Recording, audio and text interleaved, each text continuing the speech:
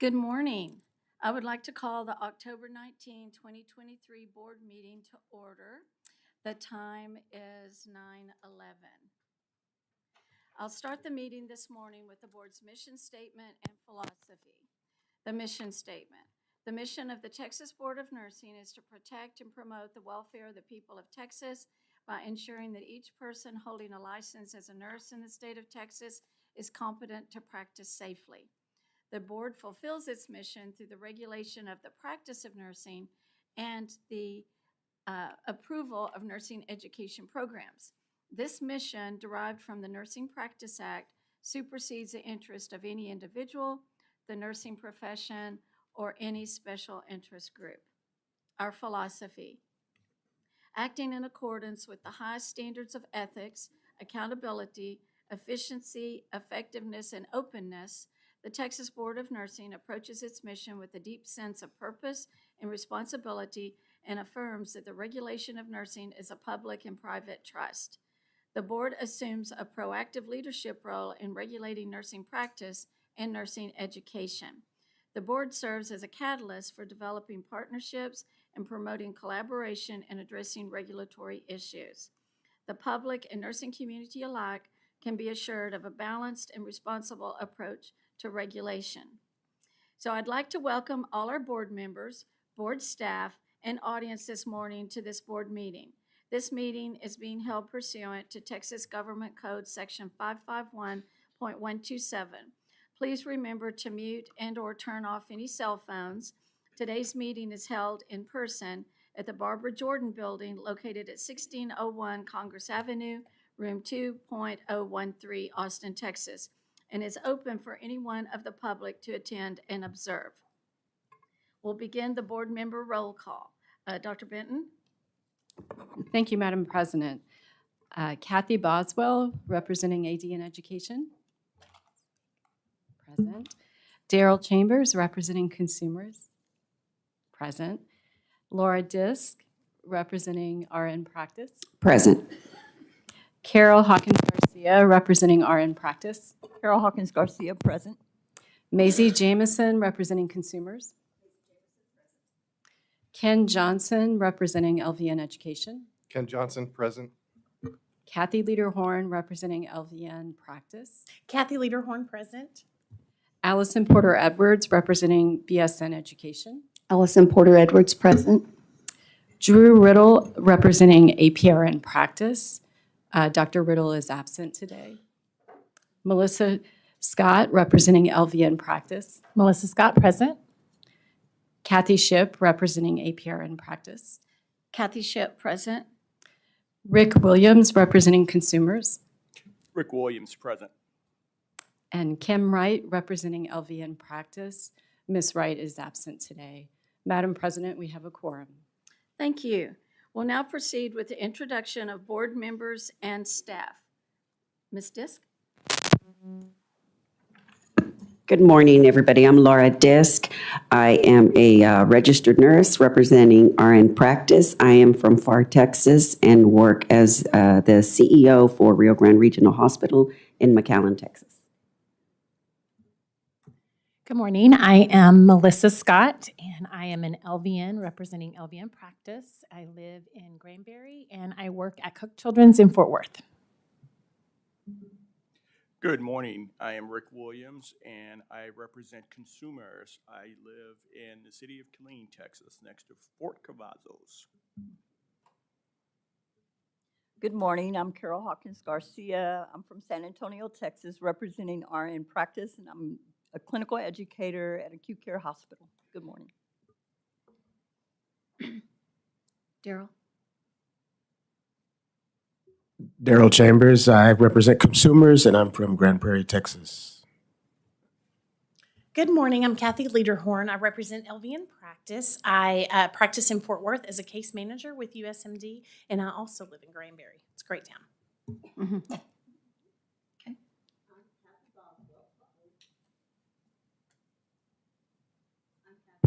Boswell. I'm brand new. I don't know how to operate the microphone. I'm from Mineral Wells, Texas. I work at Weatherford College, and I'm representing Associate Degree Nursing Education.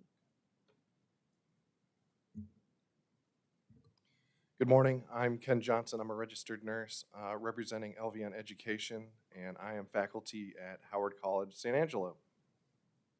My name is Maisie Jameson. I represent consumers, and I'm from Dallas, Texas. Good morning. My name is Allison Edwards. I am representing Baccalaureate Education. I'm UT Houston Health School of Nursing faculty, and I reside in Bel Air, Texas. Thank you. Good morning, Kathy Ship. I am an APRN.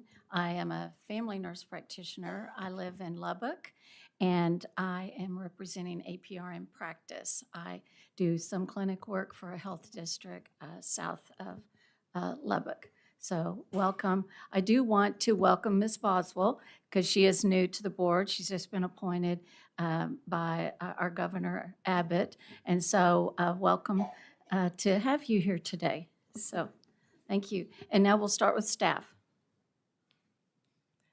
Good morning and welcome. My name is Kristen Benton. I'm Executive Director. Good morning. My name is Dusty Johnston, General Counsel with the board. Good morning, I'm Jan Hooper, Education Consultant. Good morning. My name is Anthony Diggs, Director of Enforcement. Elise McDermott, Director of Nursing. Good morning. Hemant Macon, Director of Operations. John Vanderford, Deputy General Counsel. I'm Gabe Brake, Assistant General Counsel. Beverly Squalls, Education Consultant for the board.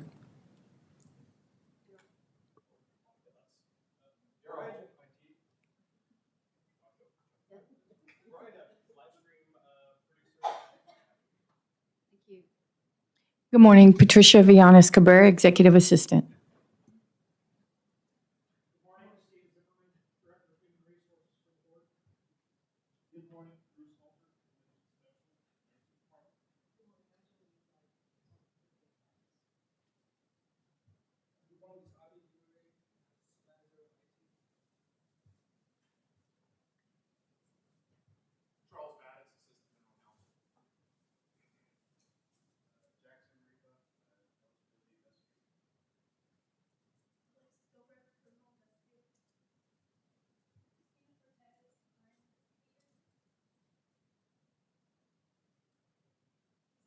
I think so. Thank you. Thank you very much. And welcome to everyone that is here today. We will start out with, so I just want to say we do have some new staff, and Dr. Benton will get to that when she does her report. So we'll be revisiting some of those people and positions. So let's get started reviewing the agenda. So are there any changes, corrections, amendments to the full agenda? Okay. So hearing no changes, corrections, or amendments, can I get a motion to approve the agenda with no changes, corrections, or amendments? Dr. Edwards. This is Allison Edwards. I'd like to make a motion to approve the agenda as presented. Thank you. And is there a second? I second. Laura? Okay, and the second was Laura. Okay, having a motion and a second to approve the agenda with no changes. The agenda is approved with no objections from our board members. And this vote is being taken according to Board Policy 2.7, Simplified Parliamentary Policy Rule 4. So board members, let's review the minutes from the June 29 to 30, 2023 Executive Director Succession Committee, July 6, 2023 Executive Director Succession Committee, and July 20, 2023 board meeting. So if you've had a chance to look at those, are there any changes to those or corrections? So hearing none, Dr. Edwards, can I get a motion to approve the minutes? This is Allison Porter Edwards, and I'd like to make a move to approve the minutes of the July 6, 2023. Oh, I'm sorry. We're on. Yes. Yeah. July 29. Executive Director's Succession Meeting, July 6th Executive Director's Succession Committee, and the July 20th Board Meeting. This is Melissa Scott. I second. Oh, good. Thank you. So we have a motion and a second.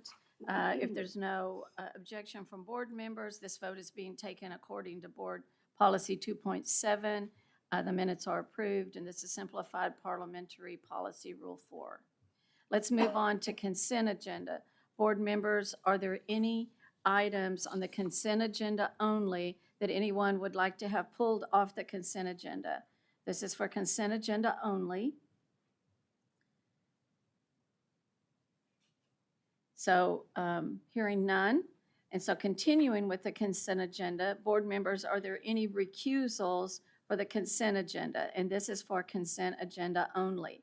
So I have been told that Ken Johnson, Melissa Scott, and Maisie Jamison will recuse from 8.7.1, consideration of order of dismissal and remand, recommendations, proposed settlement agreements, if any, and board action in the matter of permanent certificate number 1041495 issued to Emily Rose Hannah, SOA docket number 507-23-18361.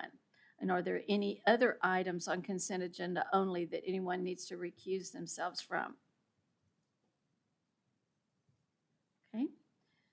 So Dr. Edwards, can I get a motion to approve the consent agenda with the exception of agenda item 8.71? Yes, Madam President, I move to approve the consent agenda with the exception of agenda item 8.7.1, consideration of order of dismissal and remand, recommendations, proposed settlement agreements, if any, and board action in the matter of permanent certificate number 1041495 issued to Emily Rose Hannah, SOA docket number 507-23-18361. Thank you. And is there a second? This is Maisie Jamison. I second. Thank you. So having a motion and a second, we'll now take a vote. Kathy Boswell. And so if you will say your name and how you vote. Kathy Boswell, I approve. Okay. Daryl Chambers. Daryl Chambers, 4. Laura Disk. Laura Disk, 4. Carol Garcia Hawkins. Carol Garcia, 4. Maisie Jamison. It's not. Maisie Jamison, 4. Okay. Ken Johnson. Ken Johnson, 4. Kathy Lederhorn. Kathy Lederhorn, 4. Dr. Edwards. Allison Porter Edwards, 4. Melissa Scott. Melissa Scott, 4. Kathy Shipp, myself 4, and Rick Williams. Rick Williams, 4. Thank you. So the motion passes. Thank you very much. We will now take a vote on consent item, agenda item 8.7.1. Can I get a motion to approve agenda item 8.7.1, noting the following board members recused from the vote on this item because they were on the E&D committee that voted to temporarily suspend the nursing license involved in this PFD? Ken Johnson, Melissa Scott, and Maisie Jamison. So I need a board member to. Madam President. Oh, got it. Yeah. Go ahead. This is Rick Williams. I move to approve agenda item 8.7.1, consideration of order of dismissal and remand recommendation, proposed settlement agreements, if any, and board actions in the matter of permanent certificate number 1041495 issued to Emily Rose Hannah, SOA docket number 507-23-18361. Thank you. And is there a second to that motion? This is Kathy Lederhorn. I'll second. Thank you. Having a motion and a second, we'll now take a vote. Kathy Boswell, Kathy Boswell, 4. Daryl Chambers, Daryl Chambers, 4. Laura Disk, Laura Disk, 4. Carol Garcia Hawkins, Carol Hawkins Garcia, 4. Kathy Lederhorn, Kathy Lederhorn, 4. Allison Edwards, Allison Edwards, 4. Kathy Shipp, myself 4, and Rick Williams. Rick Williams, 4. I didn't vote. Let's see. Okay. So, and let the record reflect that Ken Johnson, Melissa Scott, and Maisie Jamison did not vote. And the motion passes, and there are also, with our members missing, as well as those here today, that is a quorum. We did have 8 voting, so we are good on that. So board members, staff audience, we'll now begin the meeting with agenda item 1.1, Executive Director Report. Dr. Benton. Thank you, Madam President. Good morning. Okay, I'm really nervous, so just bear with me. Okay, well, first, I just want to take a minute to thank all the staff who worked tremendous challenges to get today's meeting set up. Our IT team and our new Director of Operations, Hemet, have spent countless hours in this room making sure that today goes off without a hitch. So I really appreciate that. And as you know, we had some last-minute reports last night, so I really want to thank our legal staff for their help with that. And that was really out of staff's control. But we're really delighted to have that item on the agenda today, those items on the agenda today. I want to welcome our new member, Kathy Boswell. We're glad to have you. Congratulations. Yes, and Dr. Riddle will be with us in January. He had a prior commitment. And then I want to take a minute to recognize Dr. Porter Edwards, who had a big event 2 weeks ago. She was inducted into the American Academy of Nursing as a fellow, which is a remarkable achievement. So congratulations. She's now a fan.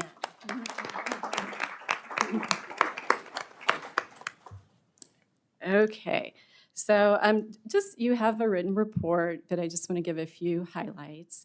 You have a report of the status of the compact. We are at 41 states and territories, which is fantastic.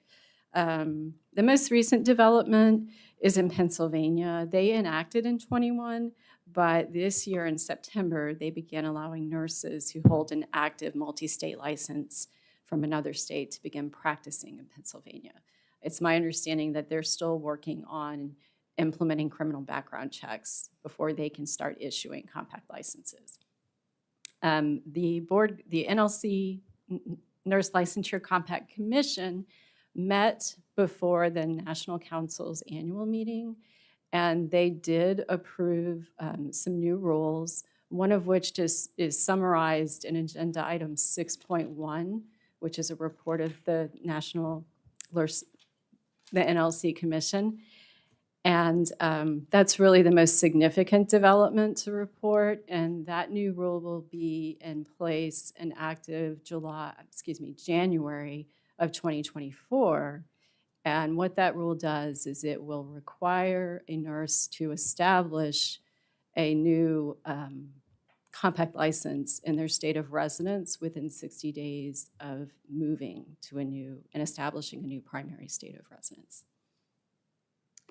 Okay, eNotify made a big announcement in September that they reached over 1 million nurses who are now self-enrolled in the e-notification service through Nurses, which, for the benefit of the audience, this allows a nurse to receive push notification when their license is up for renewal. Our board discontinued mailing of paper postcards to remind nurses of renewal at the end of August. So we have been pushing out information to encourage nurses to self-enroll in eNotify. And then you have some statistics on Texas enrollees, which is wonderful. We have over 253,000 Texas licensed nurses who are self-enrolled. And for the sake of the audience, employers can also enroll who employ nurses, so they will receive push notifications, and it's completely free of charge.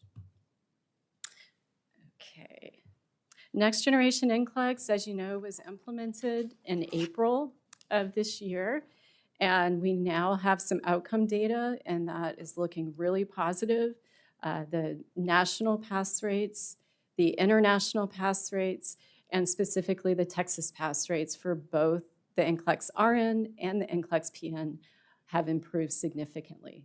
So we'll be continuing to monitor that, but it's great news. Okay, Operation Nightingale. So as you know, we have a website and we're keeping that updated. Just an update that we have received 2 additional affidavits that provide the names and licensure numbers of individuals who may have obtained a license through fraudulent means. You can see on our Operation Nightingale webpage under formal charges, those that are currently under investigation.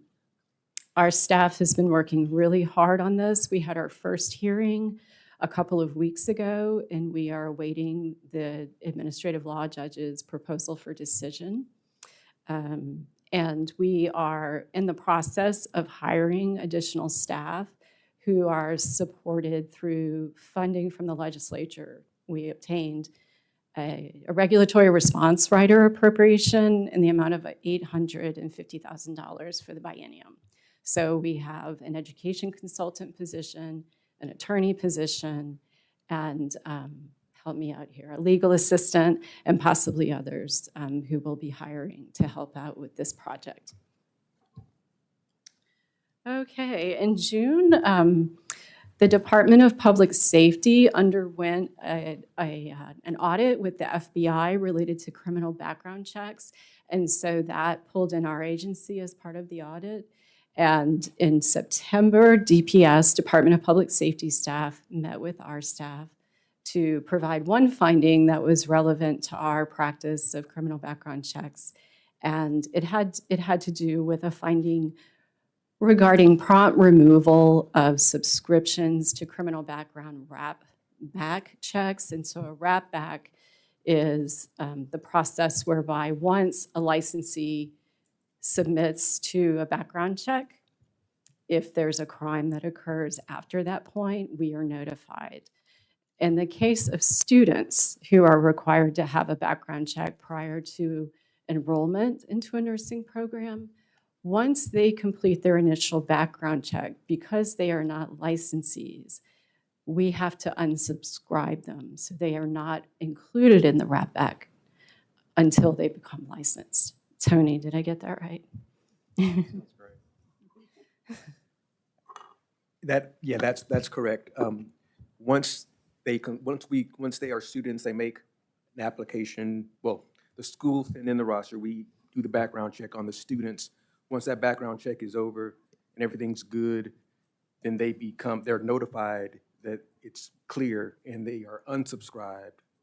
When they make application again for licensure after they've graduated and make application for licensure, they have to repeat that process. But they're in the system already, so they're just resubscribed. Resubscribe. Thank you.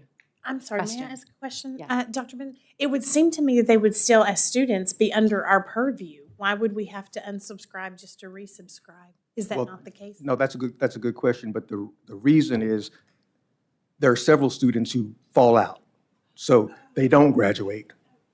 And it wouldn't be good for us to keep them in our system. It would be kind of overwhelming. And so our staff has already developed a process by which they ensure that students are unsubscribed promptly. Okay, the bulletin, Bruce. I want to say a huge kudos to Bruce Halter, who is the mastermind to our BON bulletin. So this October edition is our first fully digital. And it's very fancy. It has, the flip page effect, which is very pleasant on the eye. And because we're no longer printing, we're not limited to use of colors. So I know that's a lot of fun for Bruce. He's got a very creative approach to the bulletin. And the other big advantage is that we're not limited in length. So you'll see some really robust pieces of information in there, one of which is an article on the use of artificial intelligence in the practice of nursing, written by one of our nurse practice consultants, Christine Riley. It's an excellent article. You have a summary here of all the other items. One that I want to highlight is that there's an article commemorating Kathy Thomas, who retired as executive director, and there's a copy of the resolution that Senator Colcourse introduced that commemorates all of her amazing achievements. Let's see, there's also a legislative summary. There's a Q&A with Mark Mayak, who retired at the end of September as our Director of Operations. And of course, a mention of Dr. Porter Edwards' achievement and many other great pieces. So I encourage you to check that out. Okay, so yes, here we are in the Barbara Jordan Building for our October meeting. We hope we'll be able to be in the Bush Building in January, but we'll stay tuned. I know they're still working out some technology kinks. Okay, now the really fun part. So one of the things that we've been super busy with in the past month or so has been hiring staff. And so we are really, I'm very proud to bring some of the staff here today to introduce them. And as I call your name, if you'll just stand up and give a wave to everyone. So first is Christina Cortez. There's Christina. She's an RN investigator who joined on August 1st. She holds a Bachelor of Science degree in nursing and a master's degree in nursing informatics. She previously worked as a registered nurse and coordinator of clinical applications. Welcome, Christina. Okay, Jack Zamaripa. There's Jack. Hi, Jack. He is an eligibility investigator who started on August 1st. He holds a bachelor's degree in intelligence and analysis and cybersecurity from Angela State University. Charles Maddox. There's Charles. Charles joined the board on September 6th. He earned a doctorate in law from St. Mary's University in San Antonio and a master's degree in public affairs from UT Austin and a master's degree in trial advocacy from Stetson College of Law in Florida.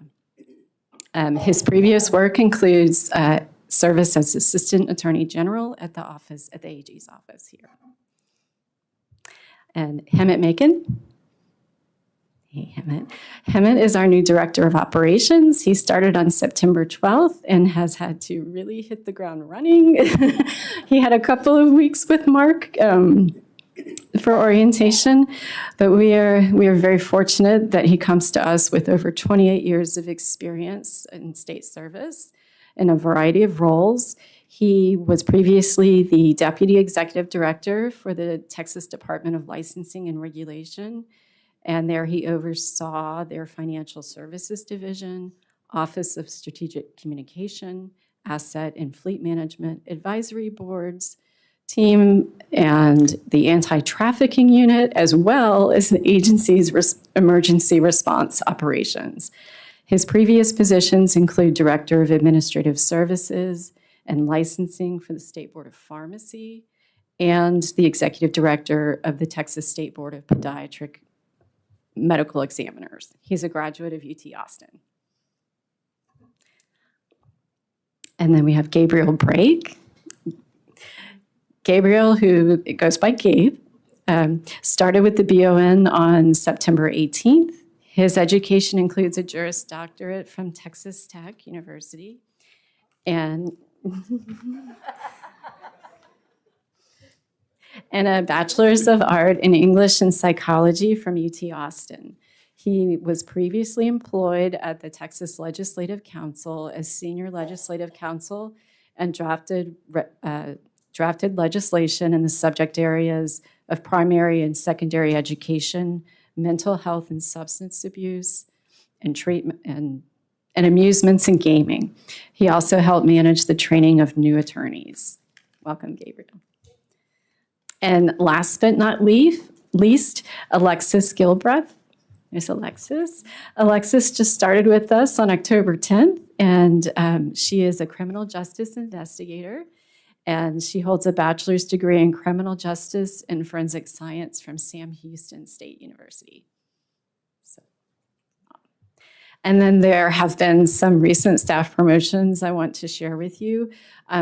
Timothy Sherman, who is was one of our nurse practice consultants. He couldn't be here today, but he's been promoted from a practice consultant to a nurse consultant for advanced practice. And then Elise McDermott has been promoted to Director of Nursing. Elise previously served for the past 7 years as the lead practice consultant. And Abi Gamire, there's Abi. Abi was promoted from interim manager of information technology to manager of IT. And Lori Perez is not here with us today, but she's been designated as the agency's chief financial officer. All right, I think. Yes, you know, we're delighted. I want to clap for everyone.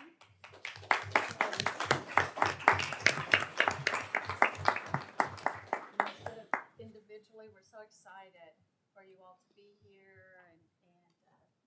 Oh, sorry. Gosh, I was excited, you can tell. So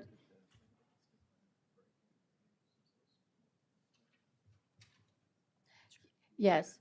So, you know, as board members, you know, there's a lot of you, but we really want to meet you, know you, and we're just really glad that you're here. This is a lot. This is a lot of changes, you know, and this is Dr. Benton's first meeting with us. It's Kathy retired. We're just delighted to have her in that position. And so this is just great. So we're glad to see and hear these names and promotions and all. So. Thank you, Madam President. And I want to recognize Steve Zimmerman, who is our Director of Human Resources. Without him, none of these amazing hires could happen. And it's a lot of work. So thank you, Steve. Yes. Glad to answer any questions if anybody has one. Thank you. Thank you. That was a great report. So now we will move on to 3.2.7A. It's for 945, consideration of proposal to establish an apprenticeship track at Vernon College in Vernon, Texas, Associate Degree Nursing Education Program. Dr. Hooper is doing that. And do we have the forms that they filled out? Do we have their forms? Fill out an information form, I'm sorry. Dr. Hooper, let me. My fault. You go ahead and sit down. Good morning, board members. I do want to assure you of what a smooth transition it has been for Chris to move into the executive director role.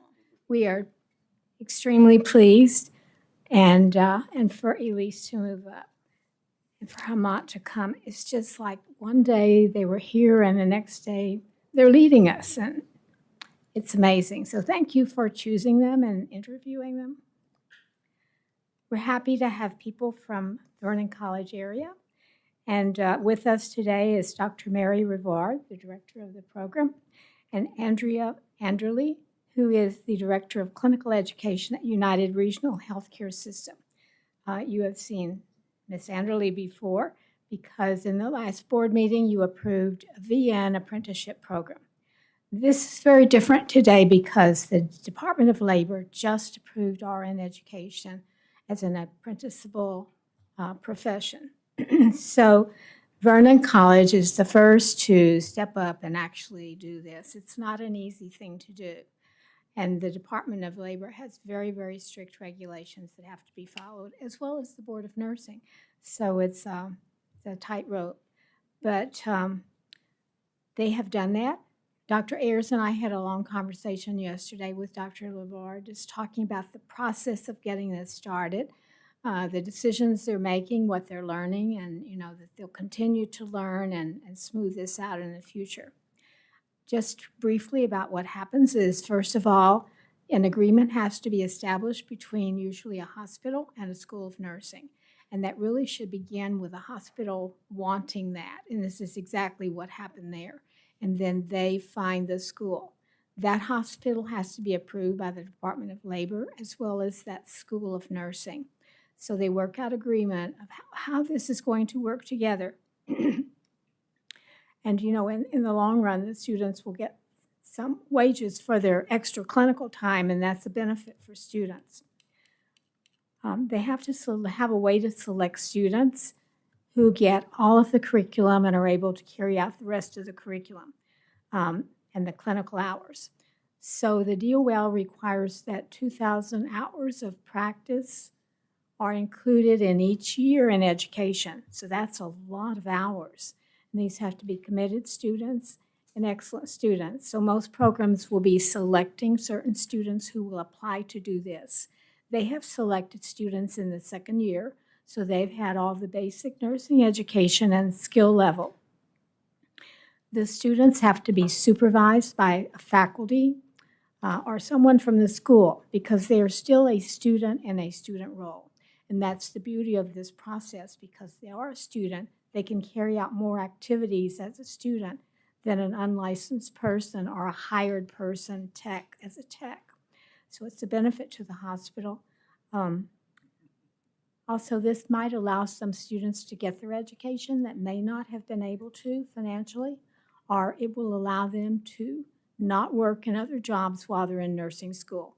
This is one of the big problems in nursing school, that students have to work along the way, and it takes a lot of their time. So those are the benefits. It does help it does help the hospital, it does help the school. So I'm going to allow you to ask questions of these two as they explore. I know they're still learning and figuring out how they're going to do some things, but we'll learn with them. And, you know, I'll probably ask you for reports so we can get a better understanding. But they are the first college in the state of Texas to begin a real apprenticeship program with the Department of Labor. This is different from a partnership they established with a hospital where the students actually get paid for their clinical and maybe do some other clinical hours. This is a much broader approach. So, Dr. Regard, if you'll turn the microphone. Dr. Hooper, I was just wanting to clarify. So you said 2,000 hours per year? Yes. So That's even a lot. they're doing that in that first year that they are. I'm going to let Dr. Rivard, these are things they're figuring out along the way. I did ask yesterday, do they get to allow their class time as part of the 2,000 hours? And they do. So there are some areas that can be counted in, because if you think 2,000 hours, that's That's a whole year. full-time job. That's 40 hours. Yeah, That's 40 it is. hours a week. Yeah. Yes. Yeah. Okay, I was just trying to clarify, and when I was Absolutely. reading, I was Yes. trying to figure it out. Thank you. Good morning, and thanks for having us here today. The question as far as what the clinical hours are concerned, the DOL does allow us to do some retroactive credit for courses that have already been taken or clinical hours that have already been earned. So even though they're entering the program in their second year, they are getting credit for some of what they have done in their first year. We are very excited about this program. Our LVN program has been doing this since January, and we have seen some very nice advantages with those students. We have seen better grades, better outcomes with those students. So we are expecting the same thing with our ADNs. We have a group of 7 right now with our ADN program who are in the program, are doing their apprenticeship. They work with a mentor or a preceptor at the hospital for on-the-job learning experiences. They also are expected to attend all of their clinicals with their instructor as any other student would. There has been no change in the curriculum for the program. They attend all courses, all clinicals, just as they would if they weren't in the apprenticeship. So they still spend the same amount of time with a Vernon College instructor as they would if they weren't in the apprenticeship program. Then those additional on-the-job learning experiences help them to get those hours that are needed to qualify for the DOL apprenticeship program. We have a faculty member available at all times while the students are in their apprenticeship, whether it's during scheduled clinical hours or during OJL hours. There's always somebody available. We work with the mentors or the preceptors. We speak with them on a regular basis to find out how our students are doing, if they feel like their students are progressing. We work very closely with Andrea to make sure that we are all following the rules, that we all know who's doing what. Make sure that everyone is doing what they are supposed to be doing as far as the rules are concerned. We meet as often as possible to talk about that, or we discuss it over the phone when necessary. Let's see. The mentors are also part of the evaluation process for the students. We have our assistant director of the ADM program meets with the students on a regular basis. She also speaks with mentors regularly to, again, make sure that they are doing what is expected of them, that they are progressing, and to deal with any issues that might come up. So we have a very close relationship, and so far everything seems to be going very well. We're communicating as well as we can, and we hope to continue this for a long, long time. Would you like to say some words? Sure, I will. So from the hospital's perspective, the things that we've seen from the LVNs who we've hired on, they do sign a contract with us because we are paying them a very significant hourly wage for their clinical hours while they're at Vernon College, as well as their supplemental clinical hours that they get through the hospital. So they signed a contract to work for us. So the 7 LVNs, 6 of them, there were 5 that finished the program already, and we've hired them. And what we've seen from our perspective as a hospital, their growth, they really flattened that learning curve. New graduates we see really struggle with time management, critical thinking, prioritization. These guys had it because they have spent the last several months at the hip of a nurse. And we've been really, really careful to make sure that the mentor, the preceptor knows that this is not a divide and conquer type of situation. Like, it is not, if you have a call light going off and a medicine due, we're not going to separate and each do one thing. We've taught the preceptors to really think out loud. So that's how the student learns to prioritize. We're going to do both of these, and this is the one, we're going to do this one first and then that one so that they can understand that prioritization. So when they have graduated, we have cut their orientation time once they've hired on, which is a huge savings for us as well. So by at least 50%. And we're gauging that based clearly on their readiness, not because we want to get them out sooner, but they are bored to tears if we keep them with their preceptor for too long after they've graduated. So we've seen huge increases with that, their confidence. And we've measured some fuzzy data, some qualitative data about their readiness to take on a full load, and it is remarkable.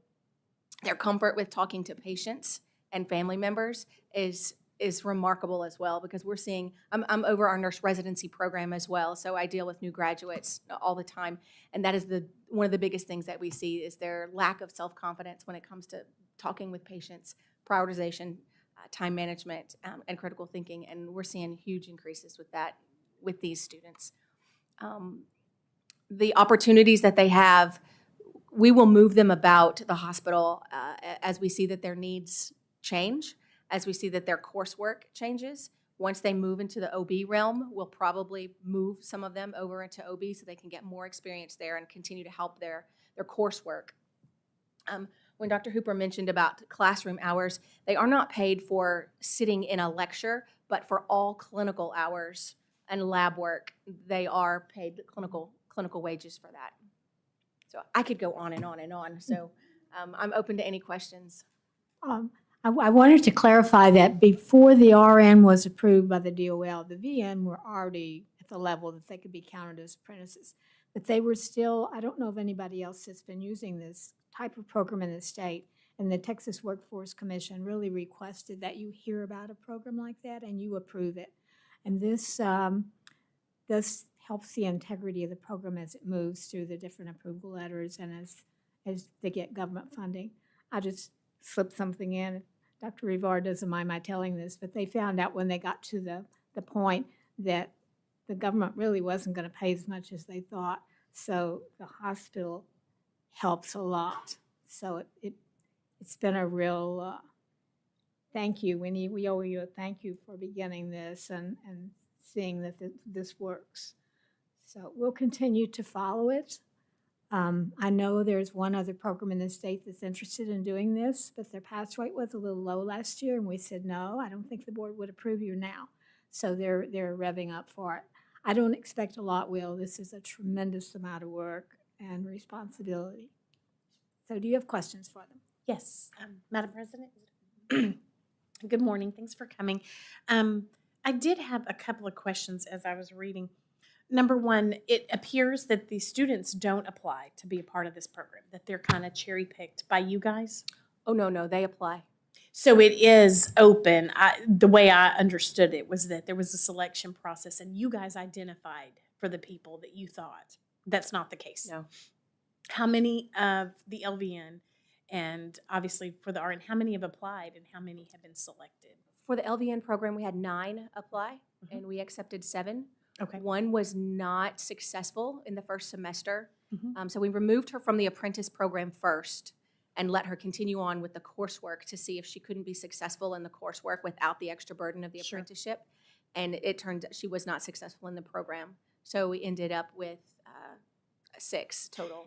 And then since they sign a contract, if they are not successful in the program, is there a financial liability for the student? Not if they're not, if they are unsuccessful in the program, then they are removed and there's no Okay. You don't pay penalty me for back them. or you don't have to owe No. me. If they choose to leave, after they've been hired, in the middle of the apprenticeship, if they choose to leave, it's usually because it's just overwhelming with the case of the one. After they've been hired, our contract states that if they choose to leave for something else, that they will owe us some of that wage back. Okay. Of the one student that was not successful in the program, the apprenticeship, is she successful in the LVN program? Is she still a student with Vernon College or no? She was not successful in the LVN program on that attempt. Okay. I believe that after, when we looked at her grades and how things were going while she was in the apprenticeship, she felt very overwhelmed, and we saw that in her grades. She dropped out of the LVN program and then has chosen to readmit to the LVN program and is currently enrolled. Oh, great. Okay. You said that you see differences. I'm sorry, I don't mean to monopolize. I'm sure others. You see differences in how these apprenticeship students, their ability to talk to patients, their confidence. What is, just anecdotally, I'm not going to hold you to it, but anecdotally, what is the difference in someone that works as a tech at United Regional, goes through the program, and someone that's a tech or an MA or a CNA, I would think that some of that would be around the same, but are those students, do you notice a difference in their ability to communicate with the patients and this, that, and the other, or is it just through the apprenticeship? Certainly those that are MAs or CNAs, or we call them PCAs, they certainly have a leg up of students who didn't have any experience in the clinical realm when it comes to talking to patients and to family members. But their conversations are typically, what can I do to help you? Those kinds of conversations. Those that have been in the apprenticeship, their conversations are more of a teaching type of conversations and making sure that the patient understands the plan of care. So the conversations are different. The comfort with those conversations, I would say, in a PCA realm, those that have been PCAs in nursing school compared to those that have never been a PCA or an unlicensed person in nursing school, there's a difference in those as well than their comfort level of talking to patients. But the apprentice is even higher. And last question, how are the relationships within your program, student to student? I just have some personal experience, not in nursing. I've seen with education. They're doing apprenticeships with student teachers and whatnot.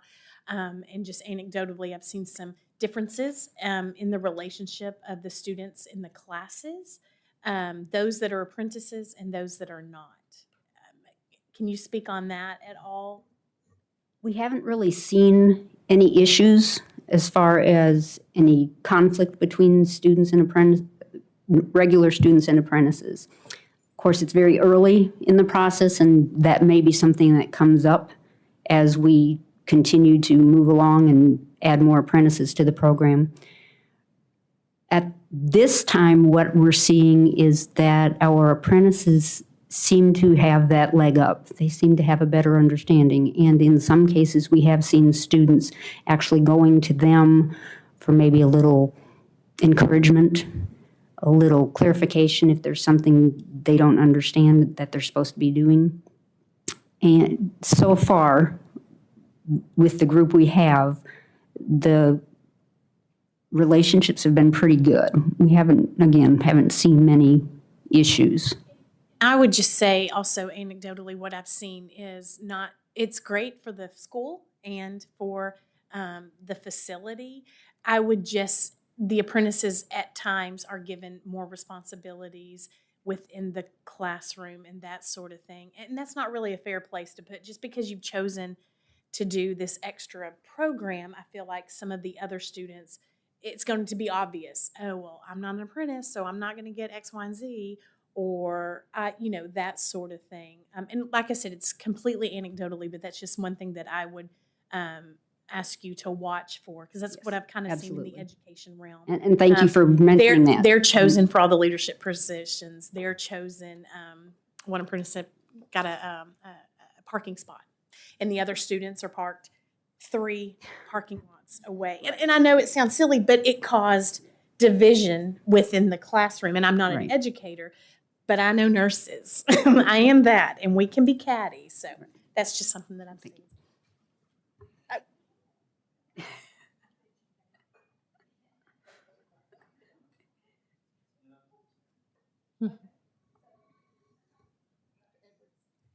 Thank you, Madam President. Good morning. So if you don't mind, going back over the credit for retroactive academic credit, and how that would work, because it's really prerequisites before they come into the program. So how the retroactive credit would work. And then the academic credit, I'm still foggy on, because they get paid wages for the academic credit, for the clinical hours, but then they're not getting hourly credit. So if you could just clarify that in my mind. And then I have some logistical questions. Sure. Thank The you. retroactive, the Department of Labor allows us to give credit for up to 50% of the required hours previously earned. So for example, the LVN apprentices that we hired or that we entered into the program, they were second semester students. So I was able to award, and a registered apprenticeship for an LVN has to be 1 year in length. Right. So that's a requirement, and that's the 2,000 hour requirement and 144 classroom hours. Right. So the 144 classroom hours is easy, but I was able to award previous classroom hours earned up to 50%. So say they had 50 hours their first semester, I could give them credit for that. And so you just across the board will give them 50% as the Department of Labor has a guideline? I'll give them however many they have earned. Right. Right. But 50% of whatever they've earned on the retro? Yes. Okay. Yes, up to 50%. Gotcha. Okay. And then they're getting paid wages for sitting in the classroom for their 144 if they're an LVN. I'm sorry, they're not getting paid for their classroom hours, only their clinical hours. Apprentices earn wages for all clinical, academic, and supplemental. That's under the clinical hours. So when we say academic, those are the clinical hours that they've spent with Vernon College. We didn't change Vernon College's clinical rotations at all. They're still completely, and a regular student may not even know that they're sitting next to an apprentice or they're in a clinical with an apprentice. Those stay exactly the same. They're only paid for clinical hours, clinical learning, not classroom hours. Okay. And that's a DOL rule. Right. Okay, got that. Okay. And let me just add one thing. The money from DOL goes to the hospital. That's Right. why she's answering the money questions. Yeah. which is the next, this is a lot of coordination, right? Yes, Between ma'am. United Regional, I mean, in my head as an educator, as previous clinical, I'm thinking, as a manager, I'm thinking this is a lot of coordination. So who is does Vernon schedule the shifts? Does United schedule the shifts? Who schedules the clinical rotations and the shifts? Is it the apprenticeship liaison? So it's me. With a sigh. So if you've ever been in education in the hospital, you understand that there's other duties as expected, and that's me. So as the director of clinical education, I hired the apprentices. I schedule them. I do their payroll. I coordinate their schedules with their clinical faculty and their preceptor to match up what days I can schedule them, because I can only schedule them like on a Thursday or Friday or Saturday when they are not in school. So I have to work really closely with Vernon College about when their schedule is, and then very closely with their preceptor, because I can only assign them when their preceptor is working. So, for example, they may have, so the senior students in Vernon College right now are in a med-surg class and a community class. So they're in 2 clinical classes. So they may get 2 12-hour clinicals a week. I only need to schedule them 1 12-hour clinical at the hospital to get their required 36 hours a week. Because that's what it is. It's, Right. as you said, full-time, and that's what it is. It's 36 hours a week. I did barter with the DOL a little bit. So we don't require the full 2,000. It's like 1,872 hours, and they're okay with that. So I do all the coordination. Thank you. That's a lot. Which brings me to the next question, which I think I can anticipate your response. Are you monitoring the wage increase? Because that other criteria is if they're an LVN, but that's kind of foggy to me too, because LVN is a 1-year program, but they have to have 1 wage increase within that year. Yes. And then the ADN, 1 wage increase within 1 year, but that's a 2-year program. So you monitor the wage increase? I do. And what we Okay. do as an organization is we have, what do we call them? Everybody gets their performance evaluation in March. We roll them into that. So we do I do a performance evaluation on them every March, and they'll get a wage increase based on their performance. So for the LVN, that may be halfway through their year, depending on at what Yeah. point they come in. These particular LVNs, they started in January, and I did a performance evaluation in March. So they got a raise pretty quick. Yeah. The RN students, we hired them in May. They'll have to wait until March to get their performance evaluation raise. Thank you for that. Hi, I have a question as well. You said that you have 6 positions, 6 apprenticeship positions, LVNs, right? And how many of RN apprentices? 7. 7. And We so we budgeted for 13 for the first year. that was my question, is as you grow and as the program grows, how many slots do you anticipate? Yeah, we budgeted for 23 for next year. Wow.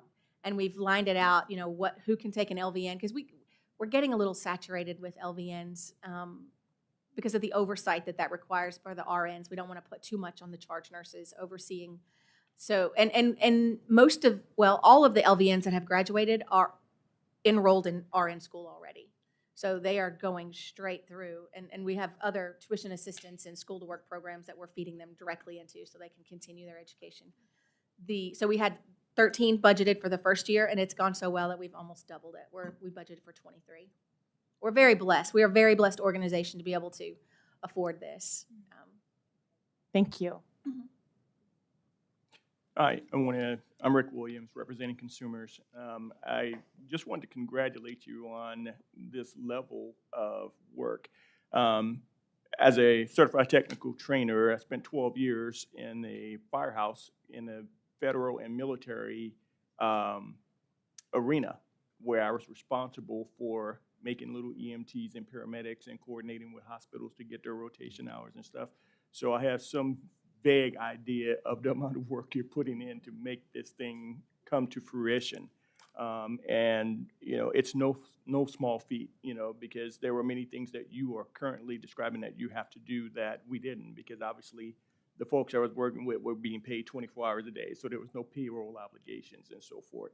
But I think this program is awesome. I hope that this program can expand, to other areas, of the state and the nation, because my experience has been even folks that were somewhat weak academic, as you have more or less described, we put them with someone where they were hands-on, and they came back and they were just absolutely glowing with knowledge by the time they finished those rotations. So I think this is awesome, and congratulations.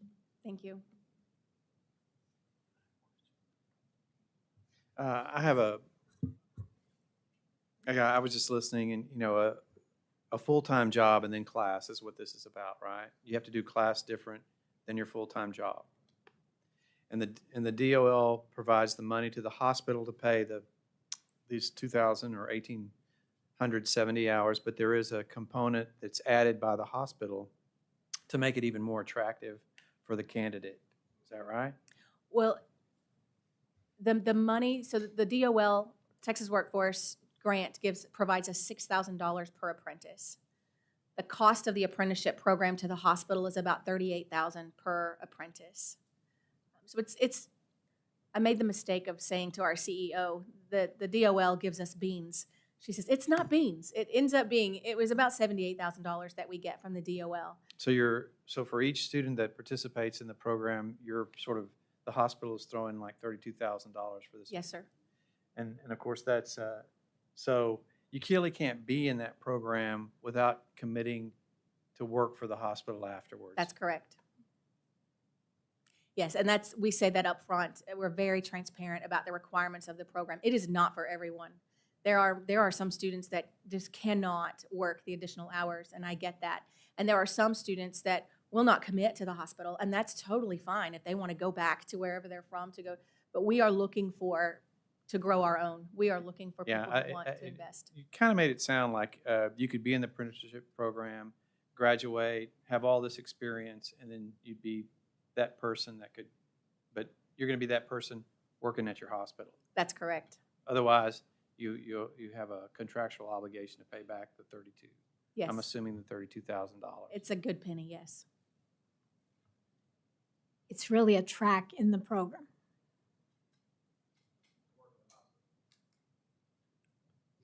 How has this changed your nurses?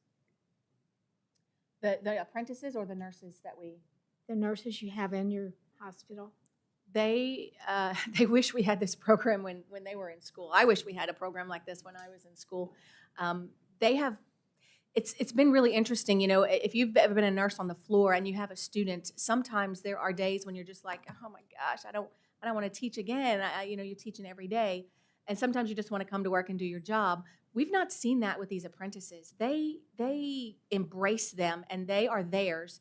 They have included them in all of their staff meetings, extra classes that they go to. These apprentices are signing up for extra classes like basic arrhythmias and nursing essentials because they want to, because their preceptor is going to those classes. They've invited them to birthday parties and baby showers, and they're already being acclimated into the culture of the organization. And that's largely because our staff are embracing them. Madam Chair. I had a question, Daryl, representing consumers. How long do the nurses have to contract for once they graduate? 3 years. 3 years after. I was a little hesitant about that. I was a lot hesitant about that. My CNO was like, no, we can go for 3. And I'm like, are you sure? Because 2 might be all we can get, but they have not whiffed at it. So if they leave in 2, do they pay back just a proportional share of the? It's prorated, yes, they'll pay back, because the hours that we're paying them right now are non-productive. So we're able to ask for that money back. If they were productive hours, we would not be able to. What profile are you looking for in the selection process? That's a great question, and I don't know that I can answer that in one simple thing. For certain, someone who is wanting to learn, someone who's a hard worker and ready to learn, that they have to be. And then secondly, someone who is wanting to stay in our area and provide care for our clients, our area. Other than that, the way that we hired them was really quite interesting. We did a speed dating type of interview where we have all of the managers in the room at the same time, and they would pick their top 5 areas that they want to go to. They may be only interested in OB or only interested in ER, but we required them to interview with Med-Surg and PCU and our telemetry units. And so they would interview with each of those 5 managers and peers. We bring nurses in, bedside nurses, to interview with them for about 15 to 20 minutes, and then we would rotate. And at the end of it, it's kind of a sorority matching game where the unit says, we like these guys, and the apprentice says, well, I liked these guys, and we make the best match. Because, you know, there's, as a consumer, you may not know that there's a definite personality of a nurse in ER that's very different from the personality of a nurse on postpartum. So we want to make sure that they're a good fit. I do know. I understand completely because I worked at a pediatric teaching hospital. There you go. I mean, I was just at a nursing conference in Chicago, and it's fun to kind of look back and say, that's a labor and delivery nurse, and that's an ER nurse. I mean, you can tell them, but anyway. Well, thank you so much for being here today. And I just wanted to say, way back in 1991, I signed a year for my hospital. So I have, you know, my year. I was in an LVN program back when dinosaurs roamed the earth, and I worked that year. They prorated my tuition because of that, and it was great. You know, I knew I had a job, and so I was comfortable there before I branched out. So all that, I'll make a motion. Okay. If that's okay. Oh, sorry. Okay, wait, we have one more question. Madam President, I just had one more question. Ken Johnson, representing LVN Education. This is just a question about the actual hours, because you're starting in the second year and you get some of the hours from the first year clinicals, correct? For the RN program, For the yes. RN program, but they're starting on a second year, but the hours here say they have to have 4,000. The DOL for the RN track requires 4,000 hours, and it's a 2-year program. Right. Which we were not expecting. We were expecting it to mirror the LVN program at 1 year, 2,000 hours. So we were quite shocked when they came back and said, no, the RN program is a 2-year program, 4,000 hours. I made sure with the DOL that we can still offer the 50% pre-earned. So we're taking their year that they've already been in nursing school and giving them credit for that. So it's still a 1-year program for us right now, because that's what we budgeted for. Looking forward, we may budget for it to be a 2-year program for the RN track. So will they have to meet the 4,000, or is it just 2,000 because they're starting on the second? It's going to be more than 2,000, but not quite the 4,000 in that 2-year time frame. So they will not earn their apprenticeship certificate until they have reached that 4,000 hour mark, which will be 6 months after graduation. Okay. And that's fine. Okay, that's what I was curious about. Yes. So graduation is completely independent of the apprenticeship certificate. We'll award them the apprenticeship certificate when they've earned the required number of hours. Then they'll remain as an apprentice while they're a GN. They will. Madam President? Yes. This is Kathy Lederhorn. I approve. I would like to recommend that we approve the proposal for Vernon College to establish a nursing apprenticeship track in the associate degree nursing education program in Wichita Falls and issue the requirements in the attached letter and board order. This is Melissa Scott. I second. Okay, we have a motion and a second. So if there's no other discussion, please vote.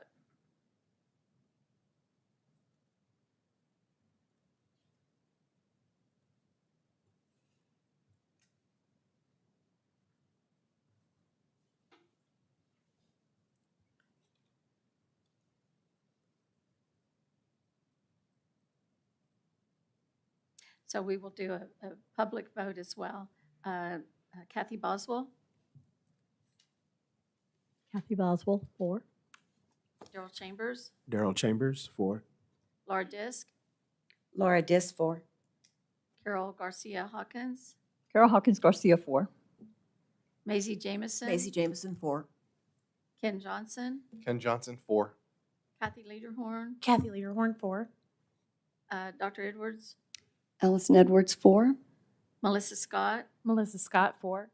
Kathy Shipp, myself, 4. Rick Williams. Rick Williams, 4. Thank you, board members, and the motion passes. So congratulations and thank you, and we look forward to hearing the rest of the story. Thank you very much. Appreciate it. Okay. So I see that, that he's here. We're a few minutes early. We can start with him and just kind of move on. I know, because we had taken so much time. Yes. So, yes, and we wanted, and we'll try to put some things in. Yeah, maybe do have, Mm-hmm. take a little break and then come back and do a few items and then break for lunch. Okay, yeah, sounds good. So usually Hamet gets him, or, I mean, okay.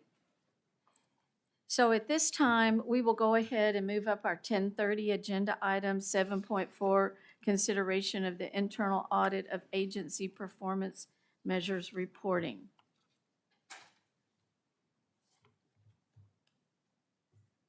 Dr. Rufus, thank you for being here today.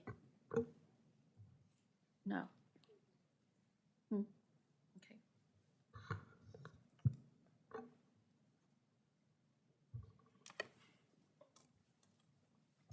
Hello.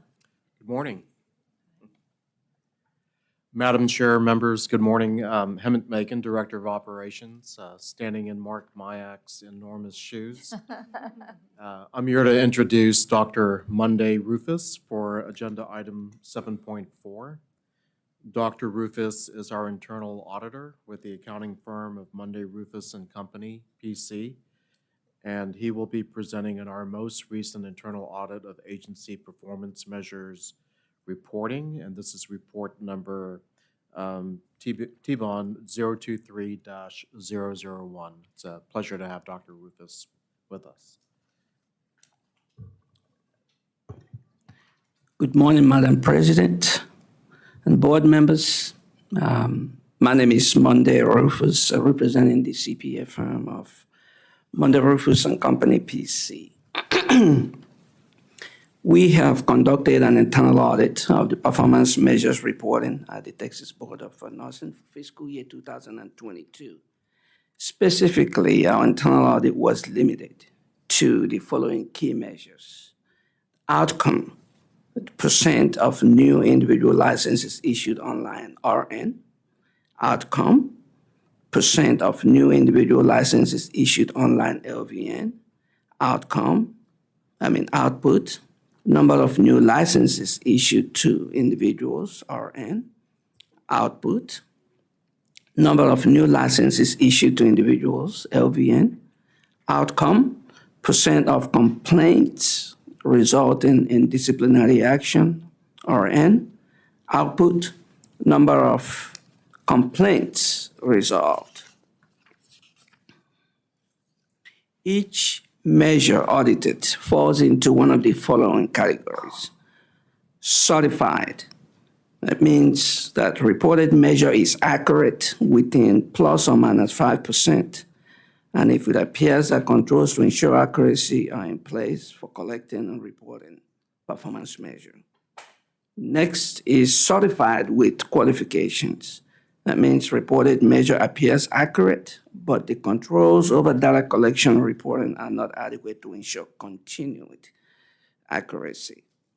The next is inaccurate. That's when actual reported measure is plus or minus 5% or greater than the reported performance, and when there is a plus or minus 5% or greater error in the sample documentation tested. The next one is factors prevent certification. If a documentation is unavailable and controls are not adequate to ensure accuracy, then we'll say the factors prevent certification. So a detailed observation.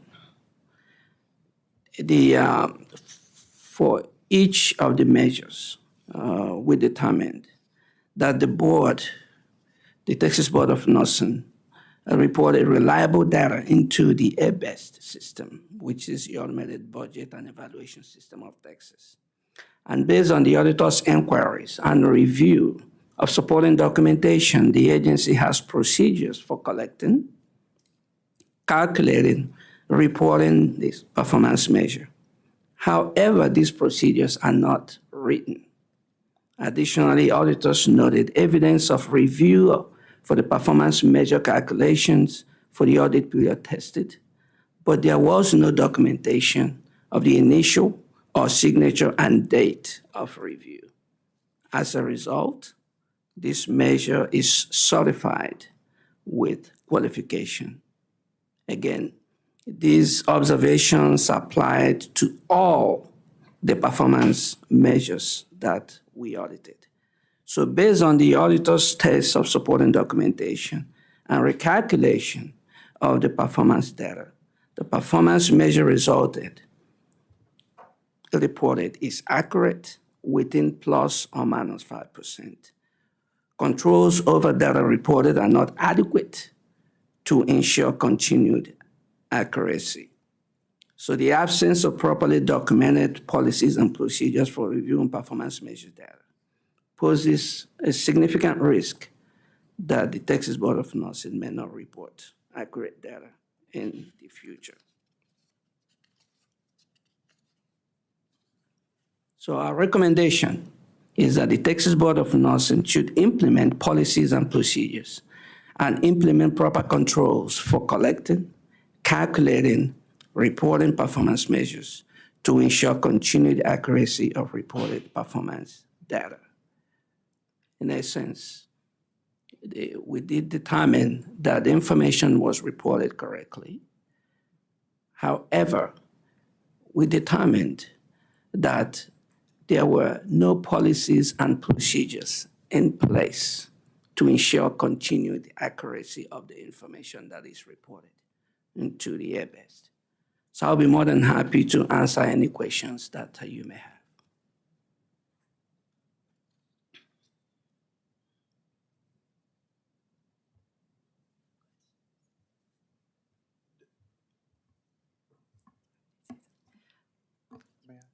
Did you have a question? No. Okay. I just want to make a comment to board members that we have instituted a policy. It's documented now. Thank you, Dr. Rufus. Dr. Rufus, the data, what you reviewed, some people were saying that's kind of it was all automated data, that it was sort of all computer recorded, computer reported. Is that right? They are computer, yes. It's all done through computer and automation. Yes. Is not the computer programming that I understand you have to write computer programs? Isn't that a written documentation of how the data is collected and how the data is reported through the fact that it is written in a program? To be collected and reported? Yes. There has to be a system in place first. The writing of the program is the next phase. There has to be a process in place that is in writing, that is knowledgeable to all the individuals that are responsible for collecting the data, reporting the data as well. We did not see a written procedure to ensure that there is uniform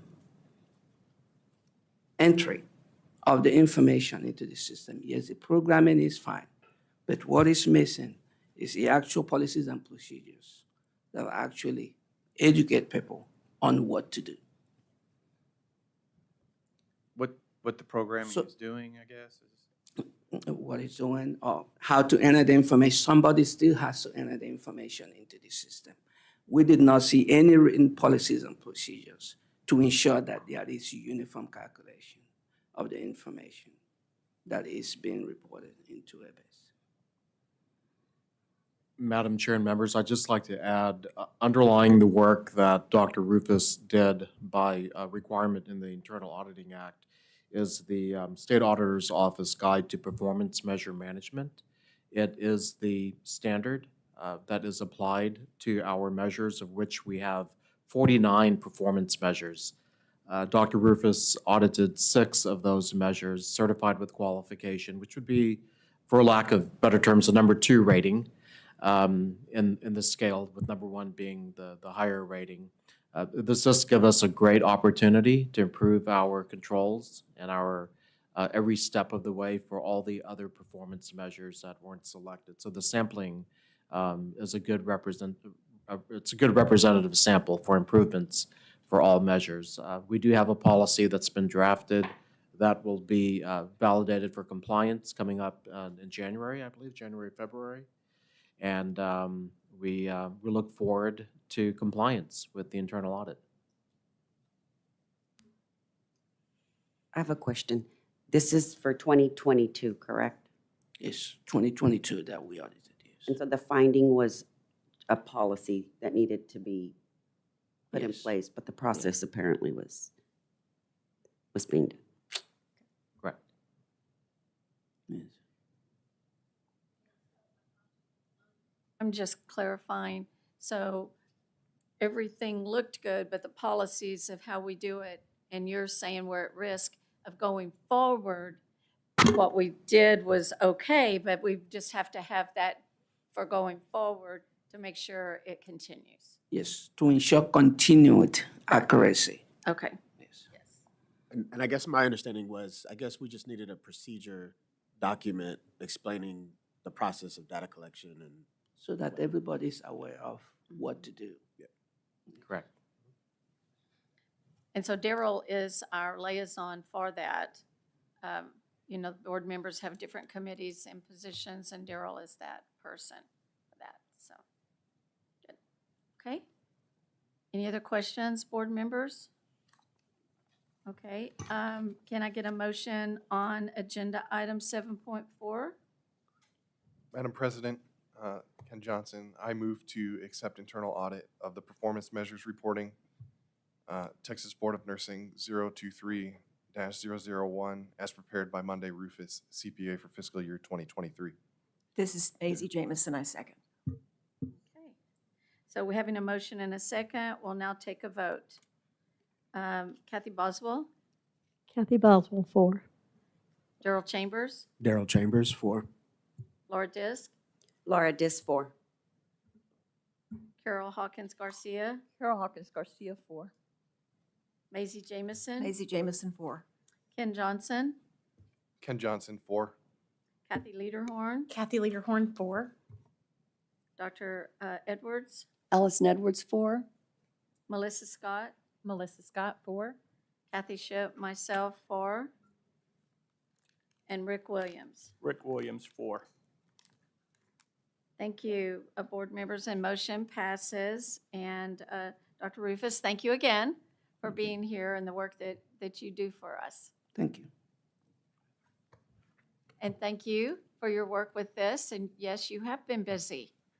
So- Yes, thank you, and you're welcome. So I guess you've been here about a month, a busy month. Just close to a month, yes. Yes, yes, great. That's right. Well, good Thank you. work. Appreciate that. Thank you. Oh, Dr. Rufus, we do need you to fill out a form about appearing that we just have to have for our records. It's back on that back desk.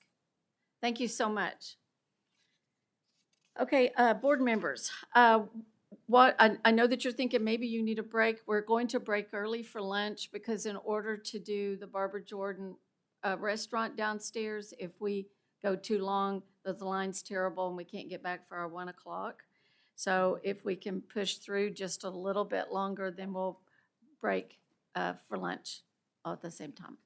So right now, so if we could go, can we go, or do we need about a 5 to 10 minute fast? Okay, 10 minute. Let's try to keep to 10. Okay. Okay.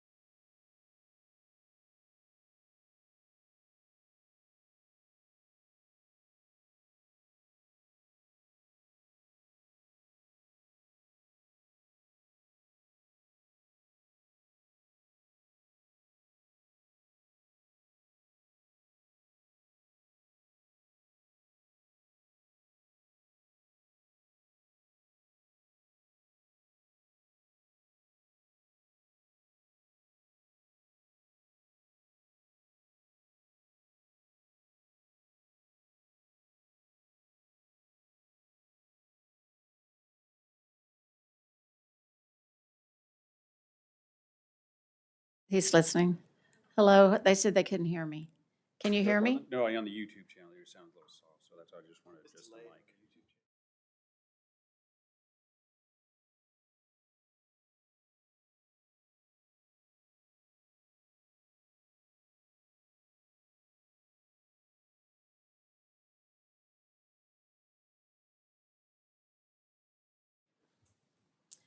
Okay, we will start back. Thank you, everyone.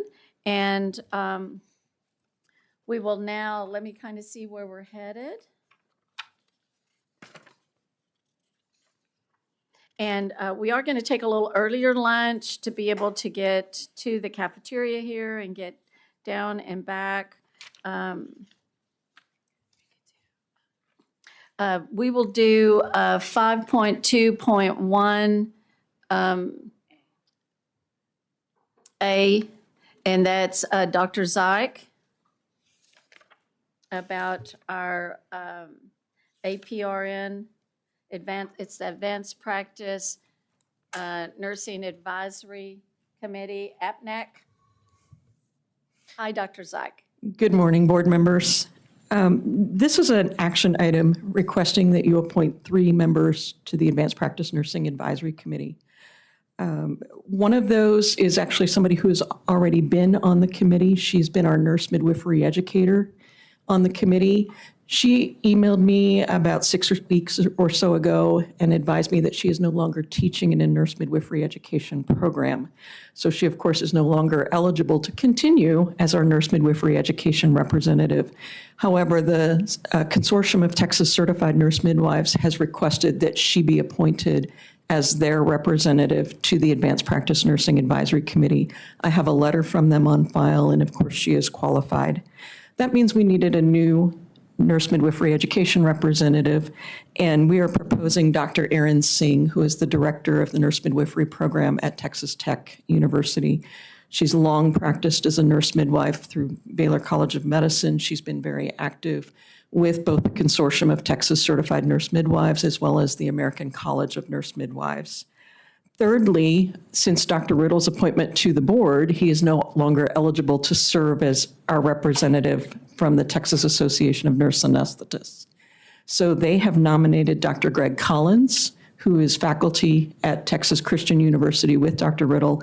He's also a practicing CRNA. He also has been active with the Texas Association of Nurse Anesthetists. He has been active with the American Association of Nurse Anesthetists and appears to be very qualified. I have CVs on file for all 3 of these individuals if anybody would like to see them, but we're requesting that you appoint them to these various positions on the committee, and I'm happy to answer any questions you might have.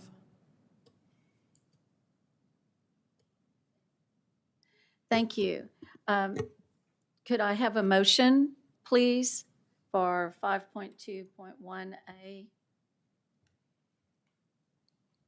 Madam President, I move to appoint Dr. Gregory Collins, Dr. Jennifer Hensley, and Dr. Erin Singh to the Advanced Practice Nursing Advisory Committee as set forth in Attachment A for a 2-year term to begin October 1st, 2023 and expire on October 1st, 2025. Thank you for that. And a second? This is Maisie Jamison, I second. Okay, we have a motion and a second. If there's no other discussion, please vote. Kathy Boswell, Kathy Boswell, 4. Darrell Chambers, Darrell Chambers, 4. Laura Disk, Laura Disk, 4. Carol Hawkins Garcia, Carol Hawkins Garcia, 4. Maisie Jamison, Maisie Jamison, 4. Ken Johnson, Ken Johnson, 4. Kathy Lederhorn, Kathy Lederhorn, 4. Allison Edwards, Allison Edwards, 4. Melissa Scott, Melissa Scott, 4. and Kathy Ship, myself, 4, and Rick Williams. Rick Williams, 4. Thank you, and the motion carries. Thank you. And thank you, Dr. Zyke. Appreciate it. We do not have a report, so you can mark it off on 5.2.2. And we'll move on to 5.2.3, Task Force to Study Implications of Growth of Texas Nursing Education Programs. Dr. Benton. Thank you, Madam President. The task force met on July 31st to start planning for our April 2024 summit. And since that meeting, board staff have met with Dr. A.J. Stevens, with the Texas Organization for Nursing Leadership, our task force chair, Jeremy Burciaga, and the TNA president, Dr. Serena Bumpus, to really start pulling in details for the agenda. And we are getting close to finishing the agenda, and then we'll do a call out for speakers, and then get our invitations out to the various organizations. And big thanks to Elise McDermott, who's really taken over the lead on this. And I want to offer if there's anything that you want to share. Okay. All right, that's it. Do we have a date? Yes. I'll get it to you in a second. Okay. I don't want to give you the wrong date, but I think it's April 22nd. 2024. Yes. Okay. It'll be here in Austin at the UT Common Center. April 22nd and 23rd, that's a Monday and Tuesday. April 22nd and 23rd. It's a day and a half. It'll be Monday and Tuesday. And it's at the UT Common Center. Okay, Pickle. the Pickle. Mhm. Yeah. Okay. Yes, we like that center. That's easy access. Great. Okay. I think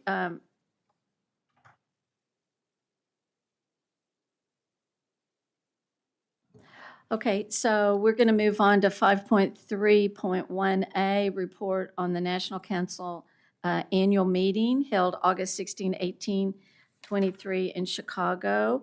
So Dr. Benton, myself, and Carol Hawkins Garcia. And so there was a report that Dr. Benton put in. And so anything that we want to add to that? Madam President, I just wanted to, you have a written report of the actions taken at the Delegate Assembly, but I want to highlight that Dr. Jan Hooper was reelected to represent our area on the Leadership Succession Committee. Yes. She's not in here. And for members who've not been to Delegate Assembly, it's quite a process of putting yourself out there and running for office. And she had some competition, but she prevailed. Yes, she always gives the best speech. And does a great job.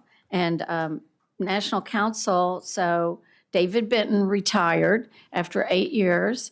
And Dr. Phil Dickinson, who has been on the staff for that many years or more, maybe 10, is now the CEO. And he's the one that was behind the new NCLEX, the Next Gen. And so he's amazing. So is a nurse, did military, and I would call him a statistician. I don't know that psychometrician, big words. So it was really good. And, Mark's last time, Kathy's last time. And so was really great. And National Council provides a lot of help to us and support. It's a good organization. And so I wanted Carol to say what she thought about it. And then I have some handout things that I wanted to share with you guys. Yes, it was a very great experience, eye-opening to see all the different states in Canada. Providence is there. Got to meet a lot of great people and got to actually hear what other states are doing, and also just to see how they really look up to Texas. And I'm not just saying that because we're from Texas, but really a lot of things that come about in other states is based off what we're doing here. So that was great to even be in that room with that many regulators.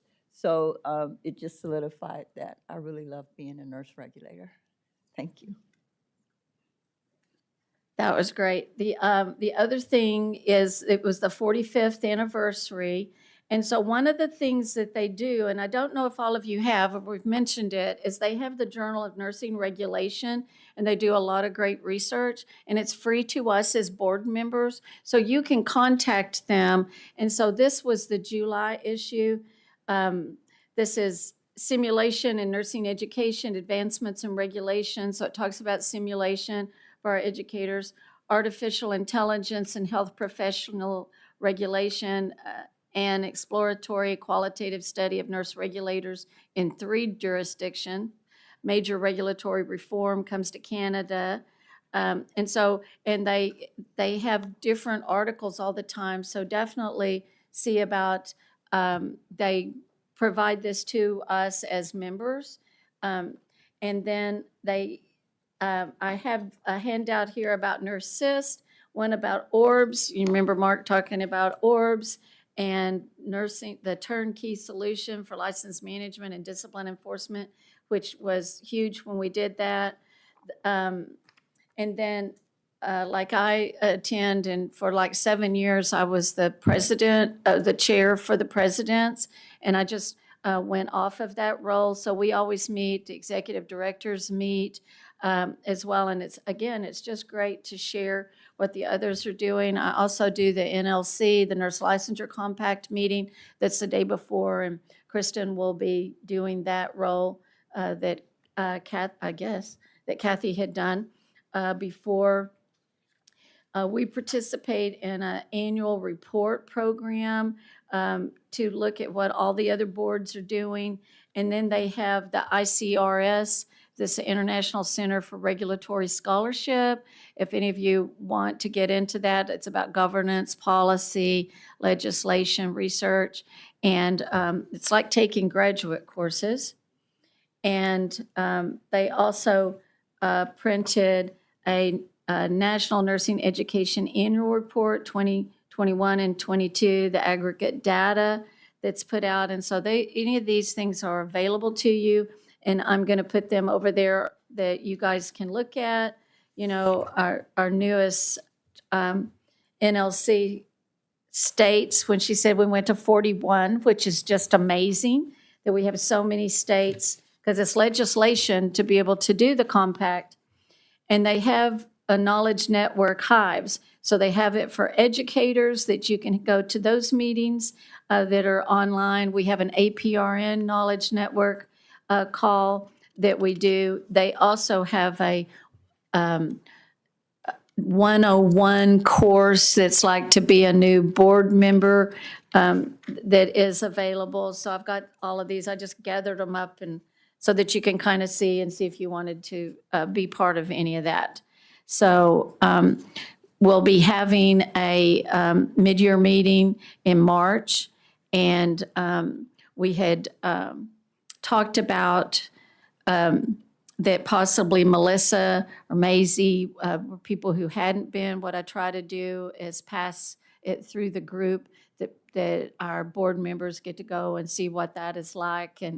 And so I know Laura's been, Rick's been, now Carol's been, Daryl has gone, Kathy's gone, Ken went, So possibly Maisie. And sometimes Mark would let us take 2. We got to take Ken and Rick one time together. So I usually beg the financial people about that. So we can do, because it just gives you a bigger picture of what National Council is and to be part of that great organization. So it's not even as much, so we are dealing with our state. This is national, but it's international. We're seeing what's happening around the world in nursing as well, and they represent us in that. Did you have, Okay. All right, good. We'll have to look at that. So, okay.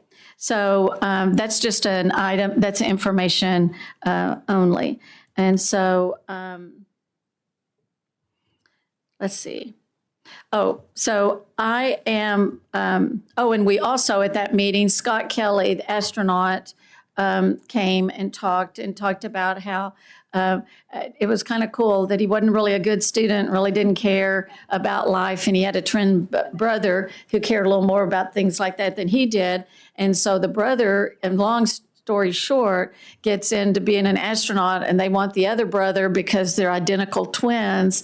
And so he kind of does clean up his act, and they're astronauts and they're in space together. And so it was really, really cool. And I just think it's a great story for kids that are just not very engaged in school, and what you can still become when you find, you know, that passion. So being pilots and that kind of thing.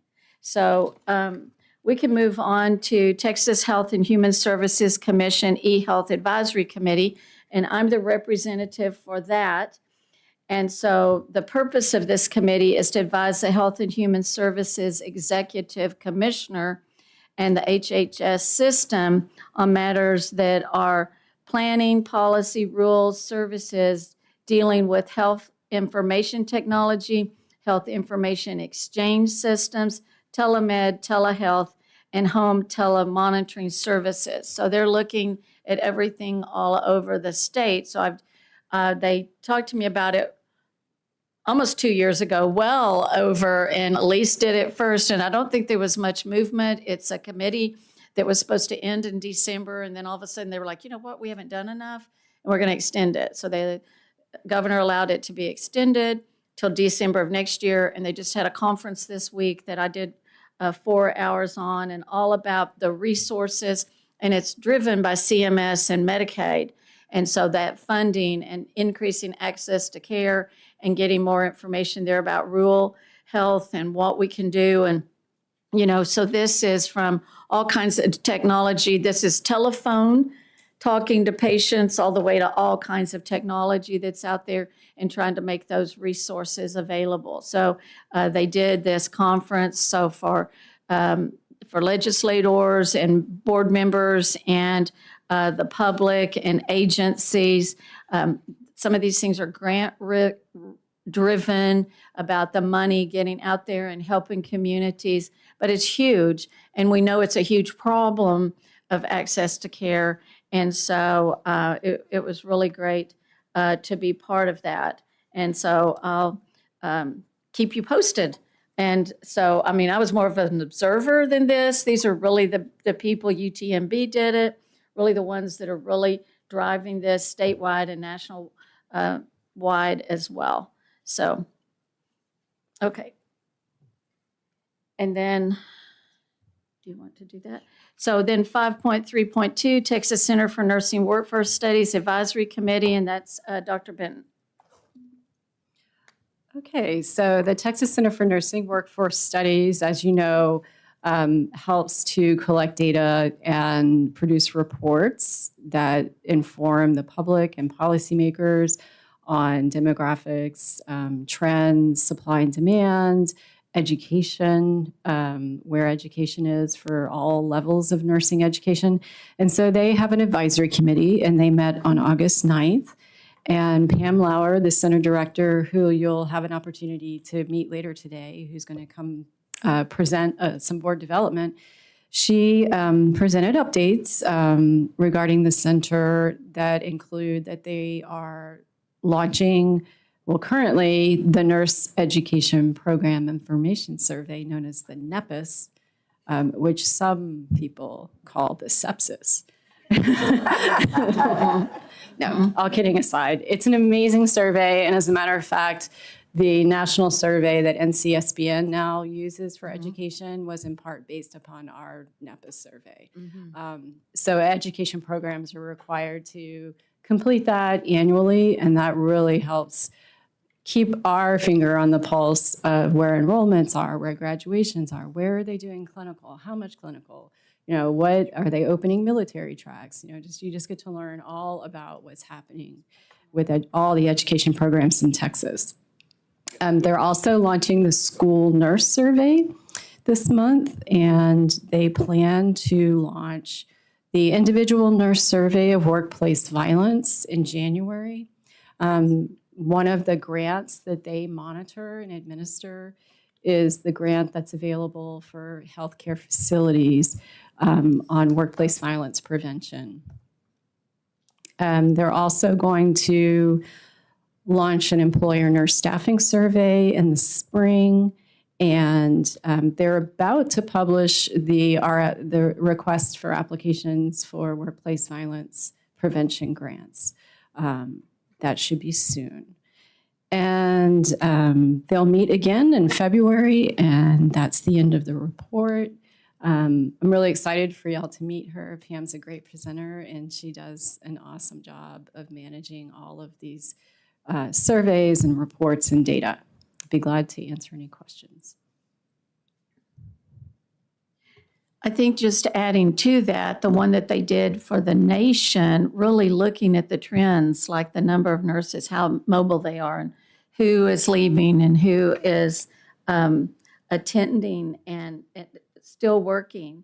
And so one thing that they said I thought was kind of interesting as I age more about who's going to care for me is that a quarter of the nursing workforce is under age 34. So I thought that was significant, and the amount of telehealth that they're using, and that definitely, you know, the numbers are up on the ones leaving the profession since COVID. That was significant, you know, that we weren't expecting. So it's really great to see that Texas was a leader in this, and then they're doing it on the national level. So thank you for that. So.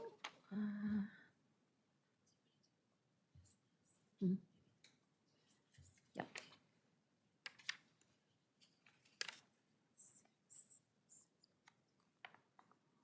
Okay, yes. Okay. Now we'll move to 6.2, consideration of adoption of proposed amendments to 22 Texas Administrative Code, Chapter 214, relating to vocational nursing education. And that's going to be our John. Thank you, Madam President, board members. 6.2 and 6.3, I'm going to kind of talk about them together because the comments that we received were identical to the chapters, given the similarities between 214 and 215. So these were amendments that were approved by the board back in April. The reason that the report was submitted, I'm going to be generous here, a little bit later than usual, is that we were waiting for a review from the governor's office as to whether 214 and 215 and specific sections within those had anti-competitive components that could have implications for whether we could readopt those chapters. I'm happy to say we've received the report from the governor's office, and they have found that our rules are a reasonable exercise of our authority, and we are approved to readopt those sections and the sections and the amendments. And that's, of course, what Dr. Benson was alluding to in her report this morning. As you can see in the report, attachment D is the report of the Regulatory Compliance Division, which finds that the rules are a reasonable exercise of authority, consistent with state policy, and ultimately authorizes the board to readopt as I've just discussed. So far, so good. What we're here today to discuss is the comments that we received. We received comments from the Texas Medical Association on both of the chapters. And to summarize, essentially, in your packet, they're summarized more thoroughly. The comments are related to a couple of terms that they found in our proposed rule, and another comment about an item that wasn't an amendment to that rule, but was in the same chapter. So the first issue that they have brought up was the term nursing clinical judgment. They stated that this could lead to scope of practice, confusion. The term has been amended to be included in both chapters 214, which is the vocational nursing chapter, and 215, which is the professional nursing chapter regulating RN education. As the board members know, this is a term that's commonly used in nursing practice and is particularly associated with the next generation NCLEX. which has questions that are designed to measure nursing clinical judgment.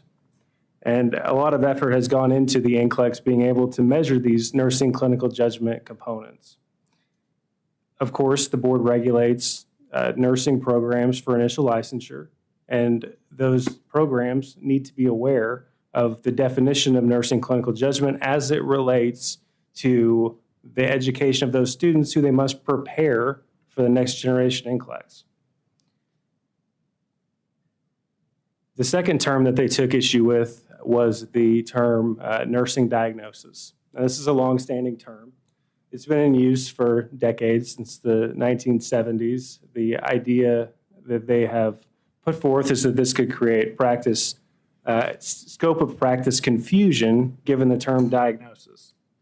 However, nursing diagnosis has a different definition than medical diagnosis, and staff would propose that the term nursing being in front of the term diagnosis would alleviate any kind of scope of practice concerns, and given the longstanding use of that terminology and the lack of confusion that has developed from the use of that term, that it's not reasonable to expect either the term nursing clinical judgment or the term nursing diagnosis to generate any kind of scope of practice confusion.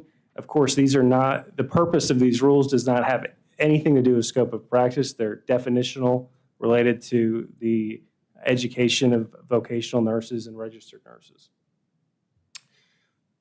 With that said, staff's recommendation is to adopt the rules as proposed and to authorize staff to respond to the comments by the Texas Medical Association.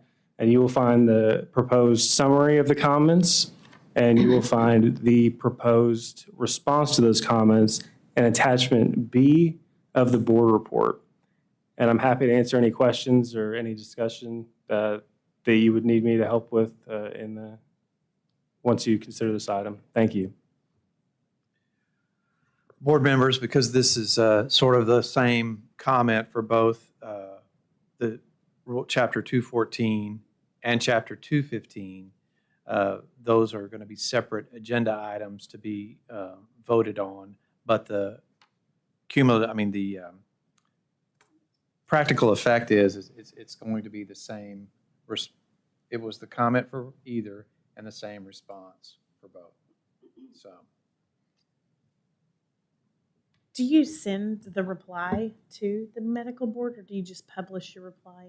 All right, under the Administrative Procedures Act, what happens is after when a rule is proposed and put out there for comment period, the public in which TMA is a part can respond or comment on the rule, and they can say, I don't like it, I don't like what you're doing, I don't like this, it should read this way, I love it, whatever they want, whatever the public wants to say, they have this opportunity during the comment period. Here, we had a commentor and made these comments about what they objected to or what they felt like needed to be changed. TMA did these. All right, well, the purpose then, or the process then, under the Administrative Procedures Act, if you're going to adopt if the agency is going to adopt the rule by law, they have to give a summary of what comments were received, say whether they agree or disagree with those, and then accept or reject, and say why they do. And it's part of the board's required authority to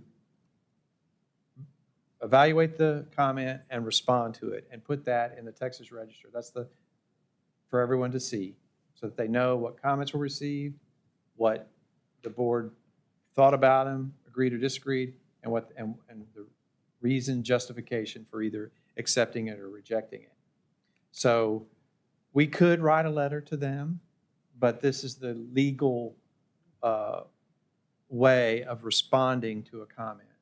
A board adopts the response to comment, or what's known as the reasoned justification in their order adopting a rule. Probably more than you wanted to know. Now, I just find it curious that they have an objection to a term that's been around since forever, and that they don't have a problem with, we have a nursing care plan, and then there's the official care plan. I mean, it's not anything new, so I just find it curious. I think that I've seen historically, and Dr. Jolene can agree with me, every time we bring something forward about APN, they pick up some kind of something, whether anesthesia picks it up or TMA, but those are the main two, because they don't understand our discipline.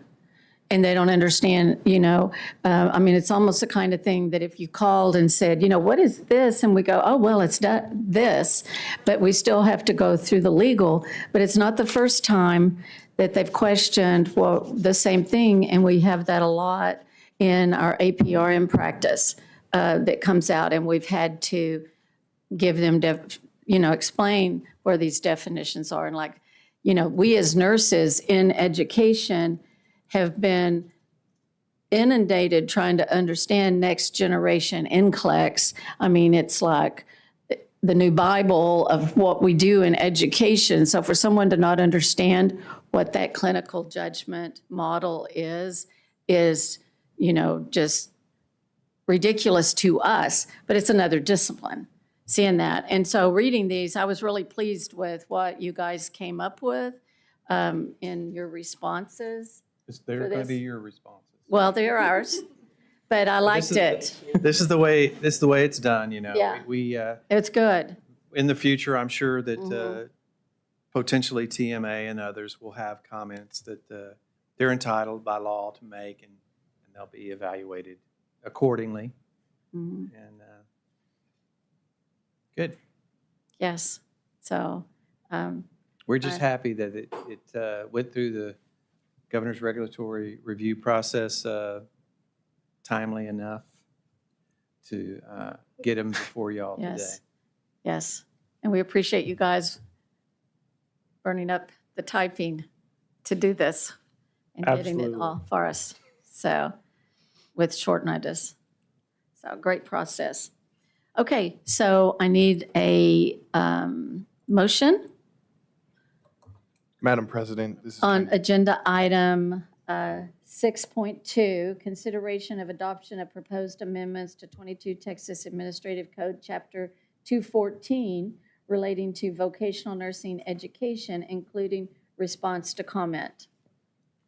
Madam President, this is Ken Johnson. I move to adopt the proposed amendments to Chapter 214 relating to vocational nursing education without changes as proposed. Further, authorize staff to publish a summary of comments and response to comments attached hereto as attachment B, with authority from the general counsel to make any changes necessary to clarify board intent and comply with the formatting requirements of the Texas Registrar.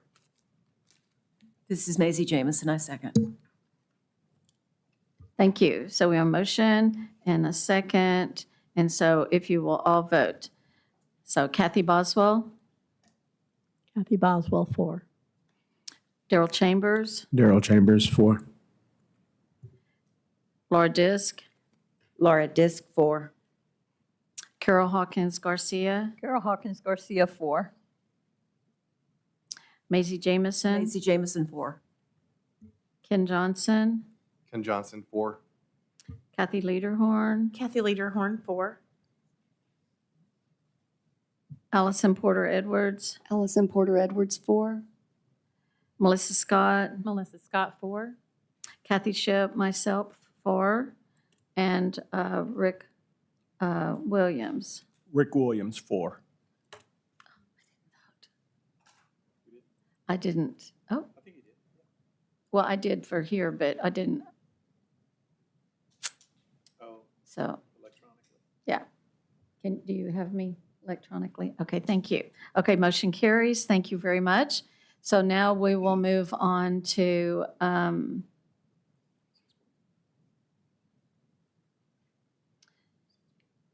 know, but I've lost my,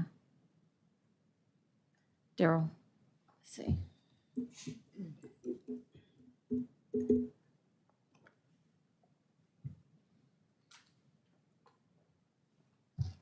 Wait, I think it's, got out of board docs. Oh, it's just Keisha. Okay.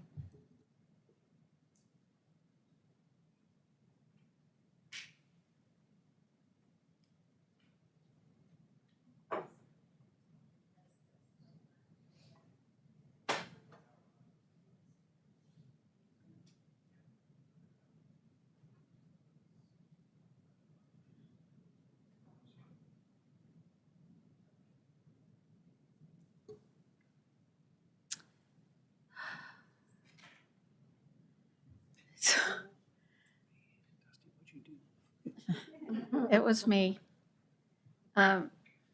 They told me at the beginning of this meeting that it's slow, and so, yes, is there anything else to do to make it do this faster? Why is it a different color? I don't know, it's been doing that. Oh, yay. Okay. Oh, okay. 3. Here we go.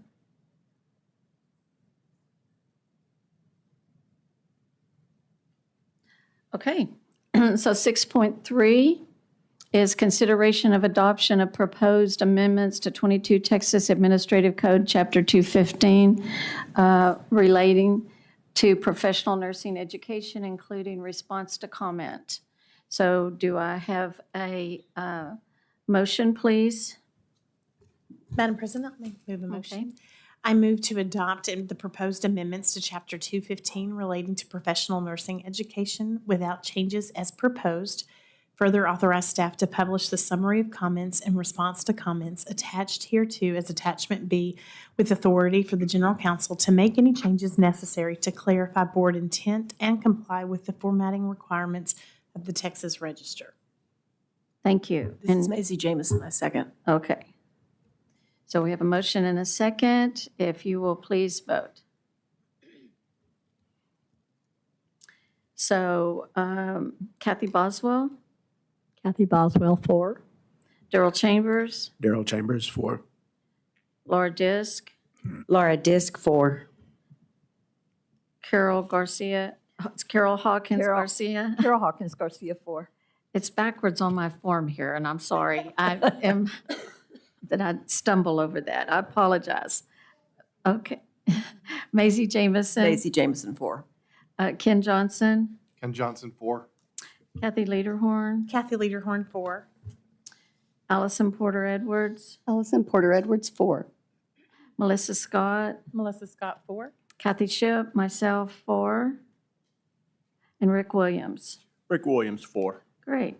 Motion carries unanimous, so it passes. Thank you very, very much. Thank you to our great legal team for all of that work, and good to have Gabe helping with this. So thank you very much.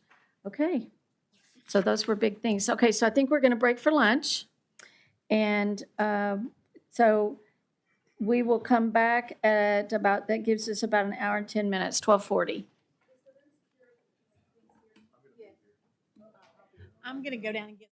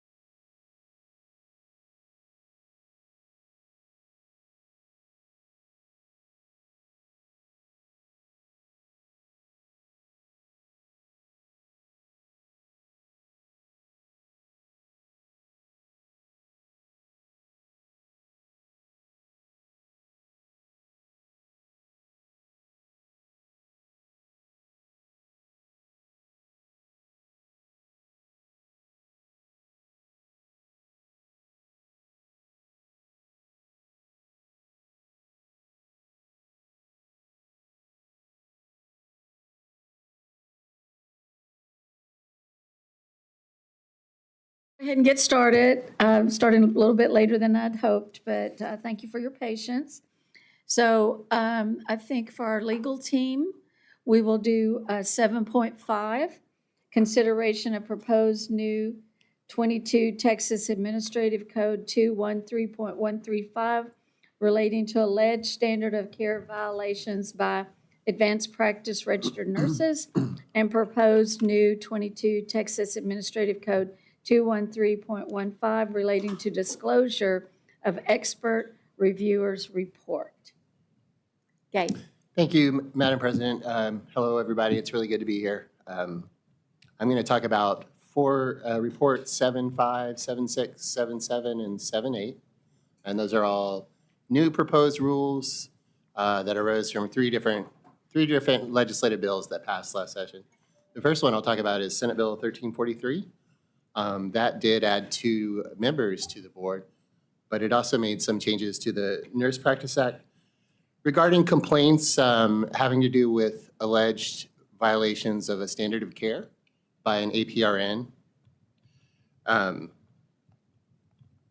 So specifically in these cases going forward, the board must appoint as an expert reviewer another APRN who has the same practice role and population focus as the APRN who's the subject of the complaints.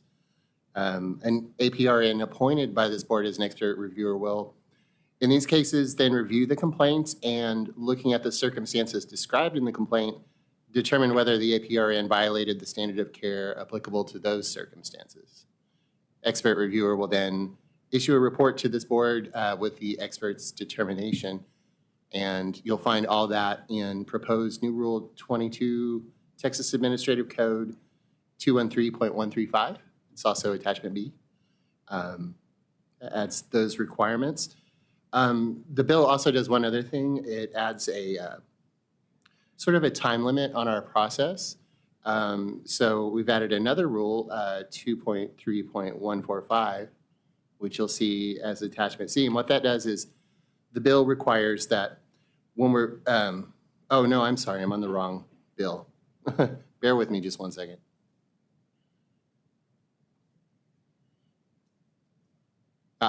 Here's what it was. Okay, Senate Bill 1343 also requires the expert reviewer who's under, I'm sorry, the APRN who's under investigation receive a copy of this expert reviewer report before the board starts any of our informal proceedings. So any disciplinary proceedings or the informal proceedings that would precede that. And I would be happy to answer any questions about 7.5 if anyone has any.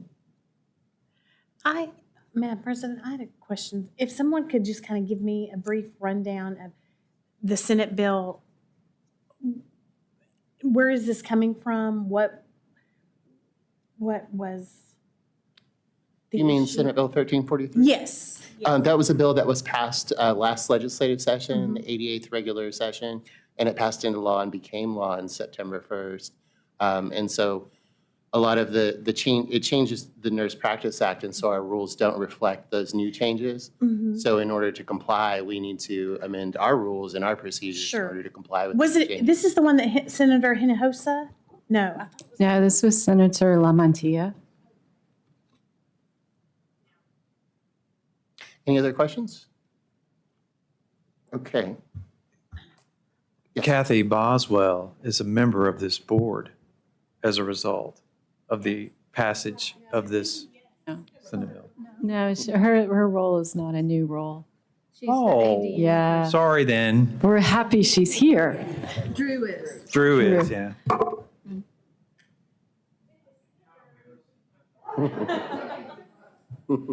The senator who penned this bill, it was that the APRNs were not getting fair representation when there was standard of care issues as opposed to professional MVN nurses. Is that the heart of the bill? I'm trying to remember. I don't think so. I think this is Tony. I think it's going to require that we have an expert APRN in the same scope of the practice violation. So if it was a family nurse practitioner We have to have a family nurse practitioner review it. So is this going to be an RN that's med-surg, has a standard of care issue? Are we No, going to have to this is- get an this is just- expert? This is just APRN. I know, that's, We're not going there. okay. I just, One thing at a time. yeah, I can't understand that our subject Okay, matter so experts. Yeah, our subject matter experts have always reviewed standard of care cases with the appropriate expertise that was required. Always has been that way. This bill was designed to address a problem that we weren't familiar with. Madam President, I have a question. So when they say specific APRN, does that also mean if it's an issue with an APRN that specializes in mental health, it has to be a mental health APRN or geriatric acute care, because those are specialties now? That's correct. We believe so, yes. Any specialty that required a nuanced expert opinion has always been our goal. Okay, if there are no other questions, so thank you for those, and I need a motion, please. Madam President, I move to approve the proposed additions of 213.135 relating to alleged standard of care violations by advanced practice registered nurses as set out in Attachment B, and 213.145 relating to the disclosure of expert reviewers' report as set out in Attachment C, with the authority for the General Counsel to make editorial changes as necessary to clarify rule and board intent and to correct rule numbering and to otherwise comply with the formatting requirements of the Texas Register. If no negative comments and no request for a public hearing are received, I move to adopt the proposed sections 22 Texas Administrative Code 213.135 relating to alleged standard of care violations by advanced practice registered nurses. This is Maisie Jamison, I And- second. Oh, and 22 Administrative Code 213.145 relating to the disclosure of expert reviewers' report as proposed. Yes, okay. So, This is Maisie Jamison, I second. okay, so motion and a second. So if there's no other discussion, will you please vote?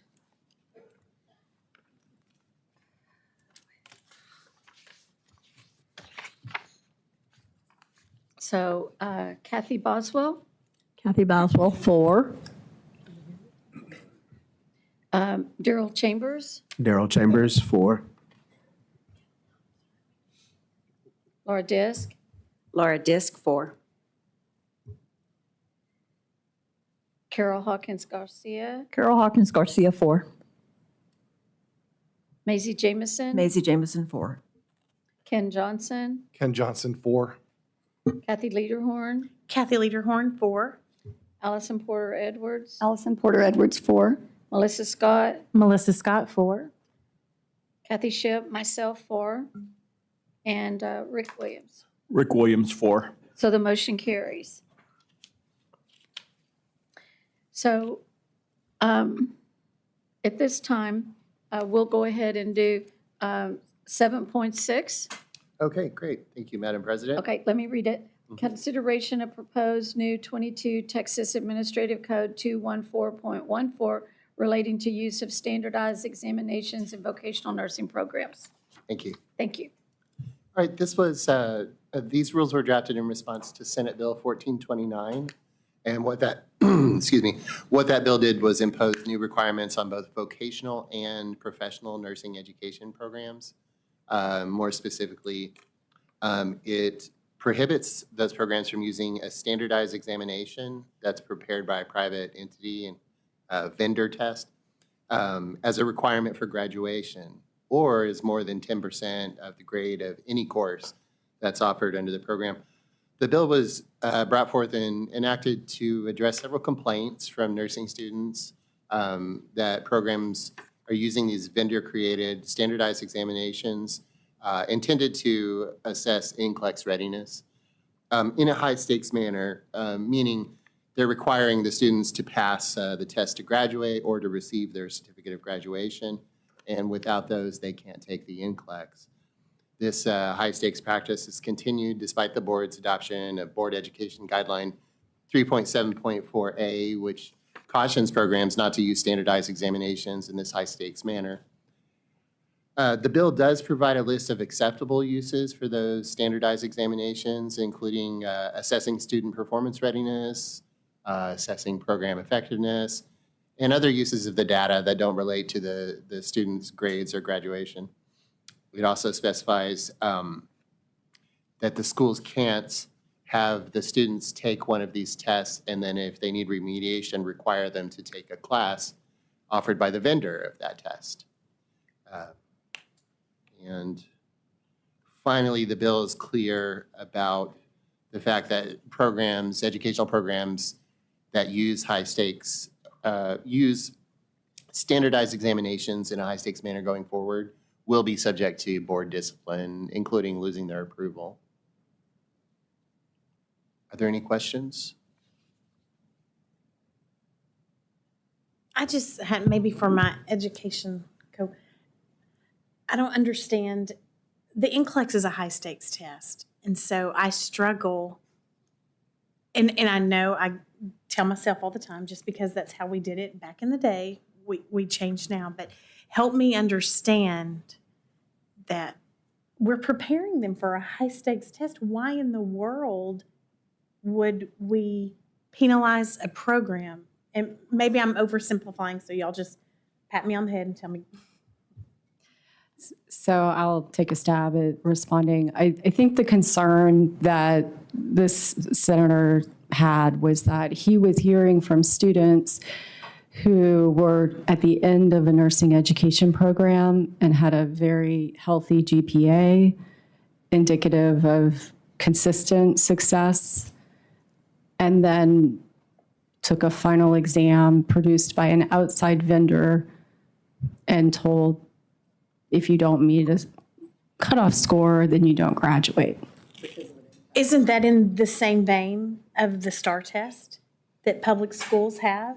That you have a healthy GPA and you come to class, but if you don't pass that STAR test, you're not graduating or you're not going to the next. So I hate, and I understand the vendor part of it, and then you have to take the vendor's class. And I mean, I completely get all of that. I just, educators, is that something that we're currently doing, or? We had to implement it immediately. A high stakes test, did you have? Not as a condition of graduation. Okay. So not as a condition. Of graduation, right. So we would use high stakes tests, but at larger percentages throughout, from HESI, throughout their curriculum, but not as, a stopgap to pad our pass rates. That's where the abuse was coming. Okay. The risk is that that you're not a real program, that you just admit a bunch of students, go through class, have a bunch of tests, and then, everybody's passing, everybody's getting, thinking everything's great. And then they're saying, well, you really can't graduate until you take these standardized tests that really will tell if you're going to potentially be able to pass the NCLEX. Because if you fail those, they're indicative of whether you can pass the NCLEX. And if you fail those, it's a high you're out. You don't get to graduate. So the fear was, hey, you've sold your person on a school that's going to teach you how to be a nurse. What you're doing is you're only letting people graduate that take this test. And so there could be a huge attrition associated with admission and who graduates, and then they maintain their status, approval status, because everybody that graduates passes the NCLEX the first time, because they don't let anybody pass who doesn't pass a standardized test. And I guess from the student perspective, you can graduate with a Bachelor's of Science of Nursing all day long, but that doesn't make you an RN until you take the NCLEX. That's right. So They don't want their scores affected So anybody that if they're not doing, what doesn't matter what their grades have been. Okay. So then their board scores would go So it down. is an outlier. I mean, I'm in my mind thinking every school is now going to have to change everything, but it is an We hope outlier not. of schools that are doing that.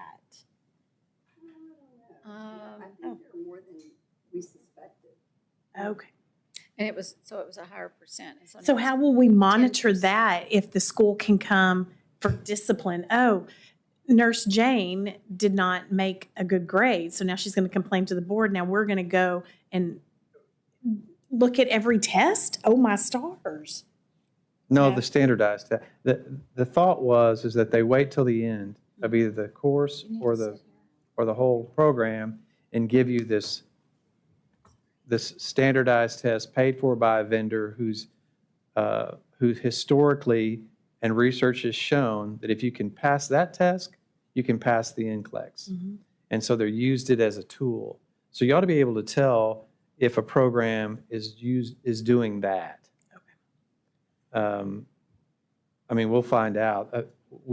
We had heard from many students that that's what programs were doing before this bill passed. And we were in communication with many of them that the board's guidelines do not recommend that. That's not the purpose of those tests. These aren't final exams.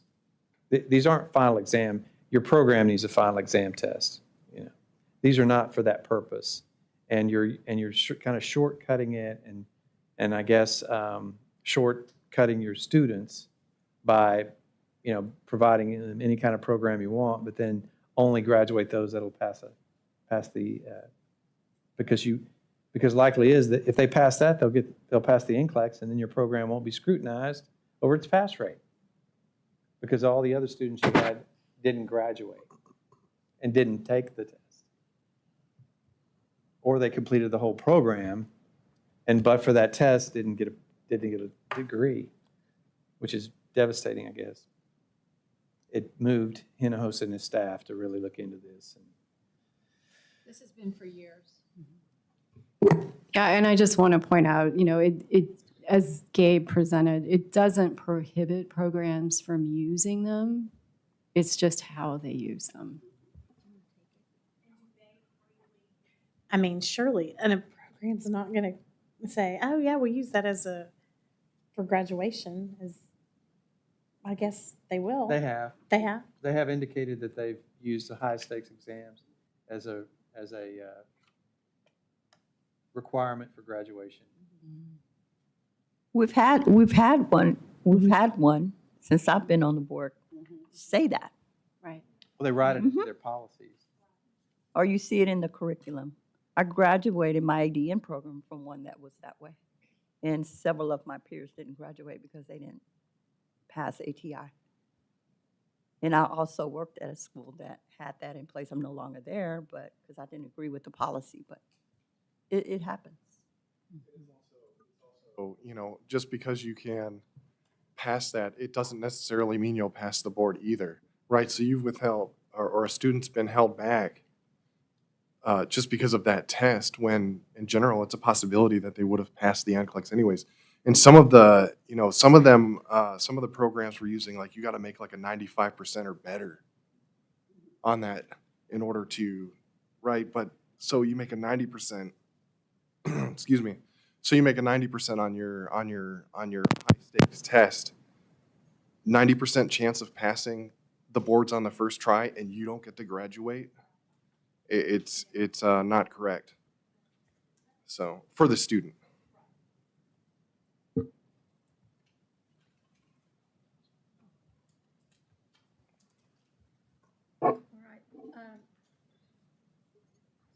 Having some technical difficulties here.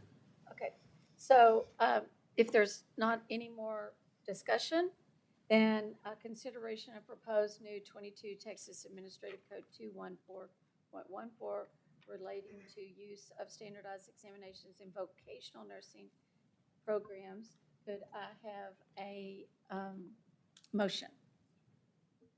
Madam President, this is Ken Johnson. I move to approve the proposed addition of 214.14 14, relating to the use of standardized examination prepared by private entity as set out in Attachment B, with authority from the General Counsel to make editorial changes as necessary, to clarify rule and board intent, and to correct rule numbering, and to otherwise comply with the formatting requirements of the Texas Register.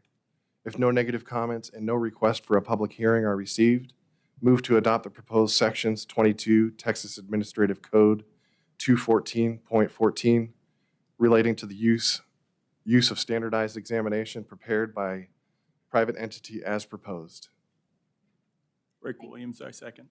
Okay, Rick Williams, second. Thank you. So we have a motion and a second, no other discussion. Please vote. So Kathy Boswell, Kathy Boswell, 4. Daryl Chambers, Daryl Chambers, 4.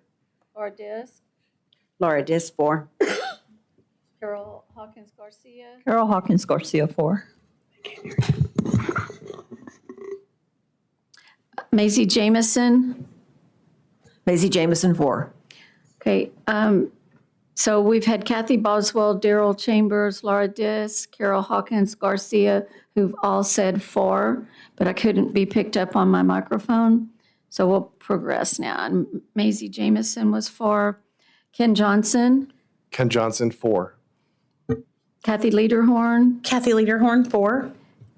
Allison Porter Edwards, Allison Porter Edwards, 4. Melissa Scott, Melissa Scott, 4.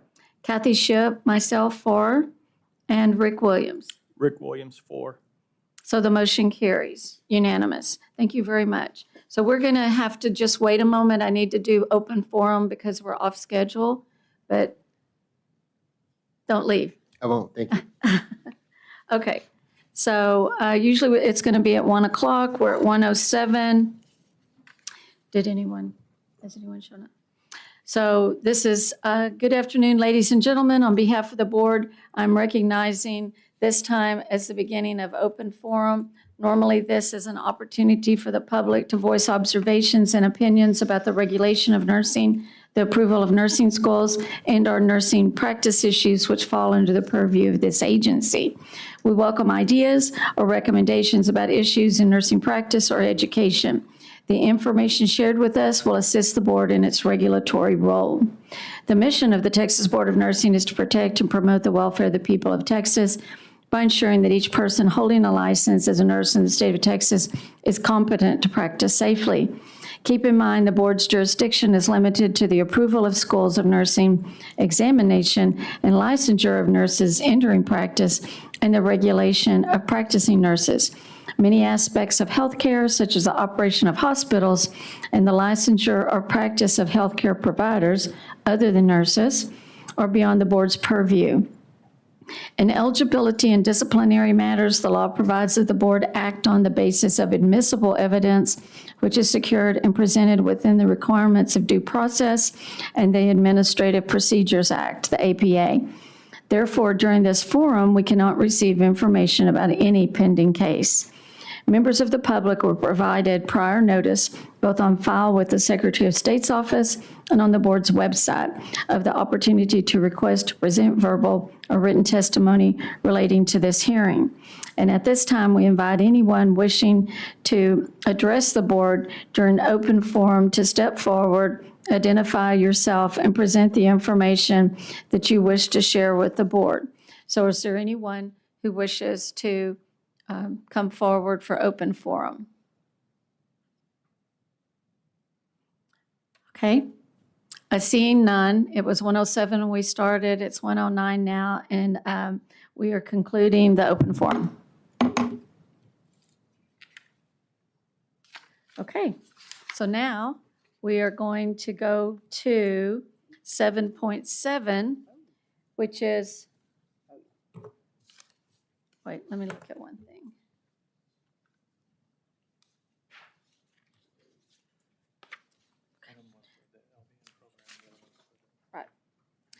Consider 7.7, consideration of proposed new 22 Texas Administrative Code 215.14 relating to use of standardized examinations in professional nursing programs. Okay. Thank you, Madam President. This rule is essentially the same rule that you just voted on. The one you just voted on went into Chapter 214 to apply to the vocational education programs. And this one will go in Chapter 215 to apply to the professional nursing programs. But the text is otherwise the same.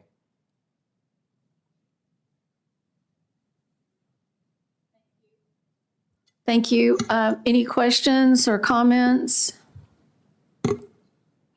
Okay, if I could have a motion, please, on 7.7, consideration of proposed new 22 Texas Administrative Code 215.14 relating to the use of standardized examinations in professional nursing programs.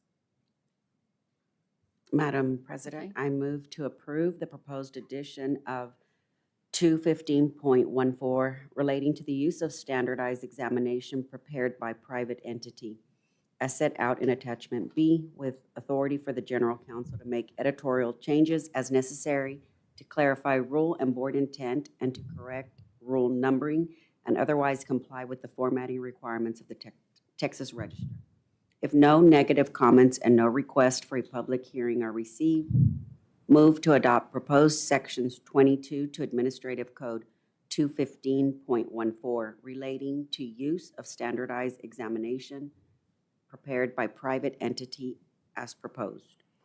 Thank you. And could I have a second? This is Maisie Jamison, I second. So we have a motion and a second. If there's no other discussion, if you will please vote. Kathy Boswell, Kathy Boswell, 4. Darrell Chambers, Darrell Chambers, 4. Laura Disk, Laura Disk, 4. Carol Hawkins Garcia, Carol Hawkins Garcia, 4. Maisie Jamison, Maisie Jamison, 4. Ken Johnson, Ken Johnson, 4. Kathy Lederhorn, Kathy Lederhorn, 4. Allison Porter Edwards, Allison Porter Edwards, 4. Melissa Scott, Melissa Scott, 4. Kathy Shipp, myself 4, and Rick Williams. Rick Williams, 4. Thank you. And the motion carries. Thank you so much. Are you, okay? Here we go. 7.8, consideration of proposed amendments to 22 Texas Administrative Code 217.5 relating to military service members and military spouses in applications for temporary license and endorsement. Okay? Thank you. Our current board rule 217.5H, it corresponds to a statute in the Occupation Code 55.004. And that statute provides that if you're the spouse of a military service member and you have an occupational license, including a nursing license, in another jurisdiction, you're entitled to practice your occupation in another state if your jurisdiction's licensing requirements, including educational requirements, are substantially equivalent to Texas's requirements. And also if the military spouse is found to be in good standing in that jurisdiction. The privilege begins when a spouse provides the military service member's identification card and notice that the spouse intends to practice in Texas. And under the Occupation Code and board rules, in cases where a military spouse applies to practice under the privilege, the board issues a Texas license to practice that is good for a 3-year period, and that will be extended. Yes, that's the current rule. Now we're looking at Senate Bill 422, which just passed, and that amended that part of the Occupations Code and took what is offered to military spouses and extended that to military service members too. So they'll have the same ability to notify and receive a license as long as they're found to come from a jurisdiction with substantially equivalent requirements and if they're found to be in good standing. The bill also will require us or the board to expedite the determination of whether those service members or spouses are in good standing. There's a time limit of not later than 30 days, so that's incorporated into the rule for the board to determine whether the military service member or spouse is in good standing. See if there's anything else here.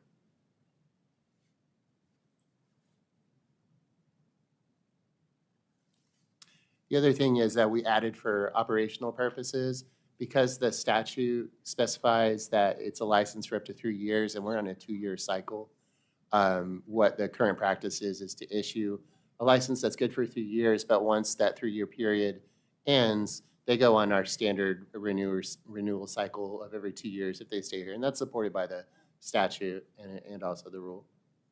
Are there any questions about this one? Yeah, I thought we'd already had for the military if they were licensed in another state. Is this so they can like moonlight working as civilians? Oh, okay. Pardon?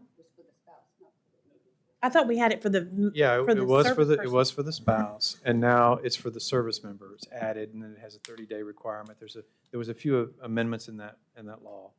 The, the only thing you could think of it would be for moonlighting purposes. Because under federal law, if you're on a facility, federal facility, VA, you can be licensed in good standing anywhere and practice in that within that federal jurisdiction. And this would be, expanded. It's a, just so you know, if you were a military service member with a nursing license in good standing, and you applied for an endorsement for licensure here in Texas, the likelihood that you would be granted a license within 30 days was axiomatic. But this particular law applies to all occupational licensing agencies and had a requirement that rules must be adopted to implement this statute rapidly. But thanks to Gabe and the board meeting today, it looks like smooth sailing. Good. Okay, so let's see. 7.8, consideration of proposed amendments to 22 Texas Administrative Code 217.5 relating to military service members and military spouses and applications for temporary license and endorsement. So could I have a motion? Madam President, this is Rick Williams. Move to approve the proposed amendment to 22 Texas Administrative Code 217.5H relating to the temporary license and endorsement as set out in Attachment A, with authority for the General Counsel to make editorial changes as necessary to clarify rule and board intent and to correct rule numbering and to otherwise comply with the formatting requirements of the Texas Register. If no negative comments and no requests for a public hearing are received, move to adopt proposed Section 22 Texas Administrative Code 217.5H relating to temporary license and endorsement as proposed. Thank you. Do I have a second? This is Maisie Jamison, I second. Okay, so we have a motion and a second. If there's no other discussion, please vote. Kathy Boswell, Kathy Boswell, 4. Darrell Chambers, Darrell Chambers, 4. Laura Disk, Laura Dis, 4. Carol Hawkins Garcia, Carol Hawkins Garcia, 4. Maisie Jamison, Maisie Jamison, 4. Ken Johnson, Ken Johnson, 4. Kathy Lederhorn, Kathy Lederhorn, 4. Allison Porter Edwards, Allison Porter Edwards, 4. Melissa Scott, Melissa Scott, 4. Kathy Shipp, myself 4, and Rick Williams. Rick Williams, 4. And motion carries. Thank you. Thank you very much, Gabe. My pleasure, thank you. So at this time, we are moving to 7.11, Texas Peer Assistance Program for Nurses Quarterly Report for the fourth quarter. Brittany Majeski, TPAPN Program Director. And is Julie going to, and Julie Menegay, it's the Chief Operating Officer for TNA.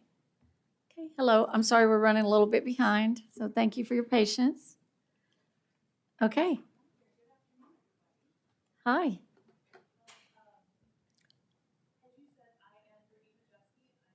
Program Director for Texas Peer Assistance Program for Nurses.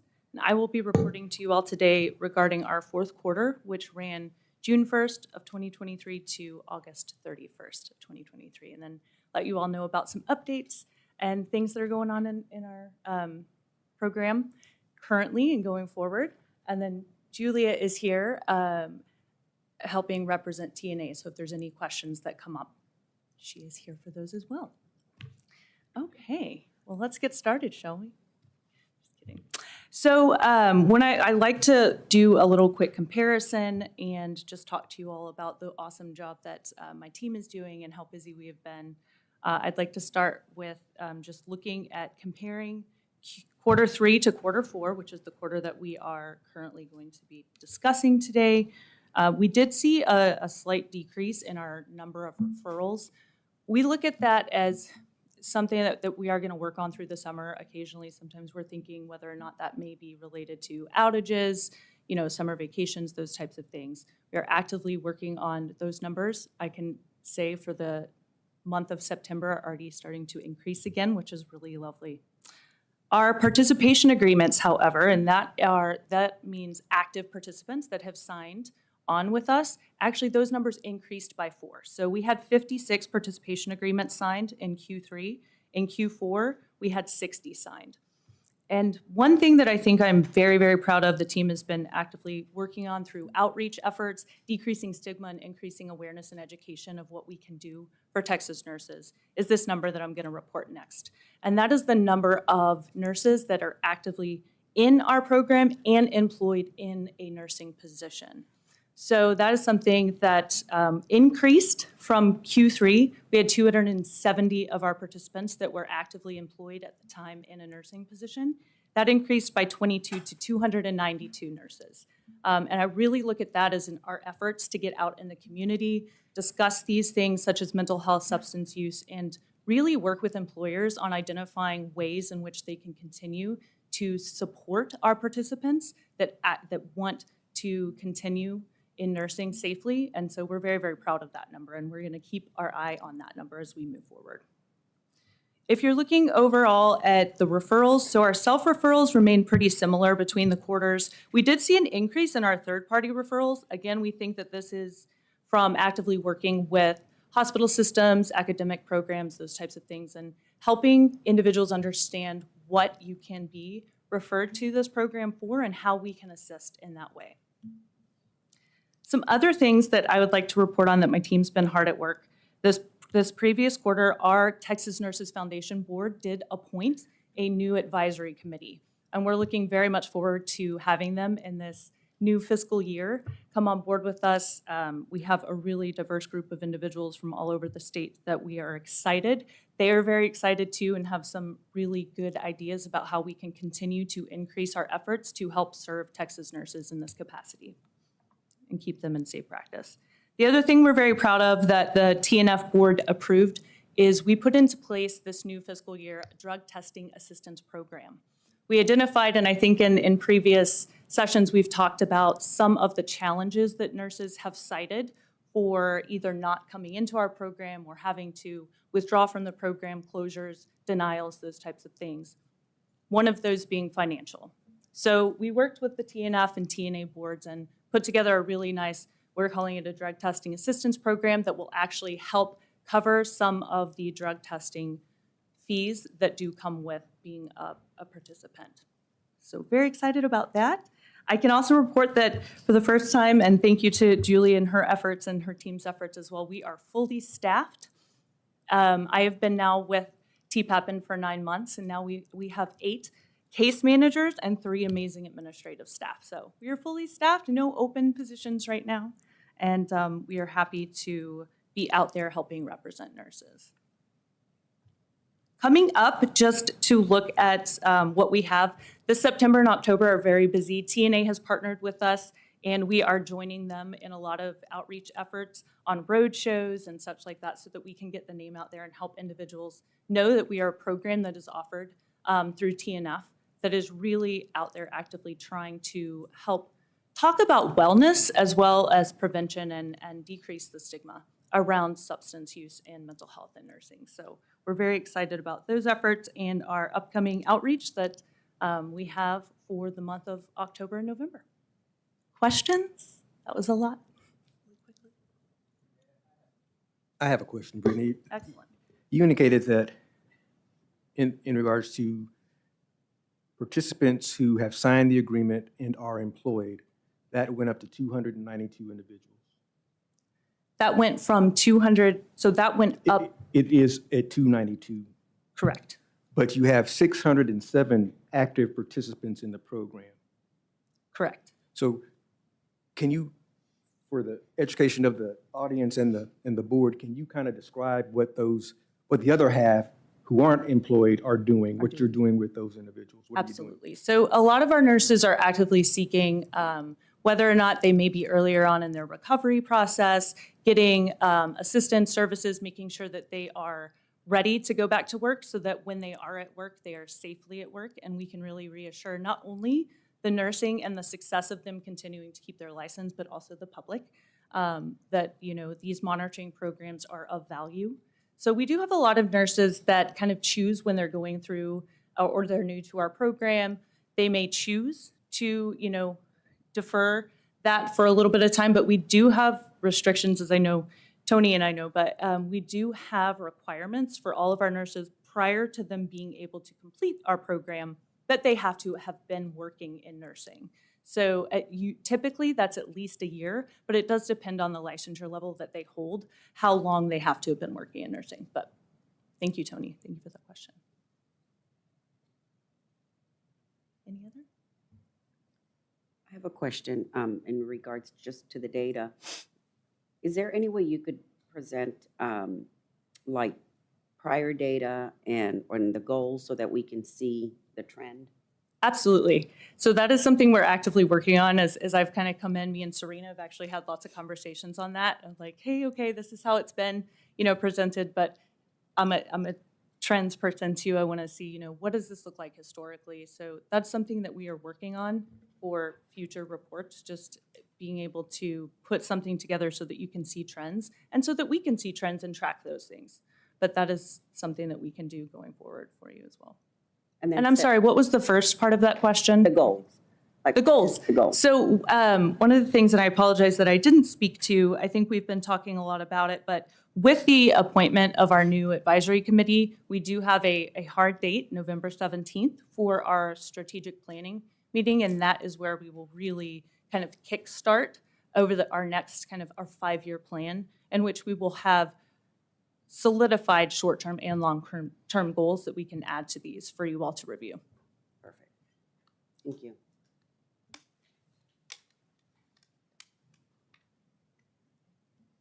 Are there any other questions?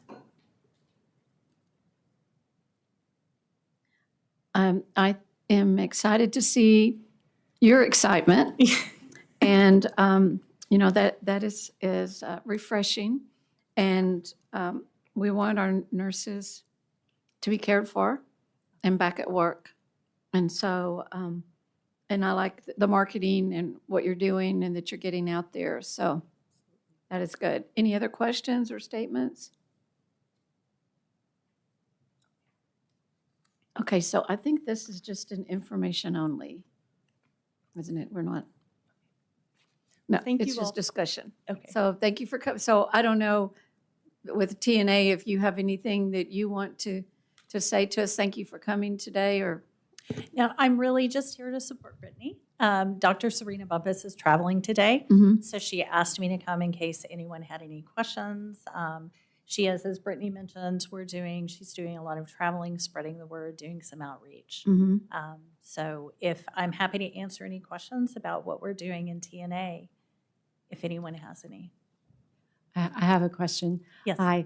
Not necessarily directly related to TPAPN, but Serena mentioned that y'all are beginning a pilot for LVN membership. Can you speak about that? Yes.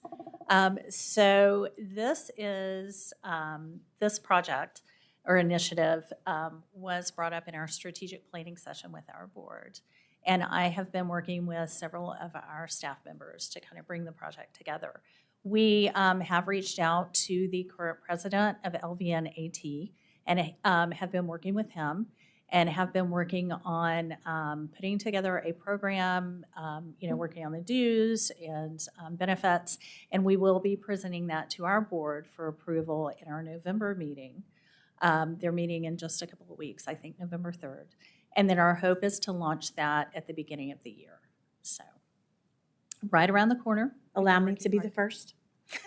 We will definitely, yes, we will definitely ask you guys. Since I've been on this board, that has been a pet project of mine, so. That's good to know. We're thinking about our messaging and really, launching it as a partnership. And we really want to bring all nurses together and find a way to support all nurses. So that's something we're really excited about. So thank you for your support. Is there any other state jurisdiction that has a similar combined sort of association that y'all know about? Or Yes, we have. There are several other states that have started pilot programs. And we will be launching this as a pilot to see how successful it is before we go through any bylaws changes or anything like that. And we'll evaluate periodically to make sure we're on track. I believe there are 4 other states that have launched this as well. And we also know that ANA is also considering something at the national level. It's just really something that I think the entire, kind of as you look at the entire ANA and all of the states are looking at how to bring all nurses together.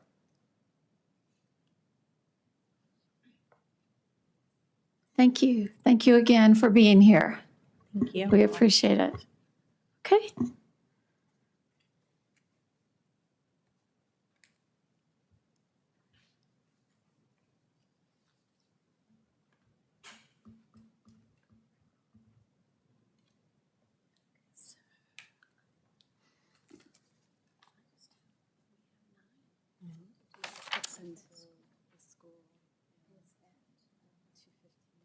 I think it's cold in here.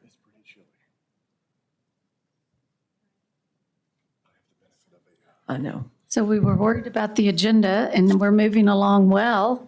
And so we have Hallmark University at 2:15, but before that, we can look and we'll go on. And as far as I can tell, we've covered everything except our miscellaneous and that school and our board development. So let's look at 9.1.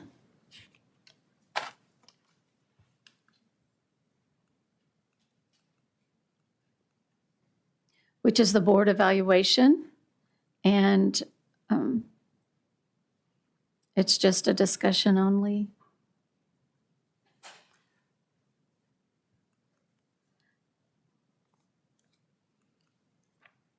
My laptop really is moving slow on opening these up. So, yeah. Would you like to trade?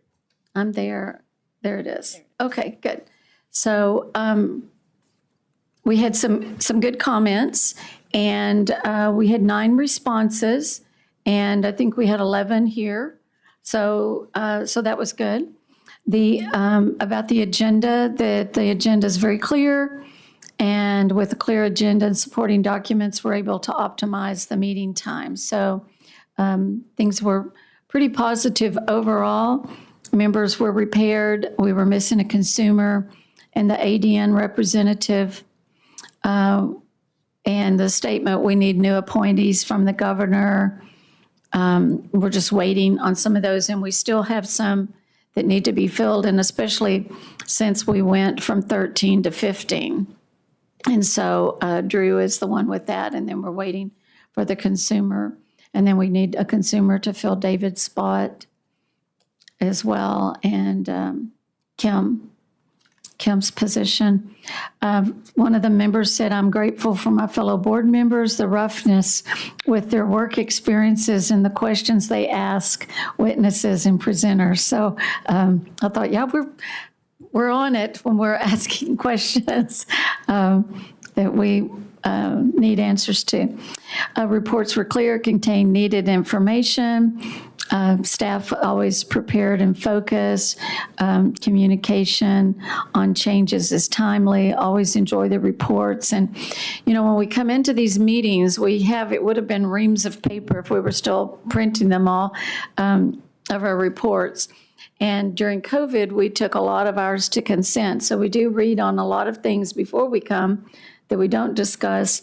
But if we do have questions, we can pull them off the agenda. And so we're very thoughtfully thankful to the staff that prepare these reports, from our practice people, our legal and enforcement and education. So it helps us do our job. And number 4, there weren't any comments. Diversity of opinions. Such a strong group with varied opinions, but one voice.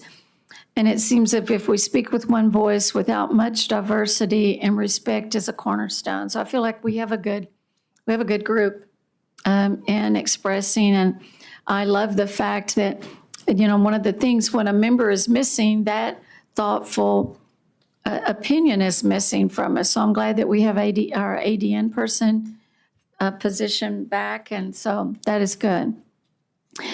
The chair guided the meeting effectively. I appreciate the comments about the job that I'm doing. I do try to keep us on track, and I appreciate those positive statements.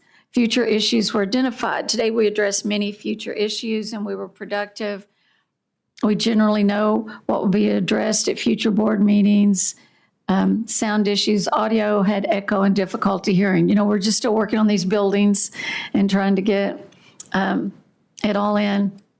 And also, I'm really excited that, you know, we're able to have the opportunity to be on YouTube, and for schools to be able to see our meetings and have a connection to the board and who we are and what we do.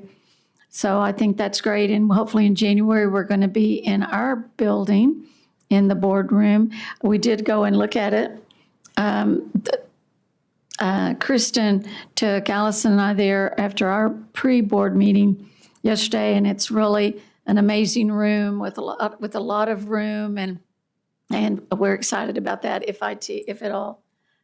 electronics are done. So all members were present. So members made statements that Tyrone wasn't here, but Tyrone did not get his position continued, and so he could not be here for that meeting. And so it was a miss that he couldn't be on the board at that time. And so, and then David had resigned. So that's a statement in here that Tyrone was not reappointed, and current board members were present. However, we have one board vacancy and 2 more board vacancies created by legislation. So we will eventually have 15, and so that's going to be interesting. Our group will be larger. So we're excited about those new members. And then Daryl said, Daryl was late. I apologize and happy that it didn't derail the day. But you know, I tell you, just getting in here and parked and in the building and getting up, it's a little more than it was when we were the hobby building, but we're certainly happy to be in our new building. And I just try to keep it where we can stay on business and hopefully keep on track with our meetings and doing the agency work. And so the meeting room was conducive to work. It was a great meeting. The temperature was perfect. Somebody said, and for those of you who don't know, we have had some really bad temperatures in our meetings. We've been freezing or we've been hot, and there've been fans or no fans. And so it's really nice for someone to say it was great and the temperature was perfect, because, I mean, we've even had stuff fall out of ceilings on us. And so it's good. It's good. Technology in these modern times is the Achilles heel for all meetings, and sound needs improvement. And I mean, it's not something, I mean, our people are working on it, but miscellaneous suggestions, please fix audio for next meeting, which has been good, except I guess it wasn't picking some of us up on YouTube. We were getting calls about that. Need all members to complete meeting evaluation. Board development needs to be on the agenda when possible. And so we've fallen kind of behind on our board development. We are having one now, and we plan in January when we'll have our full board we're planning on it being a 2-day meeting, where this one was just 1 day, and we'll have board development, which is what we used to have more. We would meet until about noon on Friday. So we definitely will be back on that. And we always enjoy our board development meetings and the information. So we do need to have that consumer member replaced, and consumer members have important voices that bring ideas and thoughts that may otherwise be missed. And it just goes back to the thing, like if we have a school before us and then we don't have that school person here, like if it was LVN education and then Ken wasn't here. I mean, every member is valued. One is not more important than the other, and I love how in the very beginning of being on this board, just so nurse tunnel vision and how amazing our consumers are to have us step out and look at the wide picture. And the governor's just given us a variety of people with many different backgrounds. And so everybody is needed. And I don't hope no one ever feels like, oh, well, they won't miss me, because we do. We miss the input and your value to this. So, and taking care of our public. So, with the profession. So thank you for that. And she will be passing those out to you for you to fill out for this meeting. Has David's consumer position been appointed? No. And then we have the new consumer. So that'll be 2 consumers that they're doing, and Kim's.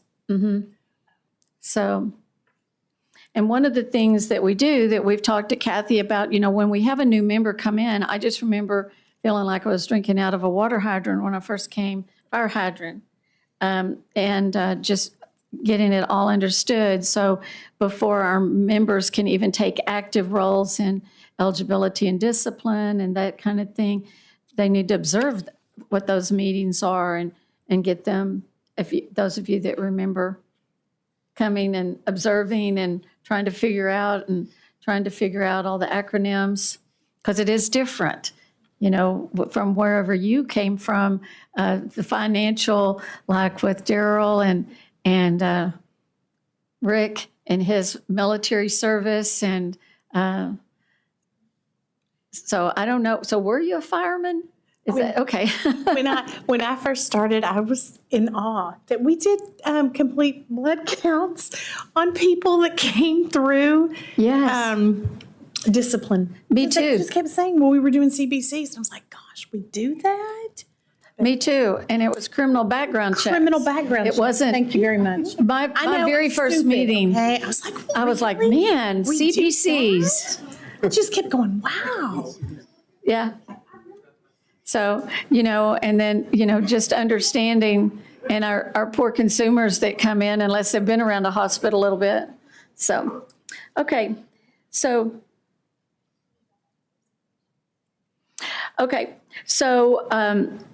in the past, so I'm just doing a little bit of housekeeping here. We have had our rooms reserved for us, but starting in January, our Patricia won't be doing that. So we will need to be making our reservations, and we are going to look at the calendar, because historically this week is a nightmare for us to get rooms with Formula One here, and then Austin City Limits was before, so trying to do that. So we're looking at our date for October of next year.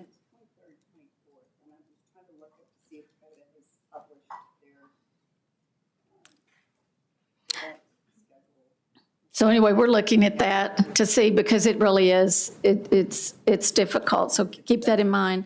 But in January, make sure you make your own room reservations. So the next thing that we have, and Patricia will hand out those evaluations. Oh, they're already there? Oh, I have mine right there. Good, thank you. Okay, so board development, and so now, so we had Survey Monkey. No. Did we do the, what did we do? Noodle or doodle or Google, something. yeah, Doodle. Doodle was new. Okay, yes, we did do that, Survey Monkey, for board, informal conferences, board meetings, and E&D committee. So I did not sign up for any of those things. I hope that other board members would do that. It's not that I don't want to do it, but I want to give everyone an opportunity. And then Kathy will need to figure out a time that you can observe. Okay, well, it was a new experience for me too. So I was like, Doodle, okay, here we go. Oh. Yeah, well, I guess that was my problem. So we did good about most of these, but what I ended up, so I have my printed out copy, and we only need, so our informals for the audience and all are informal meetings that are met with nurses that have issues before us, and those are what they are. They're informal, just talking to them about what is happening with them. And so a board member observes that once a quarter. And so what happened was January, Laura signed up, and February, Drew signed up, but Drew will be observing. So we'll still have Laura do that as a board member. He's just observing it as a bystander looking. So that still stays the same. We do need some LVNs further into the year. And the way these are also set up for the audience is we have an LVN, an RN, and a consumer, those three members that have these eligibility and disciplinary meetings on the months we do not have board meetings. And so sometimes we have more RNs on the board, so it's easier to get an RN sometimes. And Carol has been amazing because she lives in San Antonio and she just runs down the road to come here, where some of the rest of us have a little bit more travel, the things that we have to do, and that she has been great to fill in for many of us. So it looks like we're good on the informals. And the very last time, I didn't think anybody had signed up, and I signed up, but then I saw Carol had signed up for November. So if Carol, you want to do that, I'll just take myself off for October for that quarter. Okay.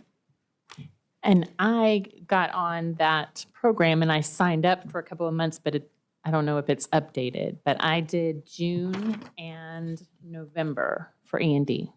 Oh, perfect. Okay. So Melissa for June and November. Good. And some of our new LVN might be, have observed and be ready for that time, our new consumers as well. I know Macy put in, I think Daryl, you put in, let's see.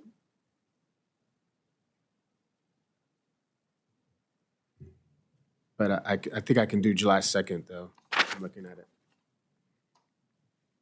Let's see. So we. Okay, so we don't need July 2nd, that informal. We're okay because Rick's doing that quarter. He's got September, July, August, and September. So we just need one. We need a consumer for August 13th. Okay, I think Daryl was going to, let me check with him first. I need a consumer. If you want September, you can have it. Huh? I can switch off if he wants, if Daryl wants to fill September, it'd be fine. The 14th of what?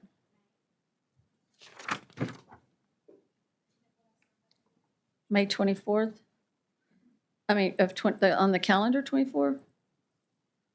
She said May 14th.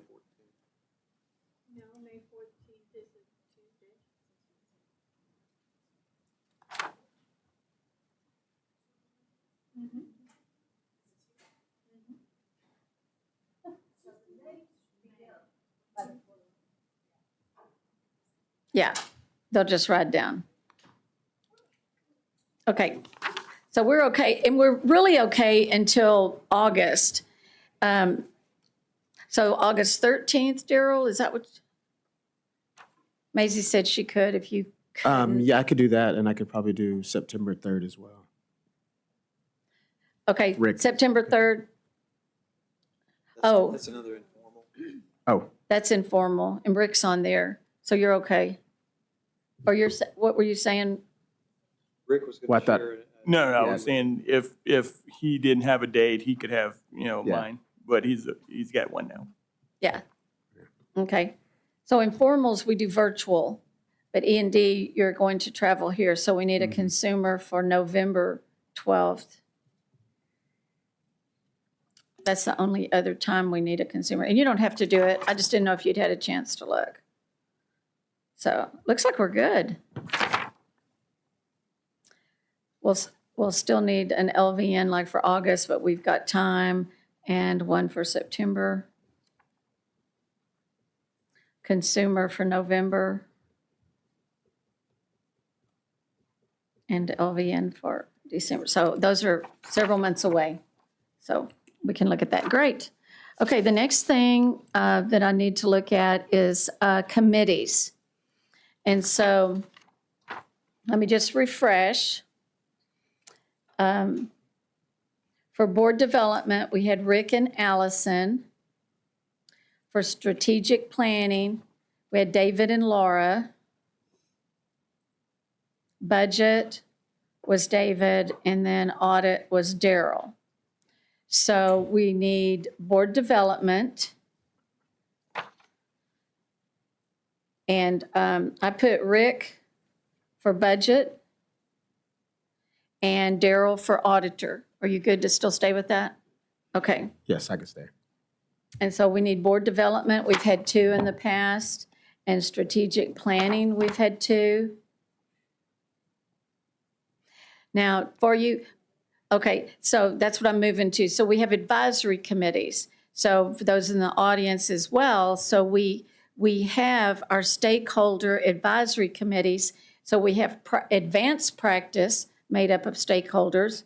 We have, and then we have education stakeholders, and we have practice committee and an eligibility and discipline one. So we have things that stakeholders come and help us when we need to do these rules, and the staff works with those stakeholders.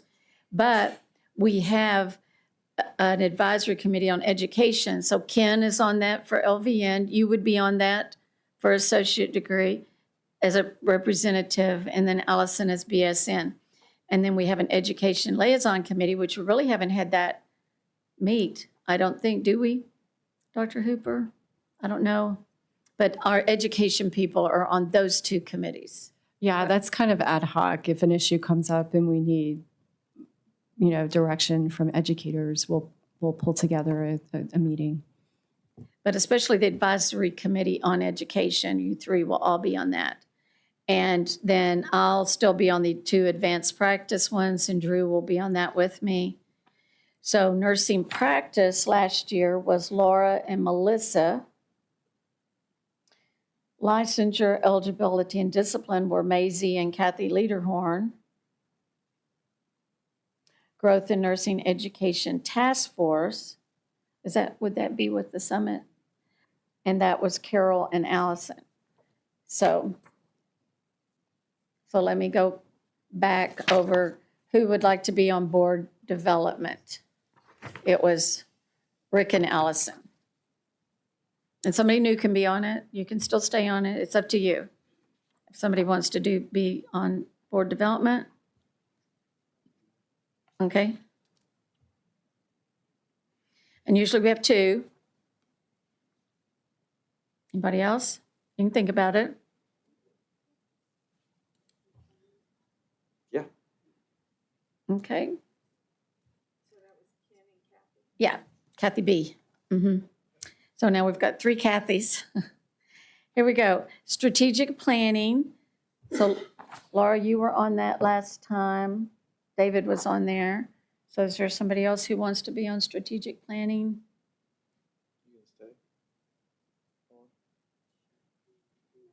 Okay.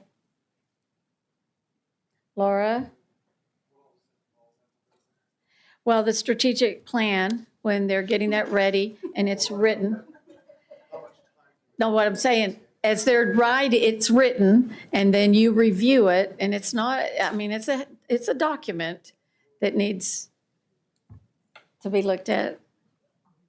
So it.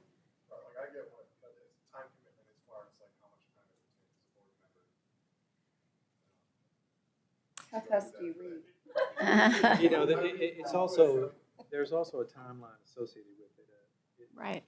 Maybe him.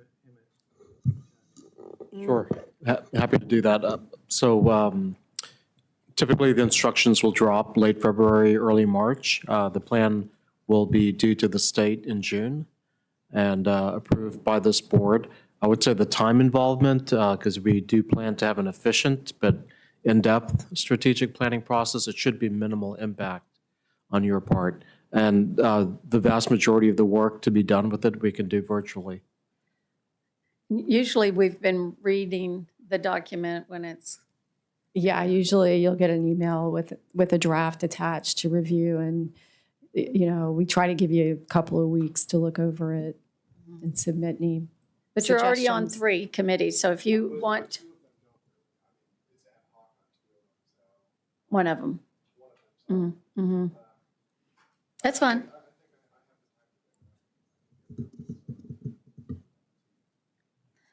So you're on board development and that, so you can come off of one if you want to do. So it's up to you.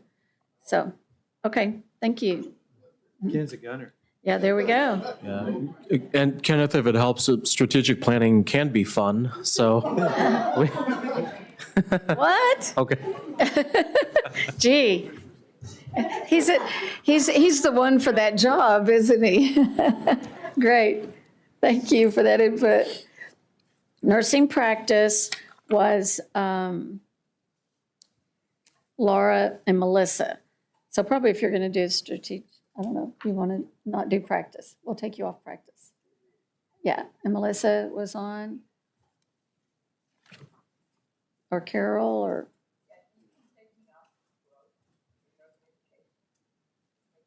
And put you on practice? Okay. Okay, so Carol and Melissa will do practice. No, and then on licensure, eligibility, and discipline. I liked you being on there, Kathy Lederhorn, because you've been with us a while and you have a history of understanding it and all. Do you want to stay on there? Okay.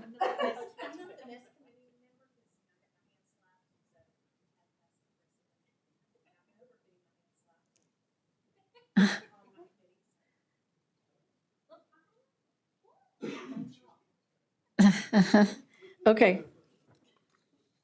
Look at that smile. Okay, Kathy Lederhorn, licensure eligible. Do you not want to? Okay.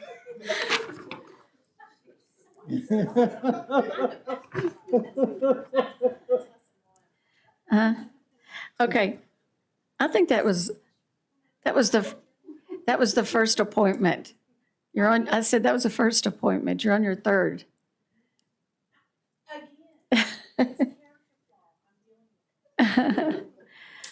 Okay, Maisie, you were on. Do you still want to stay on? You don't have to. Licensure, eligibility, and discipline. Okay. And then Growth and Nursing Education Task Force. Allison, did you still? Okay.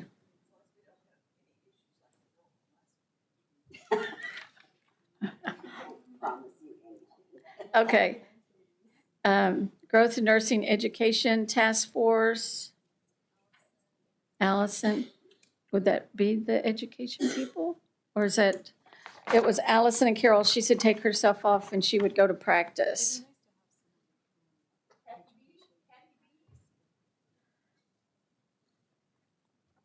Growth and Nursing Education Task Force, yeah. Why don't we put you on there and let's take you off board development. Don't have you do, because you've already got your other. Let's put you on the Growth and Nursing Education Task Force, because that'll be next year.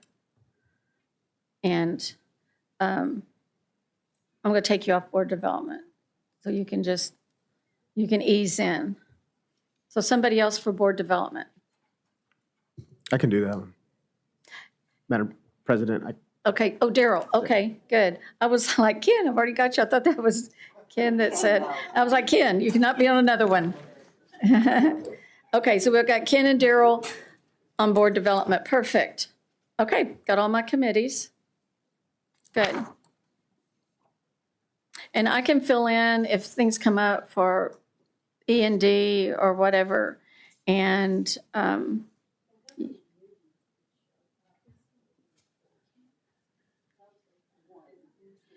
okay, you're just going to virtual and be in virtual and E&D. And usually we just have one per E&D or one per informal too.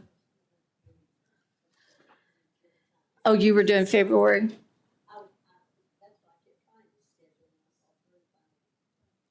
Mm-hmm. Well, and that March E&D, Drew is observing, but it's really on 19. It's kind of up at the top, but it's needs to come down. April informal, you could observe that, okay? You can kind of come in on any of those at given times. And sometimes they cancel, and sometimes it's like half a day or something, but just virtual being able to get in. Okay.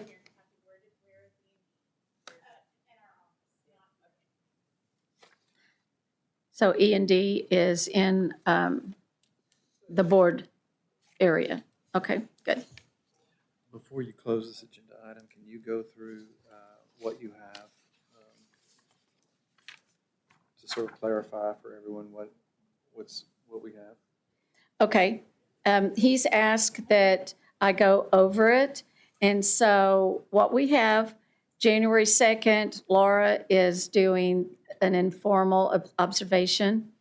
Our board meeting is the 25th and 26th of January. And in February 6th, Drew is going to observe an informal. February 13th, I have Allison, Maisie, and Kathy Lederhorn for E&D. For March 5th, we have informal, no, we don't have, so the next quarter. It's just placed wrong, that should be at March 19th. Right, yeah, I moved it, yeah. So in March, we have mid-year, the 12th through the 14th. So I've got Maisie down and gonna see if we can get Melissa. And so we'll see, work on the funding. And the 19th, we have Rick, Carol, Kathy Lederhorn. So Kathy, you're doing 2 months in a row and you're okay? Okay. And then Drew's gonna observe because we don't want new people to feel they need to do it until they're observing, okay? So every quarter, so Laura's the quarter observation for informals. So the April-May one is Ken Johnson in June. And then Kathy B, April 2nd, is just going to observe. Our board meeting is the 18th and 19th of April. And then our May E&D is Maisie, Carol, and Kathy Lederhorn. You've got 3. So you're... Oh, you're... Just get it? Okay, yeah. Well, if something happens, we can, yeah. Okay. And so then June 4th, Ken is, and that's when he's observing for informals. So that's the thing that if you're the quarter, you're the last, that's the last opportunity to cover that quarter. Okay. The 11th of June is Rick, Ken, and Melissa. Okay, and Melissa, you're, okay. July, for that quarter, Rick Williams is going to do September 3rd, okay? So July board meeting, 18th and 19th. Okay. That board meeting? Ooh.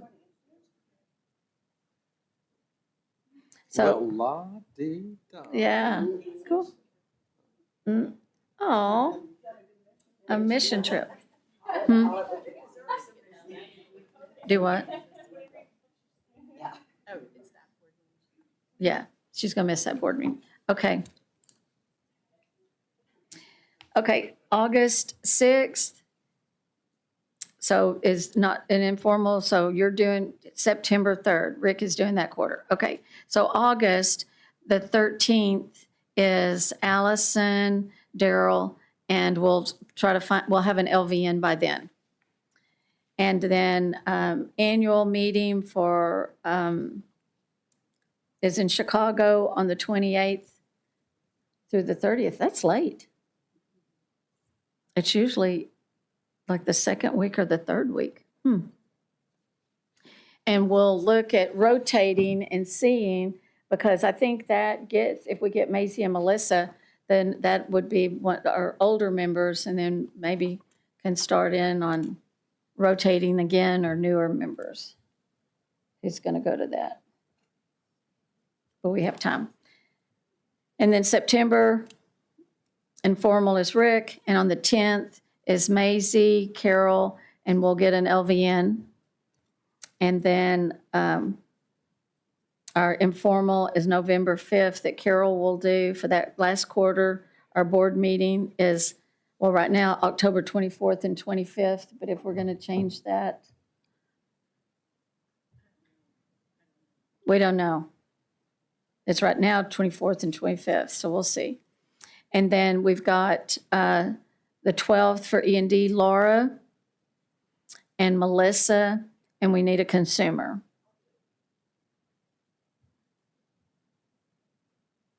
So we've got Maisie. So we've got Laura, Maisie, and Melissa.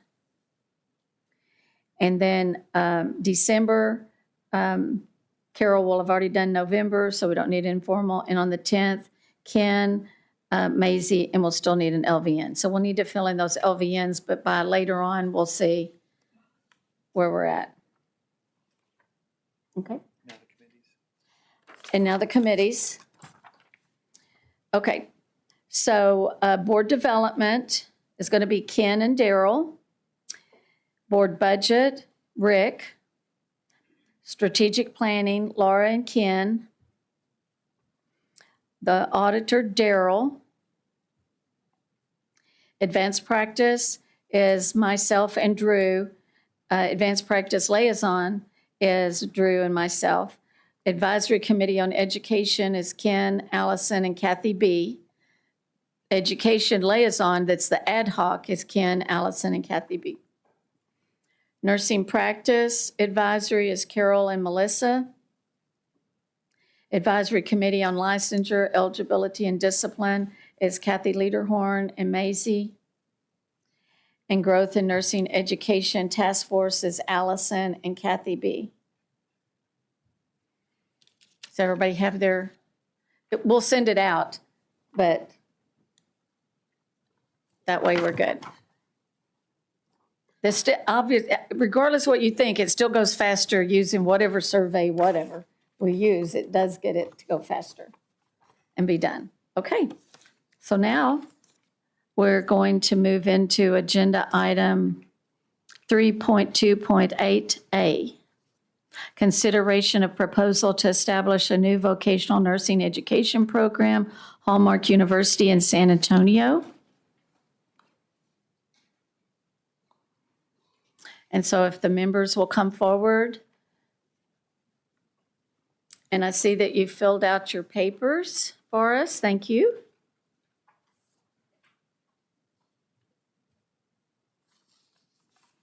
Do we have? Hi. So you did some of our housekeeping. Sorry. Trying to stay on our schedule. So I'm just making sure I have the names.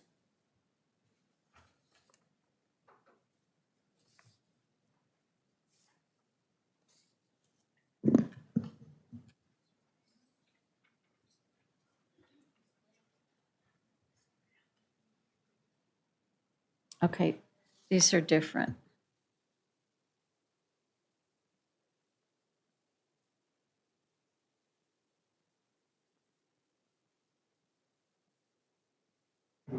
Yes, I took them to Patricia. Okay.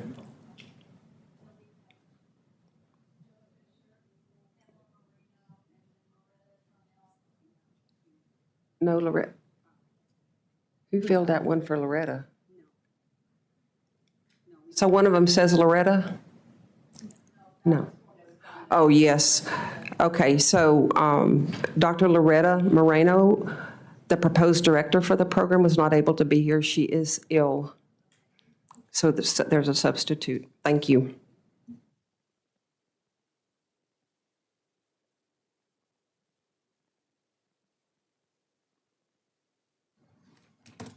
Okay, I guess I didn't have my mic. Agenda item 3.2.8A, consideration of proposal to establish a new vocational nursing education program, Hallmark University in San Antonio. So I was just making sure that we had the forms for our presenters. So, okay. So, public hearing for new nursing program under Section 301.157 of the Texas Occupation Code. The Board of Nursing is charged with the responsibility to prescribe and publish the minimum requirements and standards for a course of study in each program that prepares registered nurses or vocational nurses. The board has received a proposal from Hallmark University to establish a new nursing education program in San Antonio, Texas. The purpose of this hearing is to allow an opportunity for interested parties, individuals, and organizations to present testimony to the board in order that it may determine whether the proposal from Hallmark University will meet the minimum requirements established by the board. Members of the public were provided prior notice, both on file with the Secretary of State's office and on the board's website, of the opportunity to request to present verbal or written testimony related to this hearing and the instructions for doing so. Board staff has received no such requests. The proceedings today will be presented in the following manner. Persons will be presented on behalf of the nursing education program, and they will be given 20 minutes to make their presentation. Please make your comments as concise as possible. At the beginning of your remarks, please tell us who you are and who you represent. And if you're addressing particular parts of the proposal, please identify them before you begin. If you wish to submit written testimony or to supplement your oral remarks with written testimony, you may do so at the close of this hearing by submitting those comments to board staff via email. So will the representatives of Hallmark University Nursing Education Program please stand, raise your right hand, and be sworn in? Thank you. Do you solemnly swear or affirm that the testimony you're about to give before the Board of Nursing is the truth, the whole truth, and nothing but the truth, so help you God? Thank you. So the board now, you may be seated. The board now recognizes board staff Beverly Skloss, and is Dr. Hooper just Beverly? Okay, thank you, Beverly, for being here. The board now recognizes Beverly. Thank you. Thank you, Madam President and board members. Hallmark University is requesting approval to establish a vocational nursing education program in San Antonio, Texas. Hallmark was founded in 1969 and has been nationally accredited by the Accrediting Commission of Career Schools and Colleges since 1971. Hallmark has approval from the Texas Workforce Commission, Career Schools and Colleges program, to offer educational programs in Texas, as well as approval by the Texas Higher Education Coordinating Board to award degrees. When initially established, Hallmark University's first education program was to train and certify aviation maintenance technicians. In the 1980s, the university expanded and the following programs were approved: Computer Network Systems Technology, Information Technology, Business Office Administration, Business and Allied Health.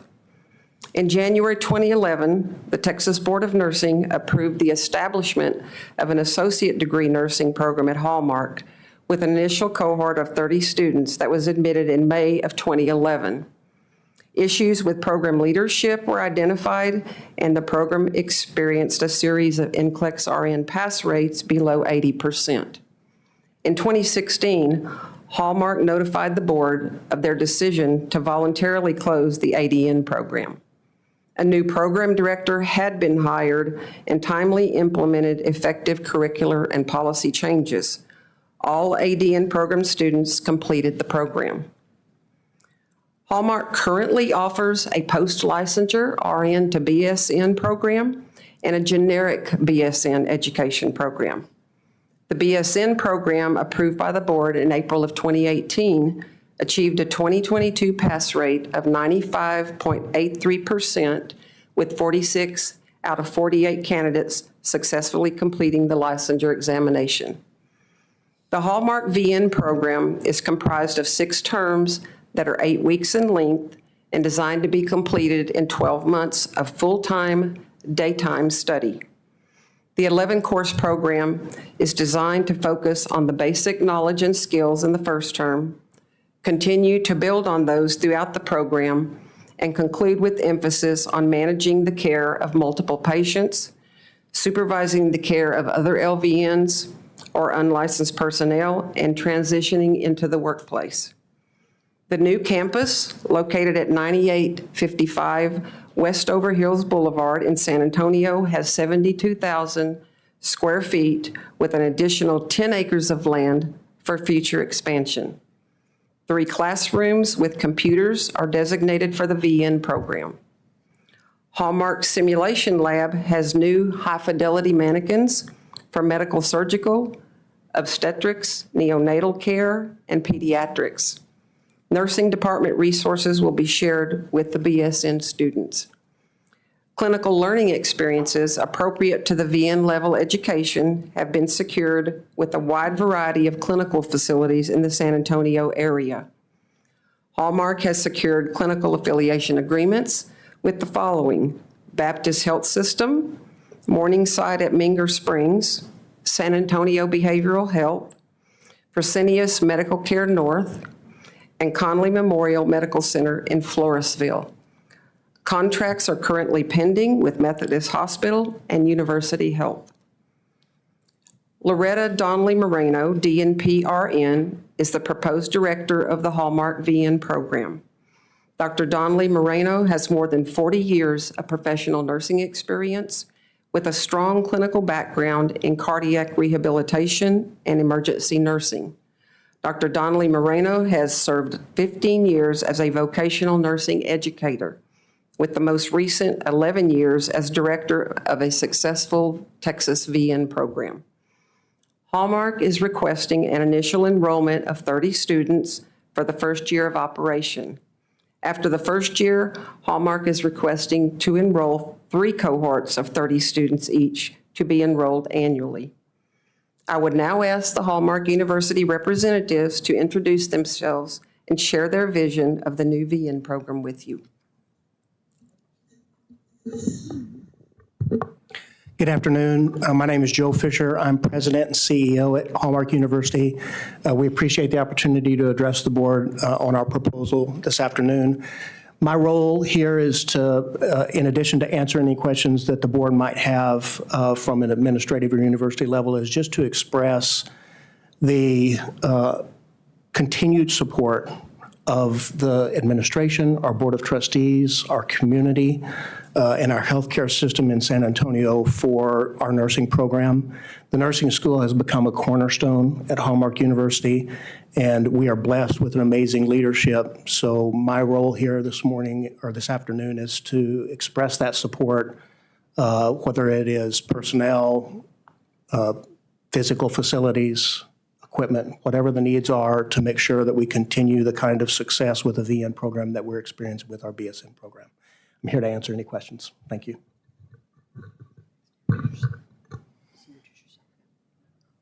Hi, I'm Dr. Ruth Oliver, and I'm the Associate Dean for the School of Nursing, and I'm here instead of Dr. Loretta Moreno.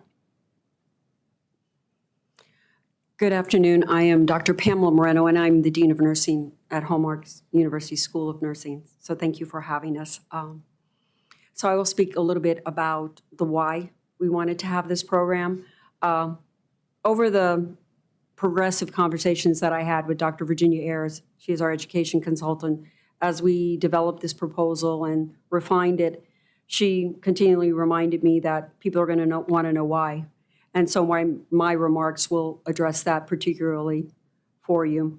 As it will be of no surprise to anyone in this room, we have a shortage of nurses, not only here in Texas, but pretty much anywhere in the United States. Particularly after the pandemic, we saw a more severe shortage of nurses. And you know those numbers well, both in registered nurses and also in vocational nurses. And since 2020, it's just steadily declined. And I'm sure you're aware of the numbers from the Texas workforce, where by 2032, the supply will decrease to well over 12,000 LVNs that we will need in the state alone. So that is our first point to make, is that there is a need to fill. No doubt we are not a large program, nor will we ever probably become a large program, but we can help meet a demand that is there. So we feel like we are poised to do that very need. And in a very, hopefully, meaningful way to our San Antonio community. The second point is that, as Ms. Kloss already alluded to, we have been doing a successful job of running a BSN program since 2018. And we continue to be committed to meeting that ongoing demand throughout our community. And that we have demonstrated that we can provide a quality nursing program at the baccalaureate level, and we believe that we can continue that quality at a vocational nursing level. And hopefully our proposal is evidence of that to you, that we have put together a solid quality nursing education program. We also continue to improve the caliber and the number of our clinical affiliations in the community. Our nurses are welcomed at these facilities, and now we are starting to get the phone calls that say, hey, do you have nurses there? And I'm like, yes, we do actually, or we're making some at least. And they're like, would you like to come to our facility for clinicals? So it is a welcome change to actually have facilities calling us and saying, would you like to come to us? Because they're hearing about us more and more and understand that we're doing good work. And lastly, a vocational nursing program is a perfect fit for our mission. We create ready-to-work graduates. And having a vocational nursing program not only meets the needs of our community, but also equips our graduates with an education that they can use right away. And they will be hired, and they can provide for themselves, their families, not only meeting healthcare needs, but also their needs for themselves and their families. So I thank you for having us here today, and we look forward to your questions.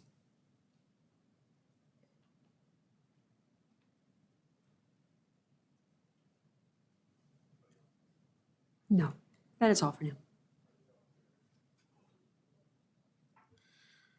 Good morning, or good afternoon now, sorry. Good afternoon. I'm Ken Johnson. I represent LVN Education. I'm sorry I'm losing my voice a little bit this morning, or this afternoon.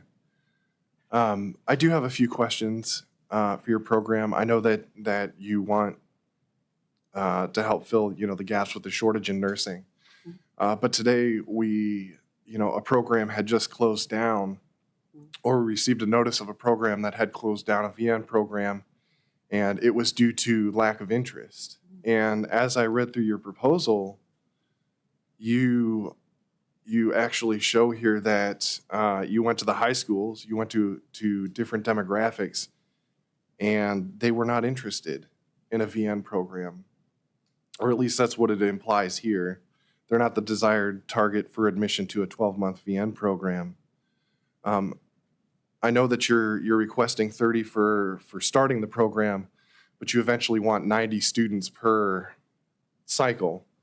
How are you going to fill those seats? Or how are you? So I'm not sure if it was highlighted in the proposal, but our BSN program generates a tremendous amount of interest. So we have probably 5 applicants for every seat we have available. And many of them are not ready for a BSN program, but could be very successful in an LVN program. I'm not sure exactly where the high school, what that high school information is telling you, but our actual engagement with the schools that are offering healthcare, we're beginning to sign agreements with them for transition both into our Bachelor's of Healthcare Administration, RN, and we would expect the same thing for LVN. So those students that don't make it into your BSN program, they will be offered a chance into the VN program then? Not all of them, for Not all of sure. them? No. There's a segment that we see consistently that would be qualified for the LVN program, but don't quite meet the standard for the BSN program.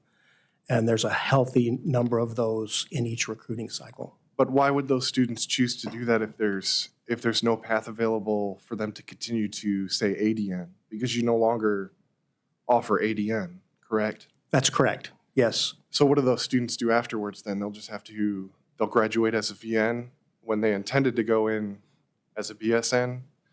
They'll get their VN and they'll end up going to another school, Another school for, nursing, like an LVN to ADN? Because you no, we eventually could offer that as well for the students that want to make that journey. Okay. But there are a lot of students that, as you probably know, there's a lot of students that inquire into nursing and are not understanding the distinctions between an RN and a VN to begin with. Sure. Yeah. Sure. Sorry, I got to pull up my questions here. Excuse me, because I keep flipping back and forth. I noticed that there might be a little bit of a discrepancy between your academic warning versus your what was later on in the packet. I don't have the exact page number, but page 170 for the academic warning, it really looks like it's just written for the BSN and MSN program. And it states that you must fail 2 consecutive exams, which would be a 75% or below a 75%. And then the student fills out a self-evaluation. And at the bottom of that academic warning, it says also, if a student fails a course, they can continue on in the nursing program. How? So how would that happen? Like if you fail fundamentals, how do you move on to another course? That is probably not worded entirely correctly. They will need to sit out for a term and repeat that course. Okay. Okay, so that's probably not worded the best, so our apologies on that.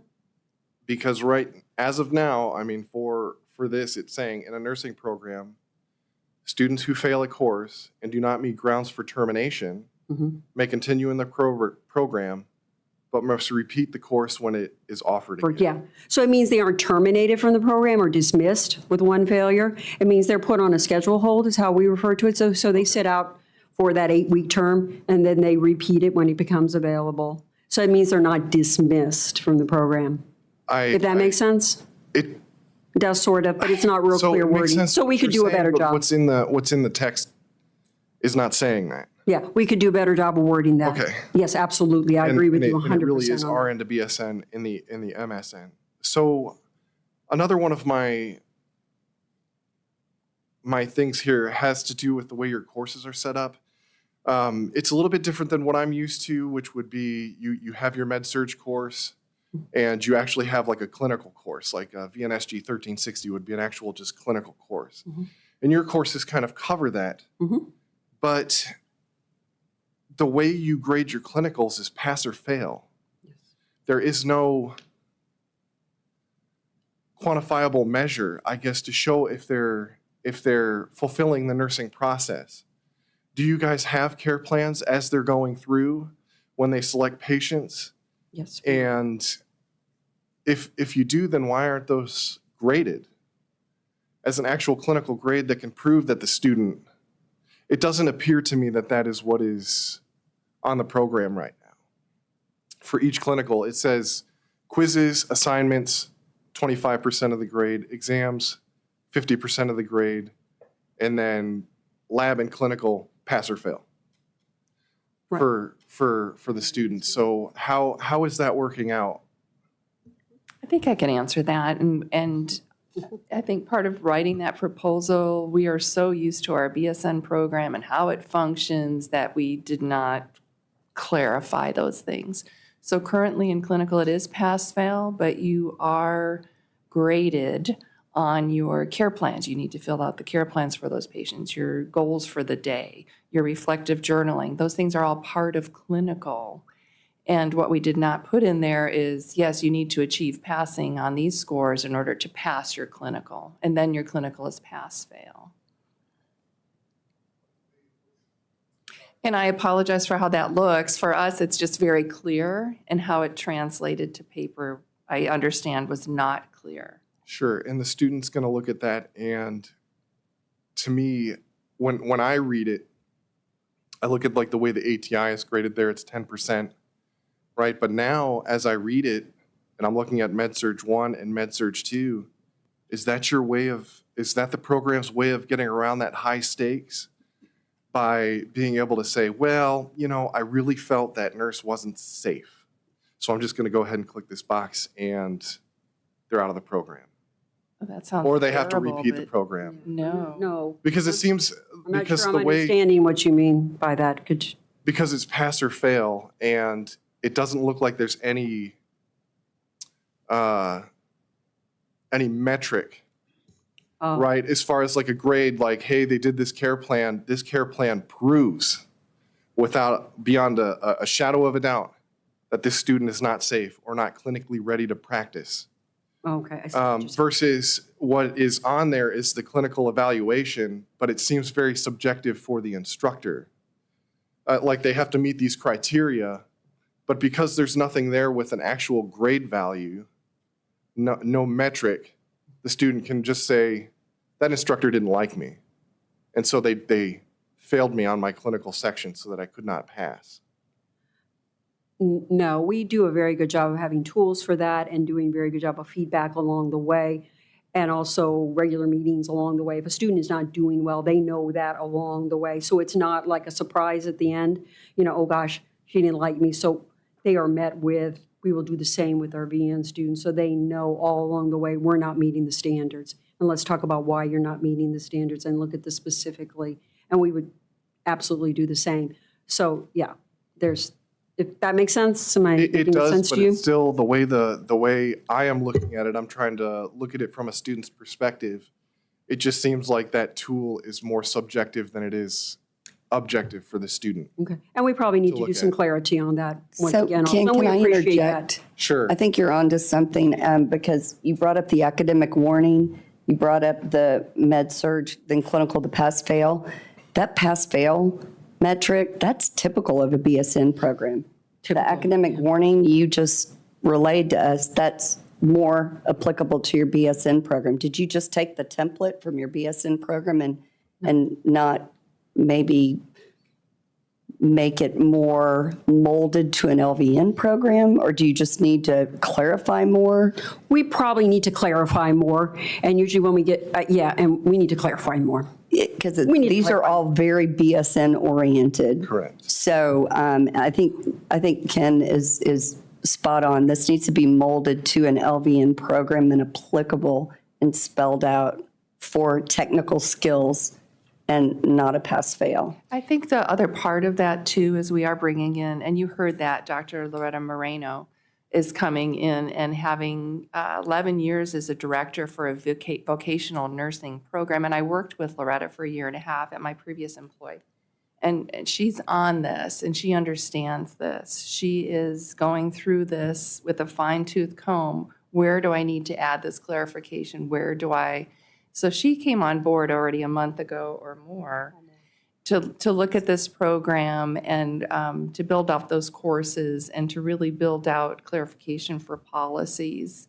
So we may be failing short as we're looking at this through the BSN lenses, and she is, thank God, looking at it through that vocational nursing lens to be able to provide that more of structure, what you're asking for or saying. Right.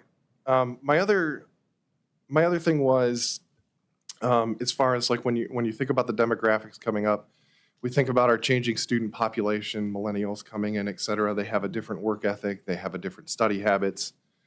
I was reviewing your late policy as far as your clinicals, right? It currently right now, the way it's set is if you're past 15 minutes, they're going to send you home. But we know that clinical times are, I mean, it's hard to get clinicals. You're trying to get in while other schools are trying to get into the same area. Why not have, again, another objective tool, like an affective grading tool that lists certain things, like if you're not on time, you lose 15 points. Like everybody starts at like 100 points, counting it as like 5% of your actual course grade or 10%, whatever you wanted to make it. And instead of just sending them home, you're 15 minutes late, stay at clinical, you're going to complete the clinical, but you're going to lose 15 points off of this particular grade. Why couldn't we do that instead? We could, but we're really pushing professionalism for our students. We have a nice process now for the BSN program that students do. They get sent home. And then we look at where else do we have clinicals so we can slot them in. Oh, this group only has 9 students, we can do this. We also have a beautiful simulation lab. And so we already have simulations, the prep work, the follow-up work, the care planning, all these things, and we do slot students in for that simulation makeup. So we don't really want to go that route of the points and what you're saying. It's, you know what, you need to be on time. You need to be early. Early is on time. I completely agree with you. And you're going to get sent home. I think 15 minutes is kind of generous. But you'll have to make it up, and you'll have to make it up on your own time. It's not going to be the shift you expected, but here's the makeup for you. Correct. And I'm not in disagreement with that. I'm just throwing an idea out there as far as, and I think about the student population right now. And I know we want to bring them up to the level or a specific level, but it's always just, you miss a clinical and that's the only clinical you can miss. And then you're out of the program. I mean, if you have a flat tire, I know traffic's really bad in San Antonio. I know that we try to do our best, but sometimes things happen. And should that take a nurse out of or should that take a student out of the program that would otherwise become a fantastic nurse? Right, and we do try to take that into context, obviously. And also it depends sometimes upon the site, also where we are. As you know, if you're in maybe acute care or a long-term care facility, where coming in 15, 20, 30 minutes late really disrupts the whole flow of what's going on in that unit. So having somebody just sort of, for lack of better terms, in 15, 20 minutes late is a big deal. Perhaps if we're working in a community center where they're doing a food bank, something or another, well, maybe not as big of a deal and we can have a conversation as opposed to you get to go home. So I think we leave some room in there for faculty judgment also. Okay. And figuring out what's going on. Was it a flat tire? Okay, yeah, well, everybody in here has had a car emergency, I imagine, somewhere, or some emergent situation. So we leave some of that open for faculty discretion and with the student. But then again, we also have the students who seem to be always 15 minutes late or 20 minutes late, and then it's 25. And so, yeah, we try to give some room. Okay. And some grace on that, so to speak. Perfect. Could you describe what you all will do? So and this is the discrepancy, and I didn't, maybe I did write the page number down. Page 222 is where it really gets into if they fail a test, they're going to have to go into some kind of mandatory tutoring. Can you describe that mandatory tutoring to the board members? How does that work? So in my past, I've been a retention specialist for nursing. And so I've taken that on with the BSN program and working with Loretta Moreno, willing to work and not willing, wanting to be a part of that as well for the vocational nursing students. So part of that job too is figuring out why you're late and what's going on and what's happening in your life and how we can better support you. But as far as testing, so much goes into why a student will fail a test.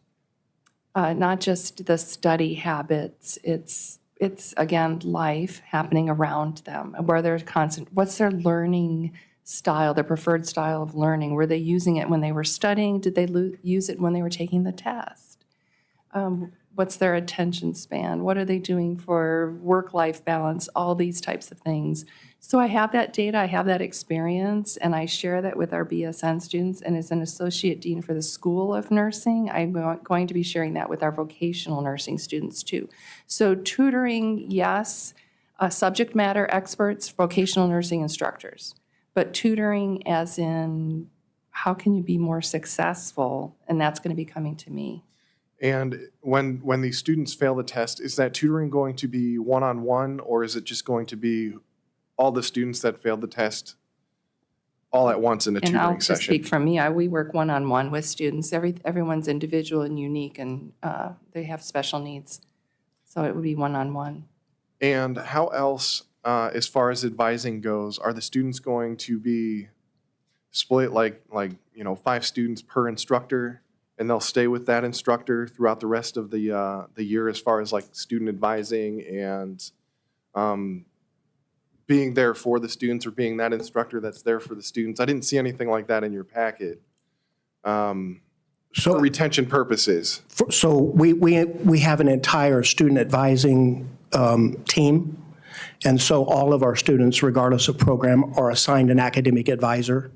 And so they have one specific person that is their advisor on tutoring and things like that. That does stay within the department. But we provide all kinds of student services, student support services, and student advising generally at the university level. And is another question I had on testing, because I saw it in the packet on page 233, or it was in my packet. When the students take their nursing exams, will they be on campus, or are you going to give their exams online? Because it appeared that it was online examination. No, they will be on campus. And we have facilities, yeah. Each one of our classrooms are set up with computers built into the desk, so we do it right there on campus, fully proctored. I think that's all I have. Do you have any more? Sorry.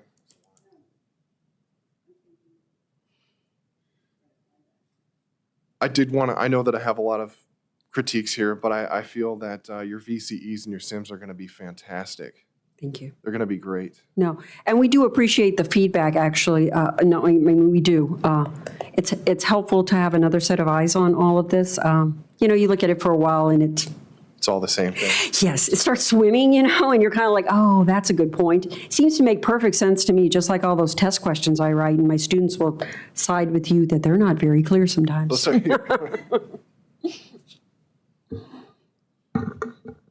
I can go next if you're still looking. Actually, hi. I'm RN practice, but I've also, and currently adjunct BN, taught in BN.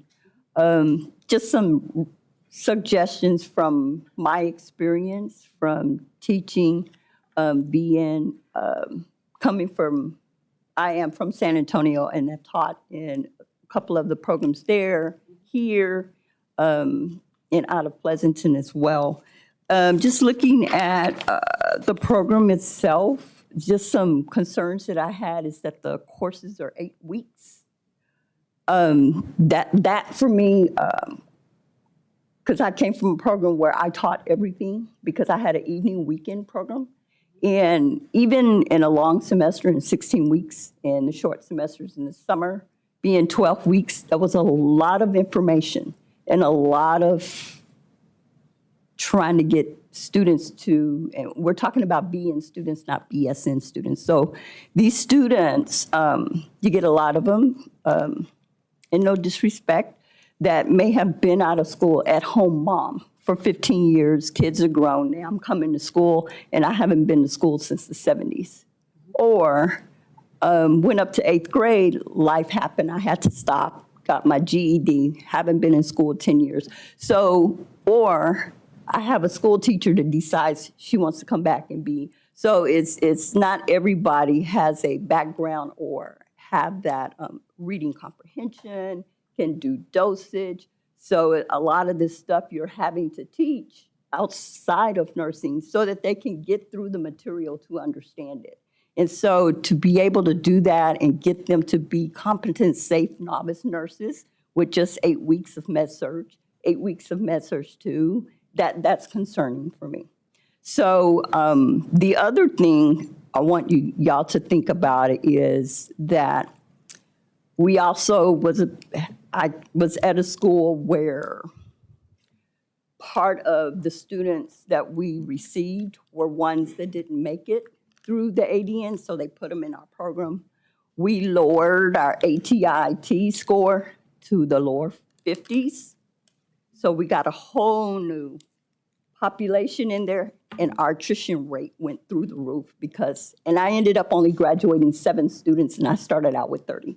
It was just really, really hard to really, even with the specialists coming in and working with them, and this is a 16-week courses and 12-week courses, not trying to get them through a med-surg in 8 weeks, in 8 weeks here. I was looking at your anatomy and physiology. You're only doing 1. Do y'all have a 2? Actually, that one will cover the entire thing. That's a little bit of a typo there. Because I was looking at what was covered in that class. I didn't see cardiovascular system. I didn't see respiratory, endocrine, lymphatic, immune, urinary. And those are really, really prevalent. The diseases that fall in those, that's prevalent in San Antonio. Yes, you know, it will all be in that one course. It will all be in that one. We're higher than the national average in Bexar County. Yes, ma'am. So that was also concerning for me. These are just things that I'm throwing out from my experiences with multiple cohorts. Okay, so I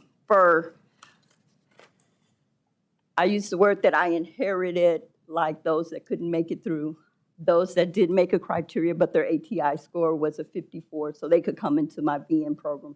So then we struggled trying to keep those students, and they were really wanting to do this, but they just was not ready for the rigor of nursing.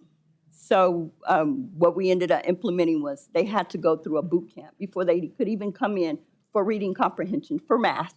And so they could get those ATI scores up before we tried to bring them through, trying to teach them diseases and disease processes and all of that, critical thinking, reasoning, judgment. Why are you doing what you're doing? It was just very difficult. It was hard as an instructor trying to help them get through that when they didn't have the basics for higher ed.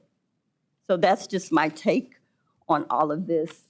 Something just for y'all to think about, because I do feel you could be successful if you can address those. But the 8 weeks, which ends up being a 48-week program instead of a 12-month program for BN, it's really, for me, it's going to be really, really tough. And we're talking about, I don't know if you have experienced VN instructors to be able to run a curriculum, understand all the different types of learning, the learning types in the classroom, and then just all of that. Just something to think about. Uh-huh. We appreciate that.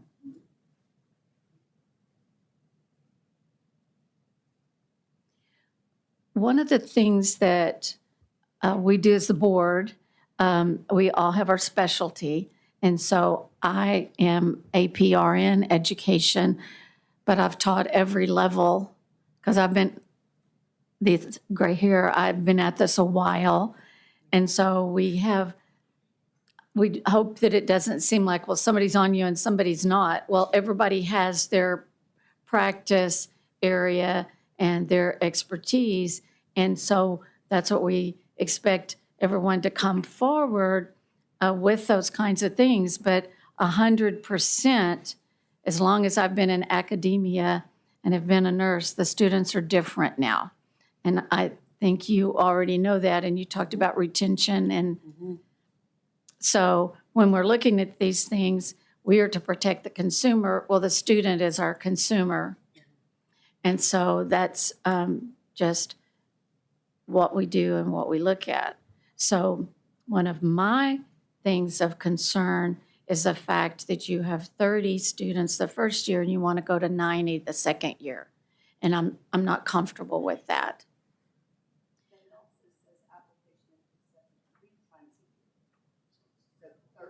Right. That's what I said. That's what I said. It was three, it would be the 330s for so the second year is 90 students.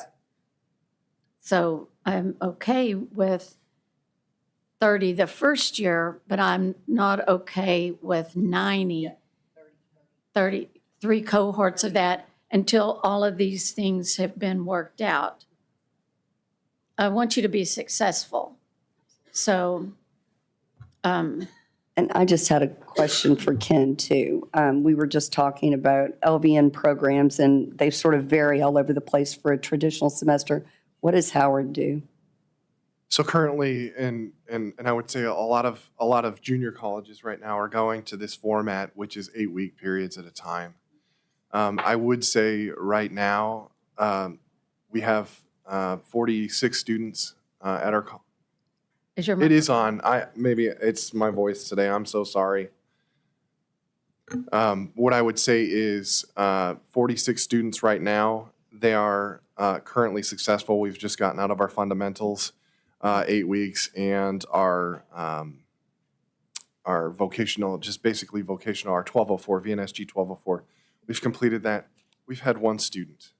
Is it a 42-week program or a 52-week? So it's 2 semesters, so it probably would amount to, it would be around 42 weeks, correct? It would be. And how many? But our students don't come in, our students already come into the program as CNAs. So some of their basic classes that they're taking, they have already completed those courses. So when they start in our program, it is like straight into fundamentals of nursing. They've already had their anatomy and physiology, their microbiology. So these are students that have a background, at least. Correct. We have in had the medical field. prereqs before they come in, whereas this program does not have prereqs. They come in and they're taking these courses. But they have also taken their anatomy and physiology in an 8-week course, and these students were successful. So I don't believe that it's going to be a hindrance to their program as far as retention goes, because right now I think as far as our program's going, it's working out well. Do y'all do ATITs or do y'all do HESI? I believe it's HESI at the program, but the previous program I was at was ATI.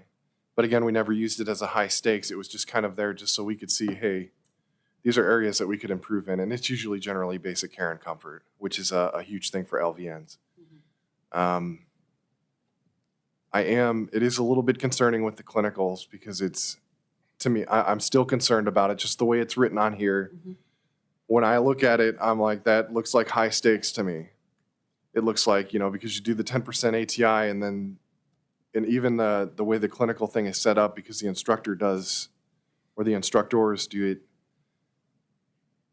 it just looks like they can just arbitrarily, click on there that they did not succeed in this portion of the clinical and dismiss them from the program, which I understand that you guys, but from my perspective, looking at it, coming back into putting myself in a student role, that's how I would view it. Might I just address from a philosophical standpoint that really spreads across the university and it goes across into our nursing program too. Our retention rate in the nursing program right now is among the highest of any of our schools, and the rigor is extreme. So our students, we do operate on a traditional 16-week semester, but we have 2 8-week terms in that semester, and our students are carrying in the BSN, for example, the equivalent of 18 semester hours. And the rigor of that is incredible for those that have tried 18 hours in a semester.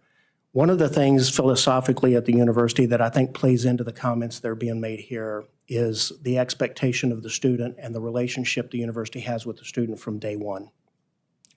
And what we have found is, number one, we try not to admit students that we can't answer the question on the acceptance portion, yes, the student can be successful. We can't answer will be, but we make a very good effort on can the student be successful. So that happens, but philosophically, we have experienced, including with learners today, which up to 3/4 of them are technically not college ready, coming into UT even. We got 30% of the incoming freshman class at UT that's technically not college ready.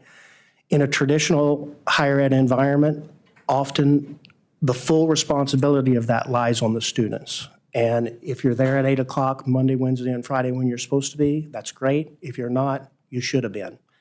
At Hallmark, we have a little bit different relationship with that. We have an expectation of the student, and what we have found is that even with our students today, they will rise to our level of expectation as long as we hold it consistent.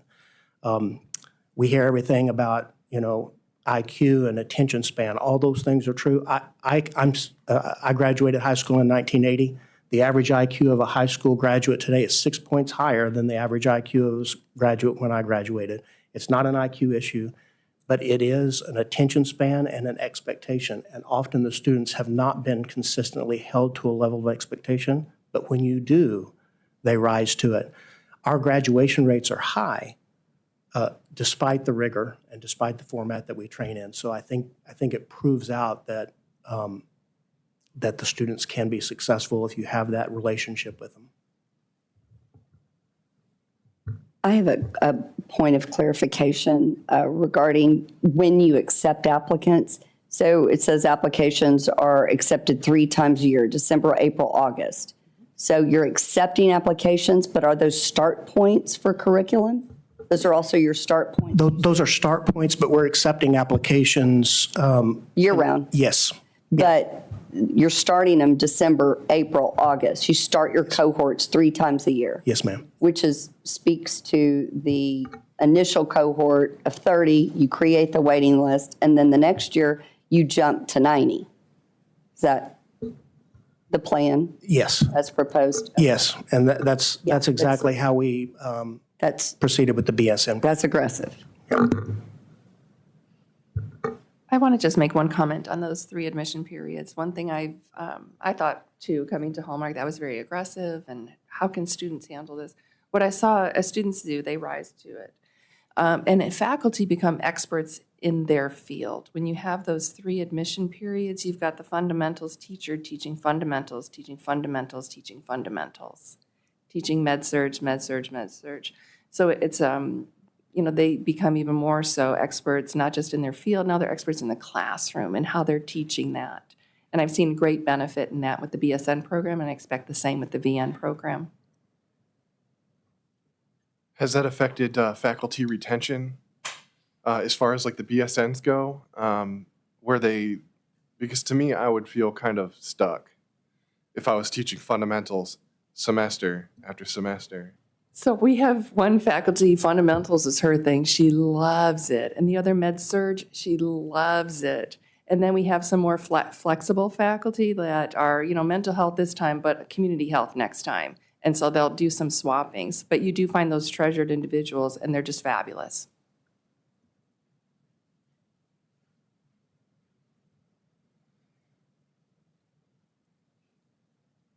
So how do we do that if we want it? But we need to have it.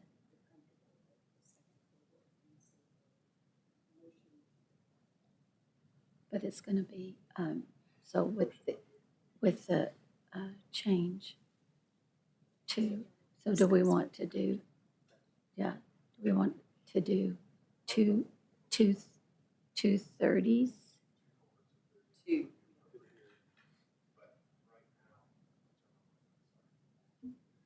We just had a program that was in the similar area that just closed down because they did not have enough interest in the program for LVN. Interestingly that's enough, very- I have to say this. While we've been in meeting, I have an email from them and they would like to rescind that decision. Okay. Okay then. All right. Thank you. Sorry. Well, and so because even in their report when they were going to high school, it shows that they didn't really have interest in the VN. So it's like if you're trying to get 90 students, will you even be able to fill that? But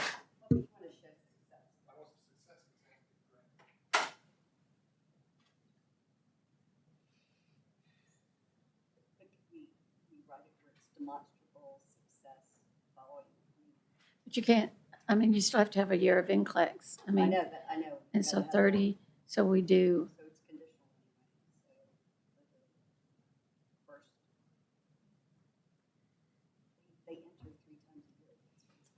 yeah, so I think 90 is too much until we know how the 30 do. So,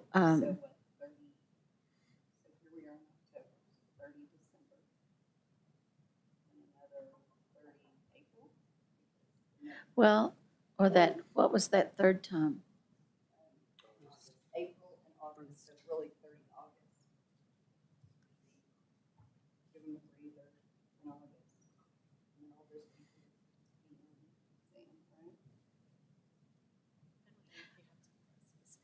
right? Okay, so we're not comfortable with 90. With 3 cohorts of 30, we want to know that things are going well. And this, you'll see if you look back where we do this a lot when we were trying something and coming back, and we want success for you, but we want it for the students, and we need to give you time because the schools that haven't done well are the ones that got larger fast. And so if we keep it at more of a steady, so we're looking at 2 so this year 1 cohort, this one, and then 2 next year. And then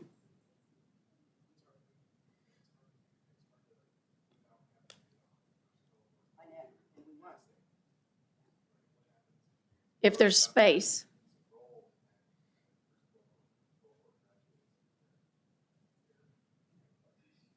That's why I said December 30, August 30. Give them time to and admit another cohort August. It's 38 years, so we have the month. Or with success, if they did it, what? Our council. I'm a little bit troubled by the sort of a kind of a wholesale restructuring of how the program has presented. They do their cohorts. Not, I would recommend the board vote in a manner that sort of is not really even consistent with what the program is presenting.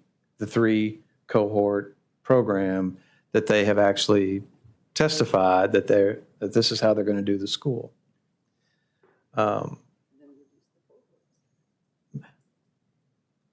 That would be the, I mean, I think that we're at an opportunity to talk to the witnesses here about y'all's suggestion that maybe cohorts be reduced. We do, I mean,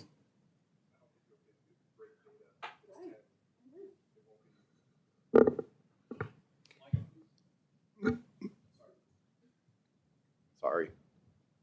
I just don't think we'll get good data. If we do it's 10, 10, students, 10. correct. Yeah. That's not going to be enough. Would we be able to offer up any type of interim reporting to the board that would demonstrate how the students are doing prior to the NCLEX, for example? So how are retention going, what the average scores are, what the average ATA benchmarks are? Average scores for your tests that you make or the ATI? I would use something you're familiar with, right, ATI, or you could, we'd show, They we'd show do it. transparency to whatever you want to see. They do ATI, yeah. Yeah. Perhaps answer some of those questions you had. Yeah, and we would be open to any type of interim. We wouldn't be going, recognize and appreciate all of the concerns and the questions, absolutely. I just would say we would not be proposing a program if we had any intention other than success. And our BSN program, I think, does show, I know it's significantly different than a VN program, but it shows the kind of success. We have a 96, 98 this year so far. We have a 100% first-time pass rate. We know we can prepare a quality nurse, understand the concerns, and would just offer up transparency to the board at any level of how those cohorts of students are doing so that we could make adjustments to how many are starting or whatever the board thought was appropriate.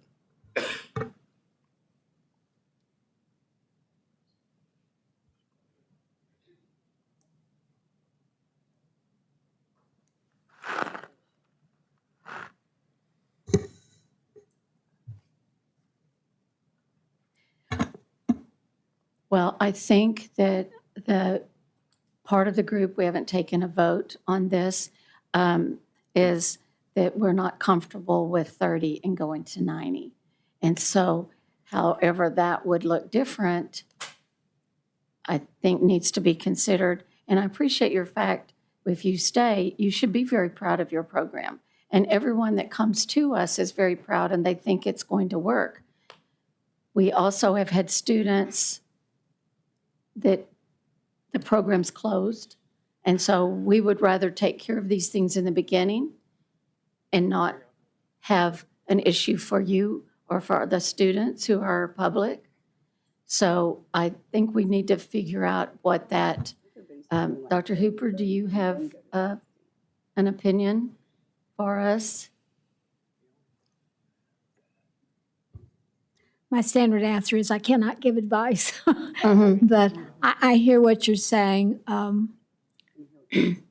We can put requirements, we can put monitoring on any program. And we've done that. When we feel uncomfortable, yes. And then they provide reports to us and we consider the reports.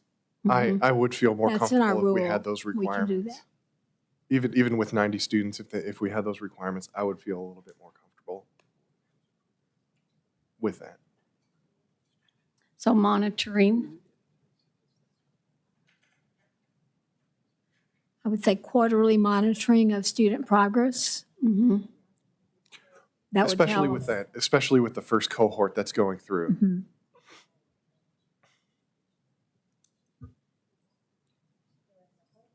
While monitoring will give us information for a future perspective look, if it turns out throughout this monitoring that things are not going successfully, we have not protected the student that has already invested time and money to be in these programs.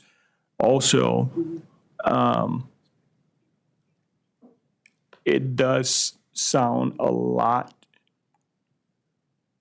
to me like we took the template of your bachelor's program and, kind of just dialed it down a couple notches. But there are just a tremendous amount of questions here that, to me, indicates that this has not been given detailed thought, because it's clear you all run a very competent, very professional program.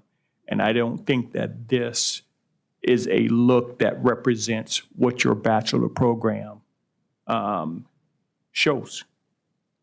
That, the program you're presenting to us today. So for me, I am not comfortable, with the presentation of how things are that has been given today.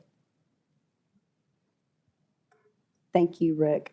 Question, and I'm sorry, but it's hard to be objective knowing the history of Hallmark, right? And that's the first thing when I saw the proposal, I'm like, well, they have a history, right? They have a history of a closure of a program. But I'm going to be objective. LVN's not my scope. So I'm like, Ken, it's on you. But I would like to know how many cohorts, just thinking back historically on the closure of the previous program, the ADN program, how many cohorts were you admitting a year at that point? It was just the same as our BSN program. It puts it in that one semester start. And in the ADM program, what I would offer up is that the thing we failed to do in our ADM program was teach our students how to be successful in the NCLEX. Outside of that, the community absolutely loved our graduates. We produced a phenomenal nurse, a phenomenal ADN. But through two different leaders, we failed to successfully address preparation to be successful on the NCLEX. So I have an objection to that just as a nurse, because we don't, and as an educator, we don't want to teach our nurses to be successful and teach to a test. We want them to be at the bedside and critically think and be able to problem solve. That's exactly what I'm saying, actually. Okay. Is that's what we did. And we did not account for the need for someone to even understand the variance or the philosophy behind being successful when they do go to take their NCLEX, because ultimately we're putting a big measurement on the NCLEX, but I think the broader measurement and the more important measurement is the quality of the nurse, the care they're giving at the bedside. And for that, we had 100% of the students that finished that program ended up being nurses in the community and welcomed and cherished into the healthcare community. Thank you. So my question's back to Dusty, I think. Because they have this 3 cohort entry issue, why couldn't we say, Well, I think the board will probably vote on whatever it's comfortable approving. I think I am sitting here sort of wondering the concept of sort of fairness to the applicant for the program. They have presented a program that they think is the one that works and can, I'm assuming, pay for itself and become a sustainable program. And what the board is suggesting is, well, this is not what we want to approve. This number, what we've, I glean it from the many meetings I've been in that, and the many programs we've talked about that have come before this agency that where with approval is withdrawn, is that the growth was too rapid, too quickly. And that's that along with, hey, some aspects of this proposal seem a little, if we reduce the cohort to 15, that would be 45 over the course of a period of a year. So if we halved it, 15, 15, 15, staying with their proposed or entry at least they'd points. have a number, at least they know the number that y'all are suggesting be approved so that they could work their program from there. That'd be half of the 90, so. Okay, so that. Madam President, may I make a comment about some rules related to enrollment? I just want to make this comment that we do have a rule that says when a program wants to increase their enrollment by 25% or greater, that they have to get board staff approval. So, those plans come to each education consultant. So I'm thinking back on some other programs that were approved for 30 for their initial cohort. And then in order to increase that, they had to then present an enrollment plan, how that would look. And I think it says you have to include, the faculty. Is that going to change things for the faculty? Were they part of the decision-making and so forth? And they have to present that plan to their education consultant. I just wanted to say that about the rule. Might be something to think about.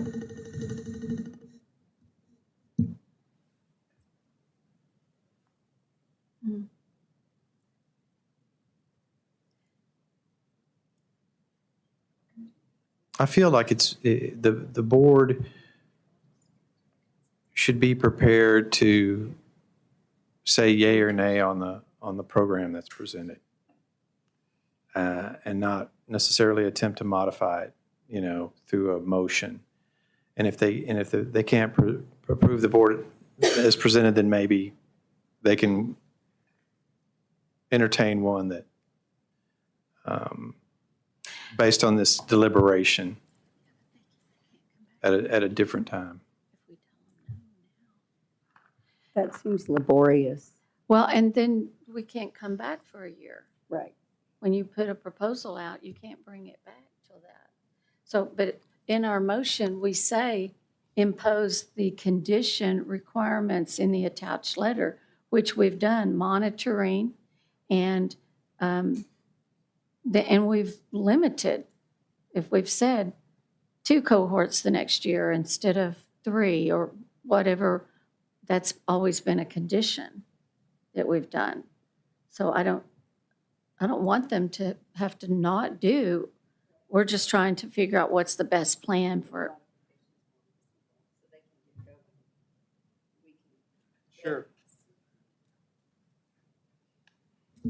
Could Hold on. I just wanted to make a comment if I could, and I know you're looking at reducing enrollment, and 30s for the first year, the first 12 months.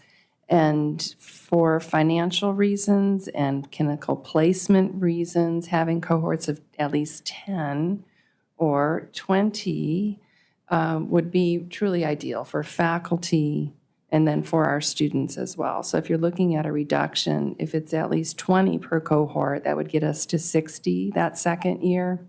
If that's going to be a modification, and that would be just double the enrollment. Because I heard the word 15 come out, and I, right away, thinking about those clinical placements and getting 2 faculty for 15 versus 2 for the 20. And then do 2. That gives us, going to be spread out enough. What if we're doing, I do feel that you could get good data with 20. I do feel you could get good data, and if they are providing data on that first cohort, it would help. You may actually, if you have good data on the first cohort, you may be able to go up to 30 on the next cohort. I feel that would be reasonable. We would be happy to stipulate to those conditions. okay. Okay, 20, cohort of 20. Yeah. So the first cohort would be 20. Okay, so you're saying the first cohort is 30, and then after that, they'd be 20? Or do you want 30, the first one, and 2? 20, the first one 20, and then after that, I think what they were stipulating, I know what y'all are saying, what they're stipulating is a 30 cohort for the first year, and then begin 20, 20, and 20, doubling the enrollment the second year, but over a year. I mean, really that last 20 is later into the second year. It's not like you went 30 and then you went 60. But let's define a year, because they're starting at mid-year and later years. So it's at the end of a year, then April, then August. So define a year. You follow me? So Oh, I got you. So when would the second, the second, third, and fourth cohort would not begin until after a completed year? no. No. so nor- their year being December, April, August. Yeah. Is that what you're No, saying? they would start a group before a group is finished. Yes, that's what our application is, and what I was actually, what I thought I was suggesting, and what I'll specify Okay. as what I was stipulating is, if the risk is with the first cohort, or the first couple of cohorts, let's start with a lower number in those initial starts. Let's report at whatever frequency the board is comfortable with. Okay. And then if the first 2 cohorts of 20, for instance, aren't progressing the way the board is happy with, then we aren't allowed to start our third cohort until we get everything in order. But If we had 20, 20, and everything's going okay, that third start of 30, it would be better for the university to start with the smaller number and increase to the 30 than vice versa. So what I would propose for the board to consider would be 20, 20, and 30. The 30 being contingent upon the data we're providing you under monitoring. Yes, ma'am. Yes, ma'am. Yes, ma'am. Or between December and April, and between April, at whatever frequency the board would like to see it. Well, you're not getting much. That's 8 months. So nobody's finished.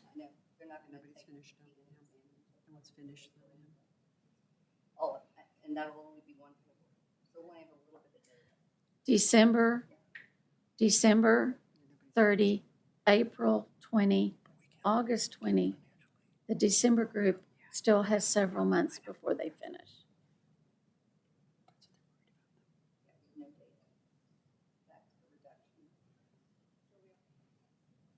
Mhm. No, right.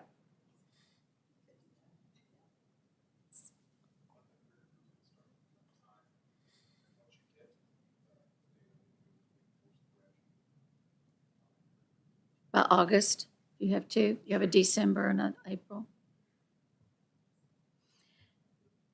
So we can have it that we have 20 students in 23 to 24 with a continuing admission of 20 students.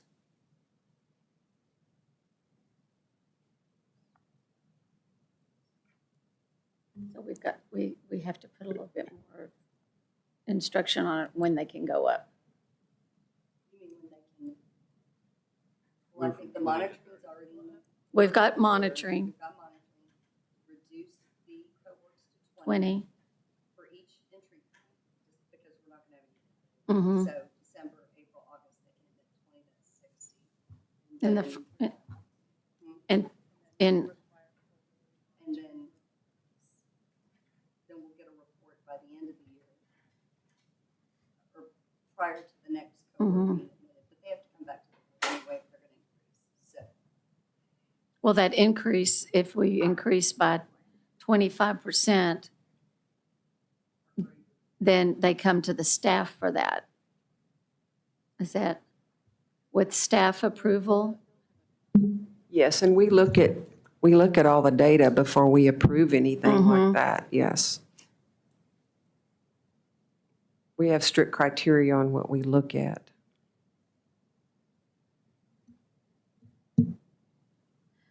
Okay.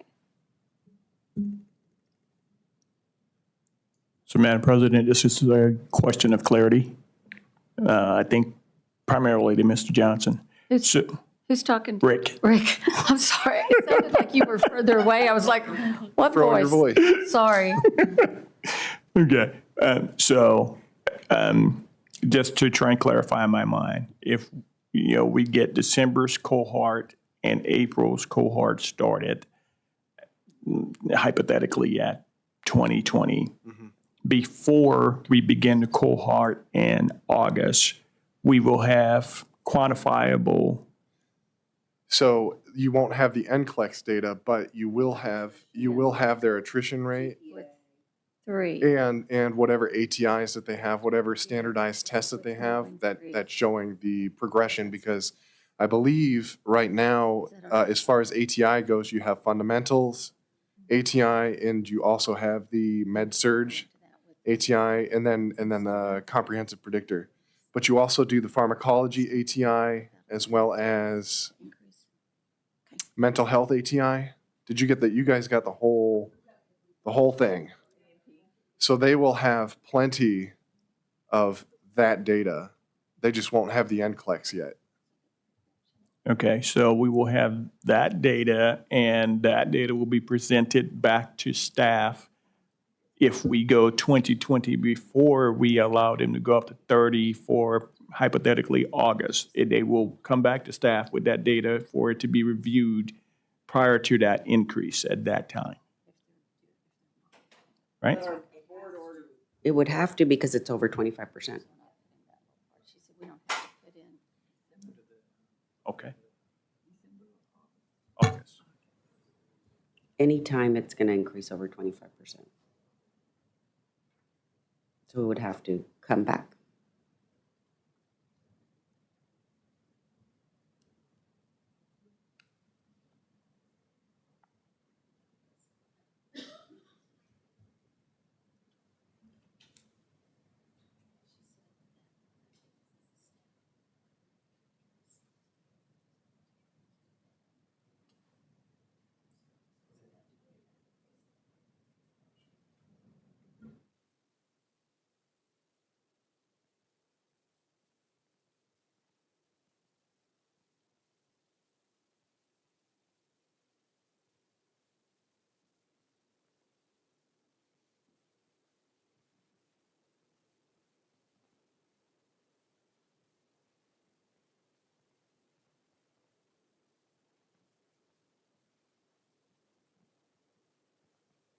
We have a motion. I'm going to make it. Yes.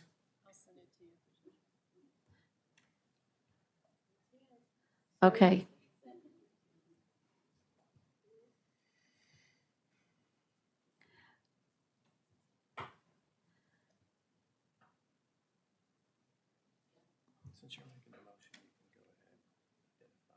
Okay, so we're going to move to grant initial approval to Hallmark University to establish a new vocational nursing education program in San Antonio, Texas, and impose the conditions.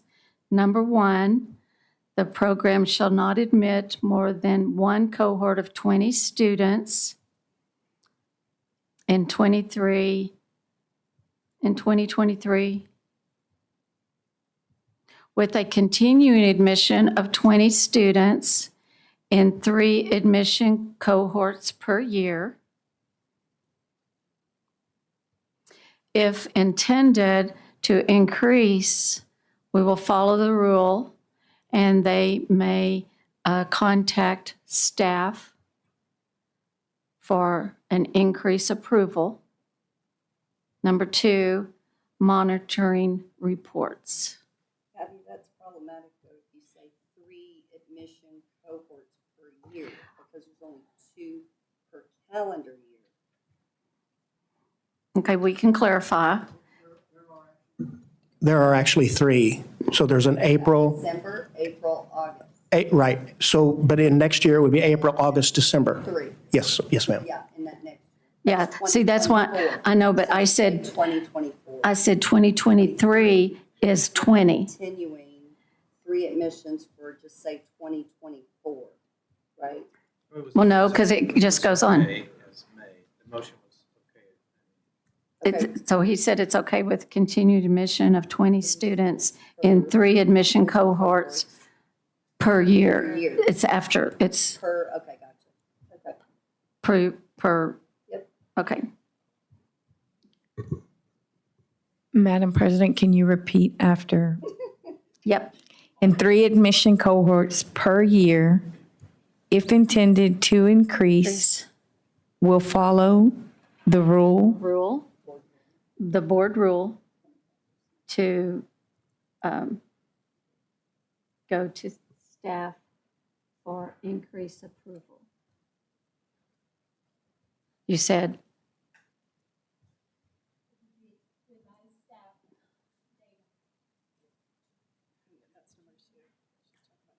Well, whenever they come to you for approval, they generally have to demonstrate their eligibility for Mhm. for the.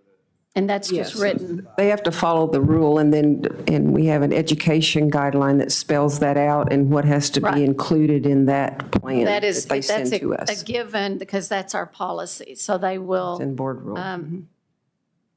Will it be If they intend to increase, they will contact, It'll be Dr. Ayers. okay, increase, what, okay, well, if intend to increase enrollment. Well, I just said we'll contact board staff. We'll contact board staff.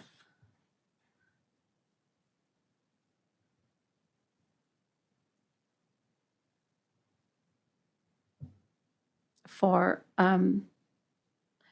board staff to follow the rule for increase. Yes, an increase in enrollment. Yeah. The rules, If intending to increase enrollment, Hallmark University will contact board staff to follow the rule for increase. for an increase in enrollment, yes. Yeah, I've And already we'll said take it increase from there. enrollment. Mhm. May I ask a question? So if they admit in December, when were the first class tests? If they admit their first cohort of, say, for 20 students in December, when will their first cohort test? As early as late December the following year, early Okay. January, yep. Okay.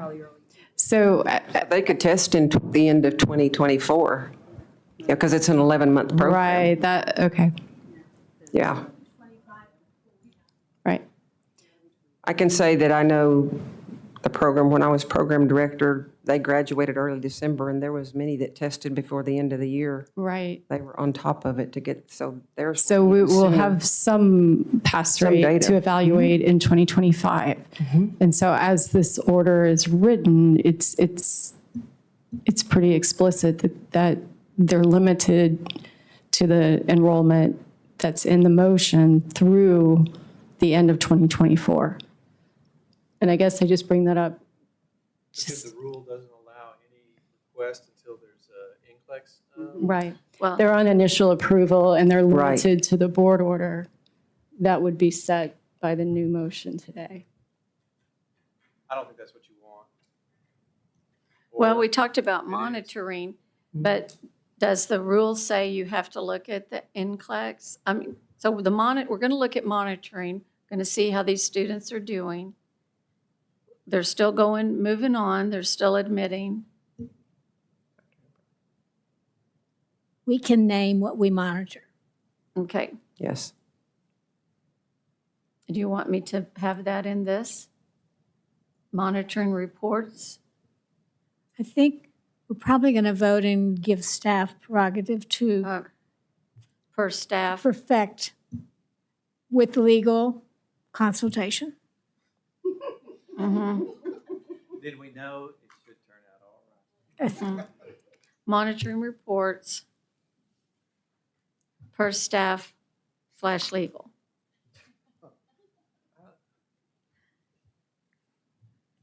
You're my guy. This is vaguely familiar. We've done this before. We have. Okay, I think we should, should I say it again? I think we should say it again, yes. Mhm. Not me. I'll try to write it down. I think we should ask, would you agree that this motion sort of satisfies the stipulations that you were mentioning earlier? Yes, sir. The 20, and then going forward, 20, 20, and then somewhere in there, if you want to, you come to the board, staff, with your information. Yes, sir. And it would, and requests, if you want, to increase enrollment, but it would never, I'm assuming, exceed 30. It wouldn't be in our intention to exceed 30, correct? Yep. We can put It- to increase to 30. Well, you got them at 20. Leave it. And then that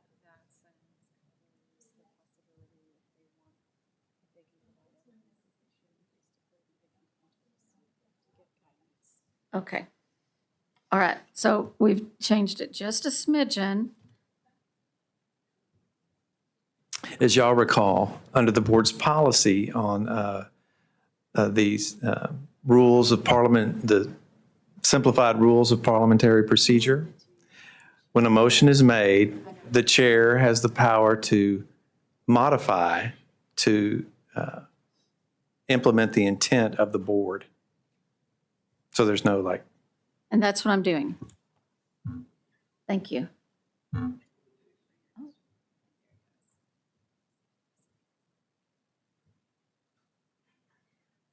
Okay, so it is going to say, move to grant initial approval to Hallmark University to establish a new vocational nursing education program in San Antonio, Texas, with the following requirements. The program shall not admit more than one cohort of 20 students. can you hear that?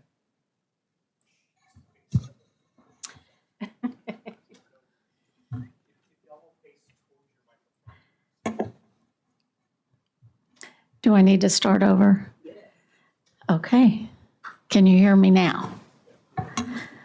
Move to grant initial approval to Hallmark University to establish a new vocational nursing education program in San Antonio, Texas, with the following requirements.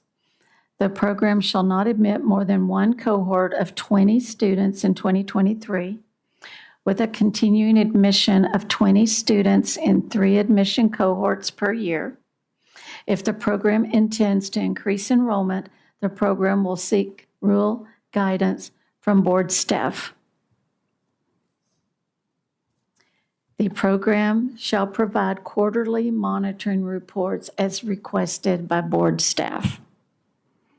And then clarifying, they can tell you what they want from you, and we can see how it progresses. Thank you for your patience with us on this. We appreciate that. We want you to do well. So I have a motion.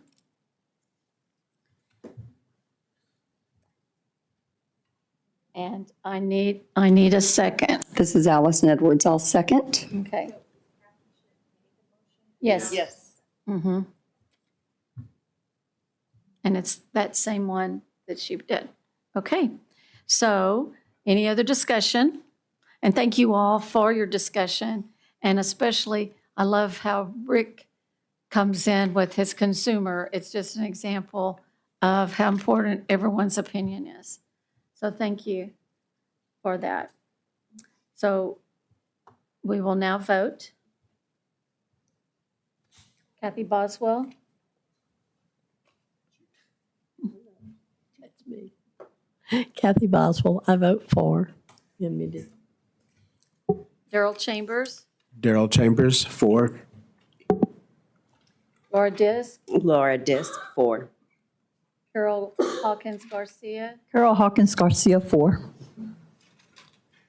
Maisie Jamison? Maisie Jamison, 4. Ken Johnson? Ken Johnson, 4. Kathy Lederhorn? Kathy Lederhorn, 4. Allison Porter Edwards? Allison Porter Edwards, 4. Melissa Scott? Melissa Scott, 4. Kathy Ship? Myself, 4. And Rick Williams? Rick Williams, 4. Okay, so motion passes. So thank you very much for being here today, and thank you for your program proposal. And we look forward to you being successful and moving forward. Thank you. Thank you. Madam President, may I zip out for just a minute? That's okay. Okay, we're going to take a 5-minute break, like quick.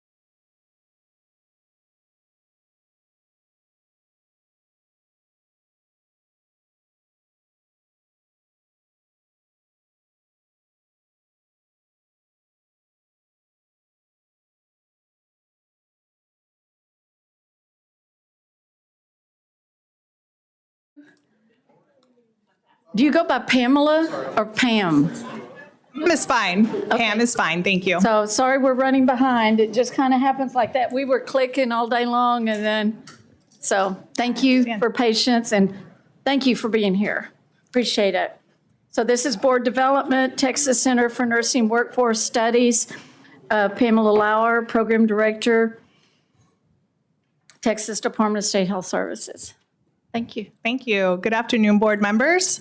I'm Pam Lauer with the Texas Center for Nursing Workforce Studies, and Dr. Benton let me know that I am the last item on the agenda, so I'm going to speak slowly and in very detailed fashion about everything we do every day. Love it. I'm kidding, of course. Would we go to the next slide, please? So today I'm just going to share a little bit about what we do at the Texas Center for Nursing Workforce Studies. There are some slides that'll be up there, but I'm going to share all the information. There's not too much to see on there. At the center, our mission is to develop and maintain a statewide system that serves stakeholders by describing and forecasting the supply and demand of the changing nursing workforce in Texas. Next slide. And our vision is quality healthcare for all Texans through an optimal nursing workforce based on reliable, valid, and useful data. And so I'm going to share with you the ways that we do that at the Workforce Center, which is primarily through data collection and reporting. But those things are very exciting to me. So I'm very, very honored that you've let me come share about those things today. Next slide, please. The establishment of the Nursing Workforce Center. So we were established in 2003 during the 78th Texas Legislature. That means we're 20 years old now. So in September, we turned 20. And we were established to collect, analyze, and disseminate nursing data. We are charged in statute with looking at demographics of nurses, their areas of practice, supply, demand, and the migration of nurses into and out of or across the state. We are charged with identifying trends relating to the numbers and geographical distribution, the practice setting of nurses, and areas of practice. This picture shows an org chart of where we exist. So in statute, we are under the Statewide Health Coordinating Council, and administratively, we are in DSHS. So we are in the Center for Health Statistics, which is in the office of the Chief State Epidemiologist, and we are one of 4 teams in the Health Providers Resources Unit. We work very closely with the Health Professions Resource Center, which is another program that in statute is under the Statewide Health Coordinating Council and is also charged with collecting and reporting on health professions data. But the Nursing Workforce Center focuses specifically on nurses. We look at supply data, we look at demand data, we look at education data. There's a lot of data on nurses. Next slide, please. So the TCNWS is funded through nurse licensure fees that are collected by the Board of Nursing and provided to DSHS for the operation of our program. We get $411,550 annually, and we spend this money on staff salaries, the software that we use, training and professional development for our staff, membership to the National Forum of State Nursing Workforce Centers. We use it to fund all of our projects, so that includes printing of surveys, mailings of surveys, marketing for our surveys, everything that we need to do to get people to provide us data. We also use those funds to sponsor conference exhibits, attend conferences to share our data, and of course for the travel to those conferences. I'll also say the TCNWS is comprised of 3.5 FTEs right now. Okay, another thing that you might want to know about the TCNWS is that we have a nursing advisory committee. It is a 21-member advisory committee. It is an advisory committee to the Statewide Health Coordinating Council. And this advisory committee provides subject matter expertise to our program and all of the projects that we do. They are charged with reviewing and providing feedback on all of the data before we publish it and all of our reports before we publish them. So nurses are fully providing that feedback and subject matter expertise, and then they also use task forces for specific projects. The other very important thing that the Nursing Advisory Committee does is develop the policy recommendations. So for every project that we have and the data that we collect for those projects, the Nursing Advisory Committee and its task forces review the results and develop policy recommendations that are tied to the data. The advisory committee is comprised of 21 members, like I said. 4 of them are employers of nurses, 4 are educators of nurses. There are 4 nurses that represent organizations that represent nurses.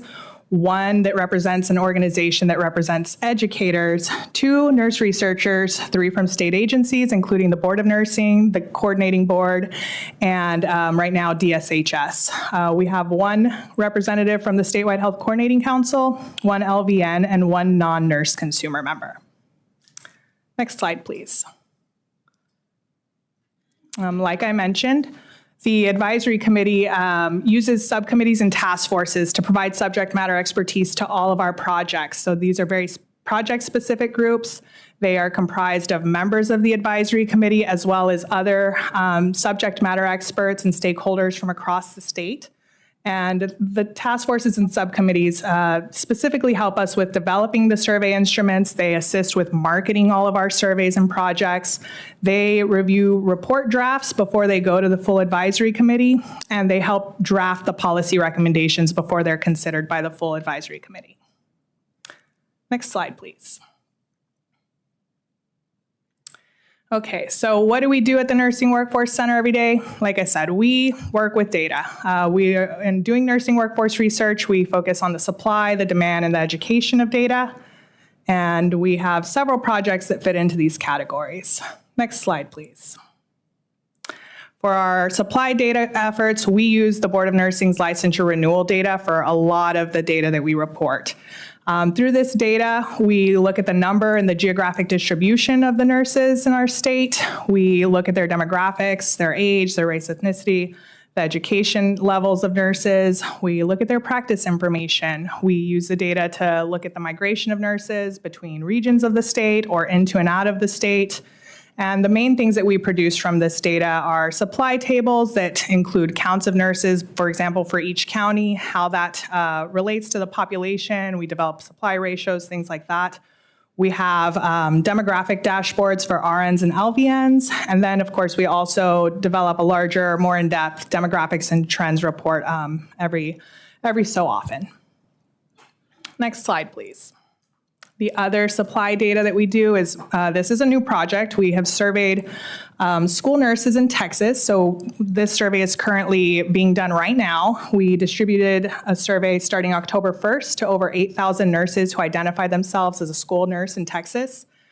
So far, we have more than 1,500 responses, which is really phenomenal. If you know about sending out surveys to people in the mail, you don't get many responses. The school nurses, they wanted to respond, and that's really, really awesome for us. We anticipate publishing this data in March, and the types of questions that we included in this survey include demographics about these nurses, the students they're serving, how many of them, what types of trainings and certifications they have. We asked them about their role on campus. What are they doing? How are they advising? Who are they reporting to? We also asked them about the time spent on different activities that a school nurse might do. So this is the first of its kind that we're doing. We have worked very closely with a task force that includes members from the Texas School Nurse Organization, as well as DSHS's school nurse. We have a representative from the Board of Nursing, and we're really excited to report on this data and to hopefully provide very useful information for people that want to make policy recommendations for school nurses. Next slide, please. For our demand data efforts, our primary method for collecting demand data are these biannual nurse employer surveys that we conduct. And every other year, we survey hospitals, nursing facilities, home health and hospice agencies, and governmental public health agencies. And these surveys are voluntary, so response rates vary, and we spend quite a lot of time trying to encourage people to respond. In these surveys, we ask about their staffing numbers, the additional number of staff they anticipate needing in the next year, their difficulty in hiring nurses, whether that's by specialty or by experience, things like that. We have a section on transition to practice. And then we have other sections and questions that we include that vary from survey to survey iteration. So we plan on doing these surveys. We're gearing up to do them again in the spring. And these surveys, we have data as far back as 2006 from hospitals. So there's quite a lot of data. And like I said, the surveys are voluntary. They don't have to respond, but our response rates are not very bad. From hospitals, we have over a 50% response rate each time that we've conducted this survey, which is really, really something I'm very proud of because these surveys are long and they're onerous. And so imagine sending a survey to a chief nursing officer and asking them to spend 2 or 3 hours trying to collect the data to fill out the survey. So we spend a lot of time, like I said, going to exhibits and conferences trying to encourage people to complete the surveys. We also call every single facility and encourage them to complete the survey. We send them faxes, we send them things in the mail, we send them lots of emails, and we ask all of our stakeholders to help disseminate information about these projects as well. The primary thing that we produce from this are topical fact sheets, and I included an example of our hospital nurse staffing highlights and recommendations report. The other topics that we make fact sheets on, we have one on the vacancy and turnover rates, staffing, facility characteristics. We have one on transition to practice. Basically, there's a topical fact sheet for each section of the survey. And those all exist for each of the 4 types. So we have fact sheets for hospitals, separate one for nursing facilities, a separate one for home health agencies, and so on. Okay, next slide, please. Our education data efforts. This is a collaborative project that we do with the Board of Nursing. We work with the Board of Nursing every year to conduct the annual survey and the biannual compliance audit of all vocational and professional nursing education programs in the state. We also survey the graduate nursing education programs in the state. We ask several questions. You're probably already familiar with the NEPIS and the types of questions that are in there, but we ask about program tracks, we ask about their curriculum, we ask about their clinical hours, we ask them for their admission, enrollment, and graduation numbers. We ask about student demographics, faculty numbers, and faculty demographics. And it's a pretty comprehensive survey with a lot of data. And of course, these programs are required to respond. So we have a lot of really, really good data on this. With this data, we also produce topical fact sheets. There's one on admissions, enrollment, and graduation, one on student demographics, one on faculty, and one on program characteristics. And we have also put this data into VN and RN education data dashboards and are working on the development of our graduation, our graduate level nursing education dashboard. Next slide. Another project that we work on regularly are supply and demand projections for nurses. We work with a contractor on this project. This is the same projection model that's used by HRSA. The demand projections in this model are based on utilization of healthcare by the population in our state. The supply projections use state-level data input, so that's the licensure data that we get from the Board of Nursing. And that helps us have very state-specific projections, whereas HRSA might report Texas-level projections, but they're using different data sources. They're not using our state-level licensure data, although going forward, we will be providing them our projections so that when they report, they are also reporting the same thing that we have. We did projections early on. I think when the Nursing Workforce Center first started, maybe around 2006, they had done projections, and then we updated them again in 2015, 2020, and we're working on them right now. So we expect to have new projections in the spring, and then we'll anticipate doing that every 3 or 4 years or so. Next slide, please. Besides the surveys that we already do, we also have some efforts that are focused on workplace violence against nurses. The first one is a survey of individual nurses. We were statutorily required to conduct a survey of individual nurses in 2016, and we are replicating that survey in 2024. The survey goes out to a sample of nurses in Texas, so we sent the survey out to about 7,000 nurses, and we got responses from about, I want to say 1,200 or 1,300 when we conducted this survey in 2016. We collect information on demographics. We ask them about their experience with violence over the course of their career. We ask them over their experience over the last 12 months, and we also ask them about their most recent violent event. Yes. So it will be sent out, it goes out by mail because it's a sample survey. We don't have email addresses, so we get a sample of nurses from the licensure data, we send it to their mailing address, their home address, and we will send them one survey packet, we will send them a second survey packet, we will send them a postcard reminding them to do it with a QR code. We will also be at several conferences during that time, encouraging anyone who receives the survey to complete it. And we expect also that several of our partners and stakeholders will be putting the word out about this survey when the time comes and letting nurses know that if they receive the survey, they should respond with their information. Yes, so it's something we consider a lot is whether we should do a sample, and that means only the people who receive it should respond, or whether we should put the survey out to anyone to respond. But that will create a big bias of people that have more experience with violence are going to be more likely to respond. So this time around, we're going to continue with the sample approach. But we will spend not a lot of time, but we will be at conferences, like I said, trying to get the word out about it before, during, and after. And we'll also be putting, social media things out, as well as marketing ads in magazines, newsletters, things like that. Okay, so we also asked them about the workplace violence prevention at their current place of employment. So this time around, we're going to ask them questions about the types of trainings or the prevention strategies that are in place at their current place of employment. And we're excited to ask that information because we've been asking employers about the strategies that they have in place and what they find most effective. And what we want to know is whether nurses find the same strategies effective as what the employers report. So the other survey that we do is the survey of employers. We're going to do that for the 5th time in the spring, and it goes out with our nurse staffing surveys now. We ask all of the employers that we survey about the programs and policies they have in place that are aimed at reducing violence against nurses in their facility. We ask them about their reporting, tracking, and evaluation requirements in their organizations. We ask them what types of training they require of staff. And then we also ask them about the prevention strategies that they're using. That one goes out with the staffing survey. So that one goes out electronically. It goes out by mail. We call them, we fax them, and that is the one that is a voluntary response. So this is now a section in our nurse staffing surveys.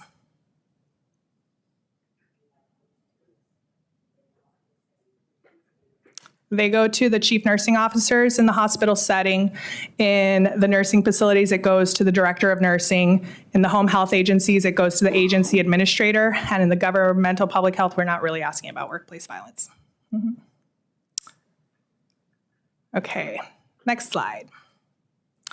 The other thing that our program works on is the Workplace Violence Prevention Grant. And this was statutorily added to us through House Bill 280 in the 85th Texas legislature. That was in 2017. We get $667,000 per biennium from the Board of Nursing to implement this project. And it is focused on identifying innovative approaches for reducing violence against nurses, specifically in hospitals, freestanding emergency medical care facilities, nursing facilities, and home health agencies. There have been 3 grant cycles so far. We've made 17 awards through those 3 grant cycles, and we are currently working on our 4th iteration. We expect for the request for applications to go out pretty soon, like in the next few months. And the things or the types of things that our grantees have spent their funds on have been staff training primarily, developing educational events for their nurses, developing simulation training in their facilities, virtual and augmented reality trainings, things like replacing their badges to only have first names, things like that, personal alarms, zero tolerance signage, and campaigns that also refer to zero tolerance in their facilities. Okay, next slide.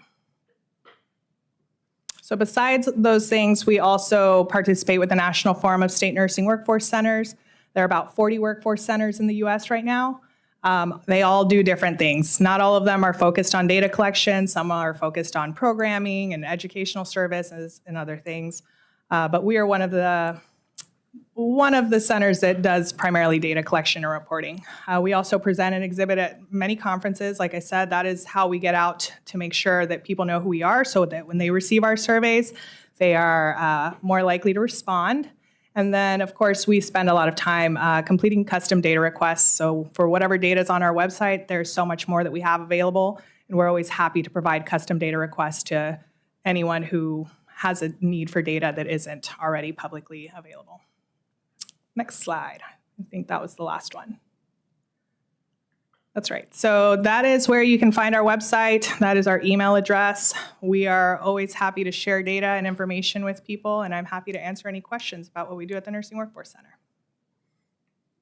Thank you, Pam. My name's Allison. Nice to meet you. Are y'all doing QR-enabled surveys? Yes, so Like when you're at these all of our flyers and postcards and everything that we send out has a QR code, so you can just scan it and do it on your phone. Perfect. When we put our surveys online, most of the ones that we develop are also mobile friendly, so we do develop them to be mobile friendly so that somebody can fill them out on their phone. Awesome. So you mentioned the custom data. That's intriguing. Who would someone reach out to at the commission to get custom data? Yeah, just our email address. Just email? You email us and you say whatever data you want. We'll let you know how we can provide it. Usually the types of requests that we get are like, I want whatever demographics you have online, but I want it for this specific geographic region or whatever. So we'll put those together. Most of the data that we have is available at a pretty detailed level. The data that we collect from our employers of nurses, that is probably our most restricted data because we won't release anything that identifies a respondent. Sure. So if someone's asking for data at a sub-regional level, we will only provide it to the extent that it doesn't identify who may or may not have responded to the survey. Got it. One more question. The Nursing Advisory Committee to the Statewide Health Coordinating Council, you mentioned policy recommendations. Let's say you have a policy idea. How do you access this advisory committee? Well, we have meetings 3 times a year. You could also email us at that email address and we will share that information with the advisory committee members. All of their meetings are open to the public. We are always welcome participants at our meetings. We welcome participation in our task forces. We're always looking for subject matter experts to help with those projects. Where are they publicized, the 3-time-a-year meetings? They will be on our website. We don't usually have all the dates too far in advance. So our next meeting is February 29th, Wednesday, February 29th, 2024. And the other meeting that we already have scheduled for 2024 is October 2024. I don't remember the exact date. Okay, thank you. Yeah. Okay, that's all I have. Thank you so much. Thank you, Pam. I just want to, to board members, just to express how fortunate we are to have this robust workforce center, and how much we appreciate the work you do, Pam.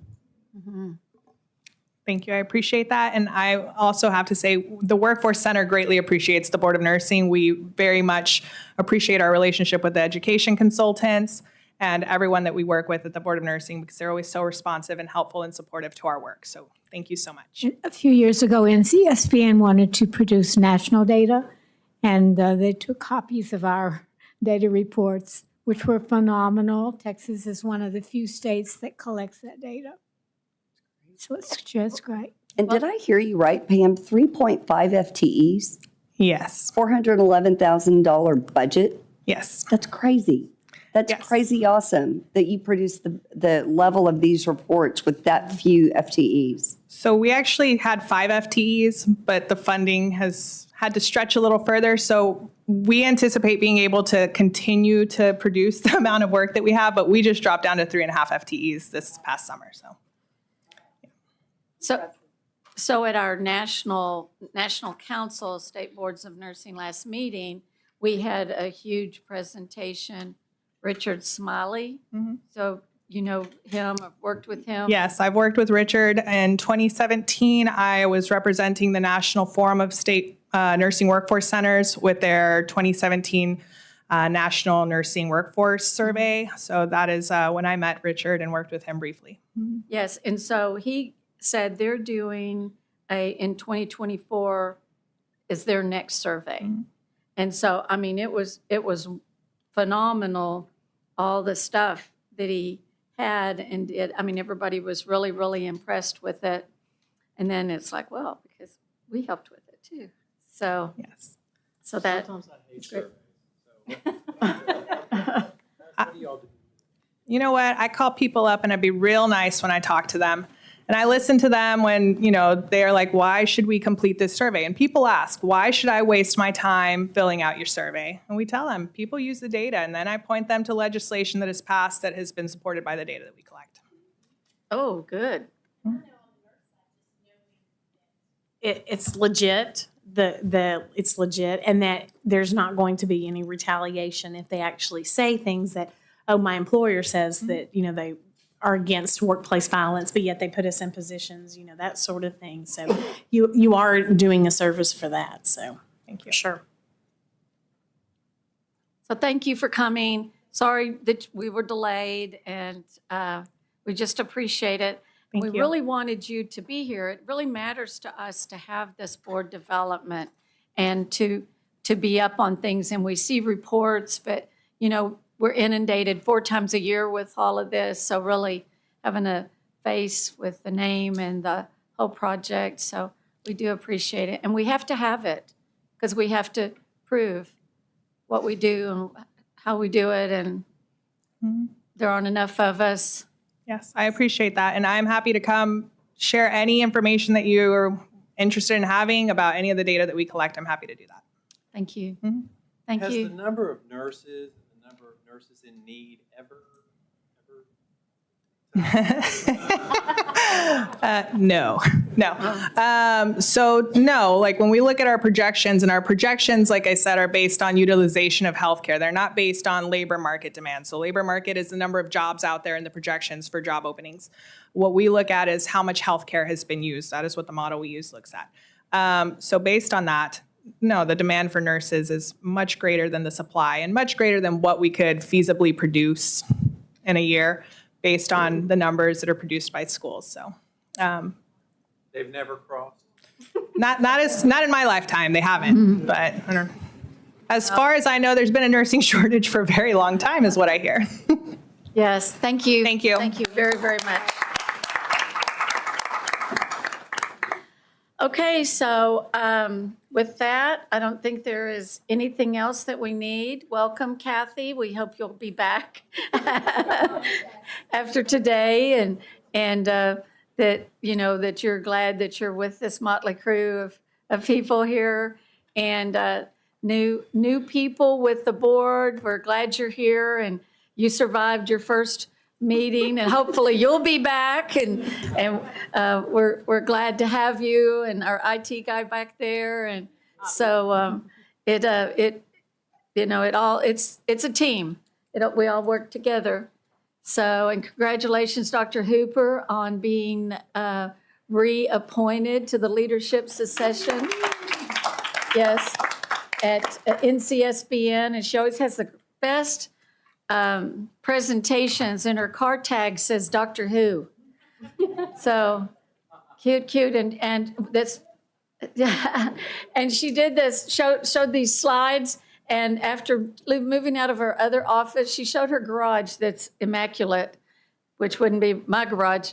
And she had all of her diplomas and degrees lined up on the floor of that. And so it was great. She always adds just delightfulness to it. So thank you, and congratulations again, Allison, for your award, and our fearless leader today. I think she's done a great job. She's been initiated.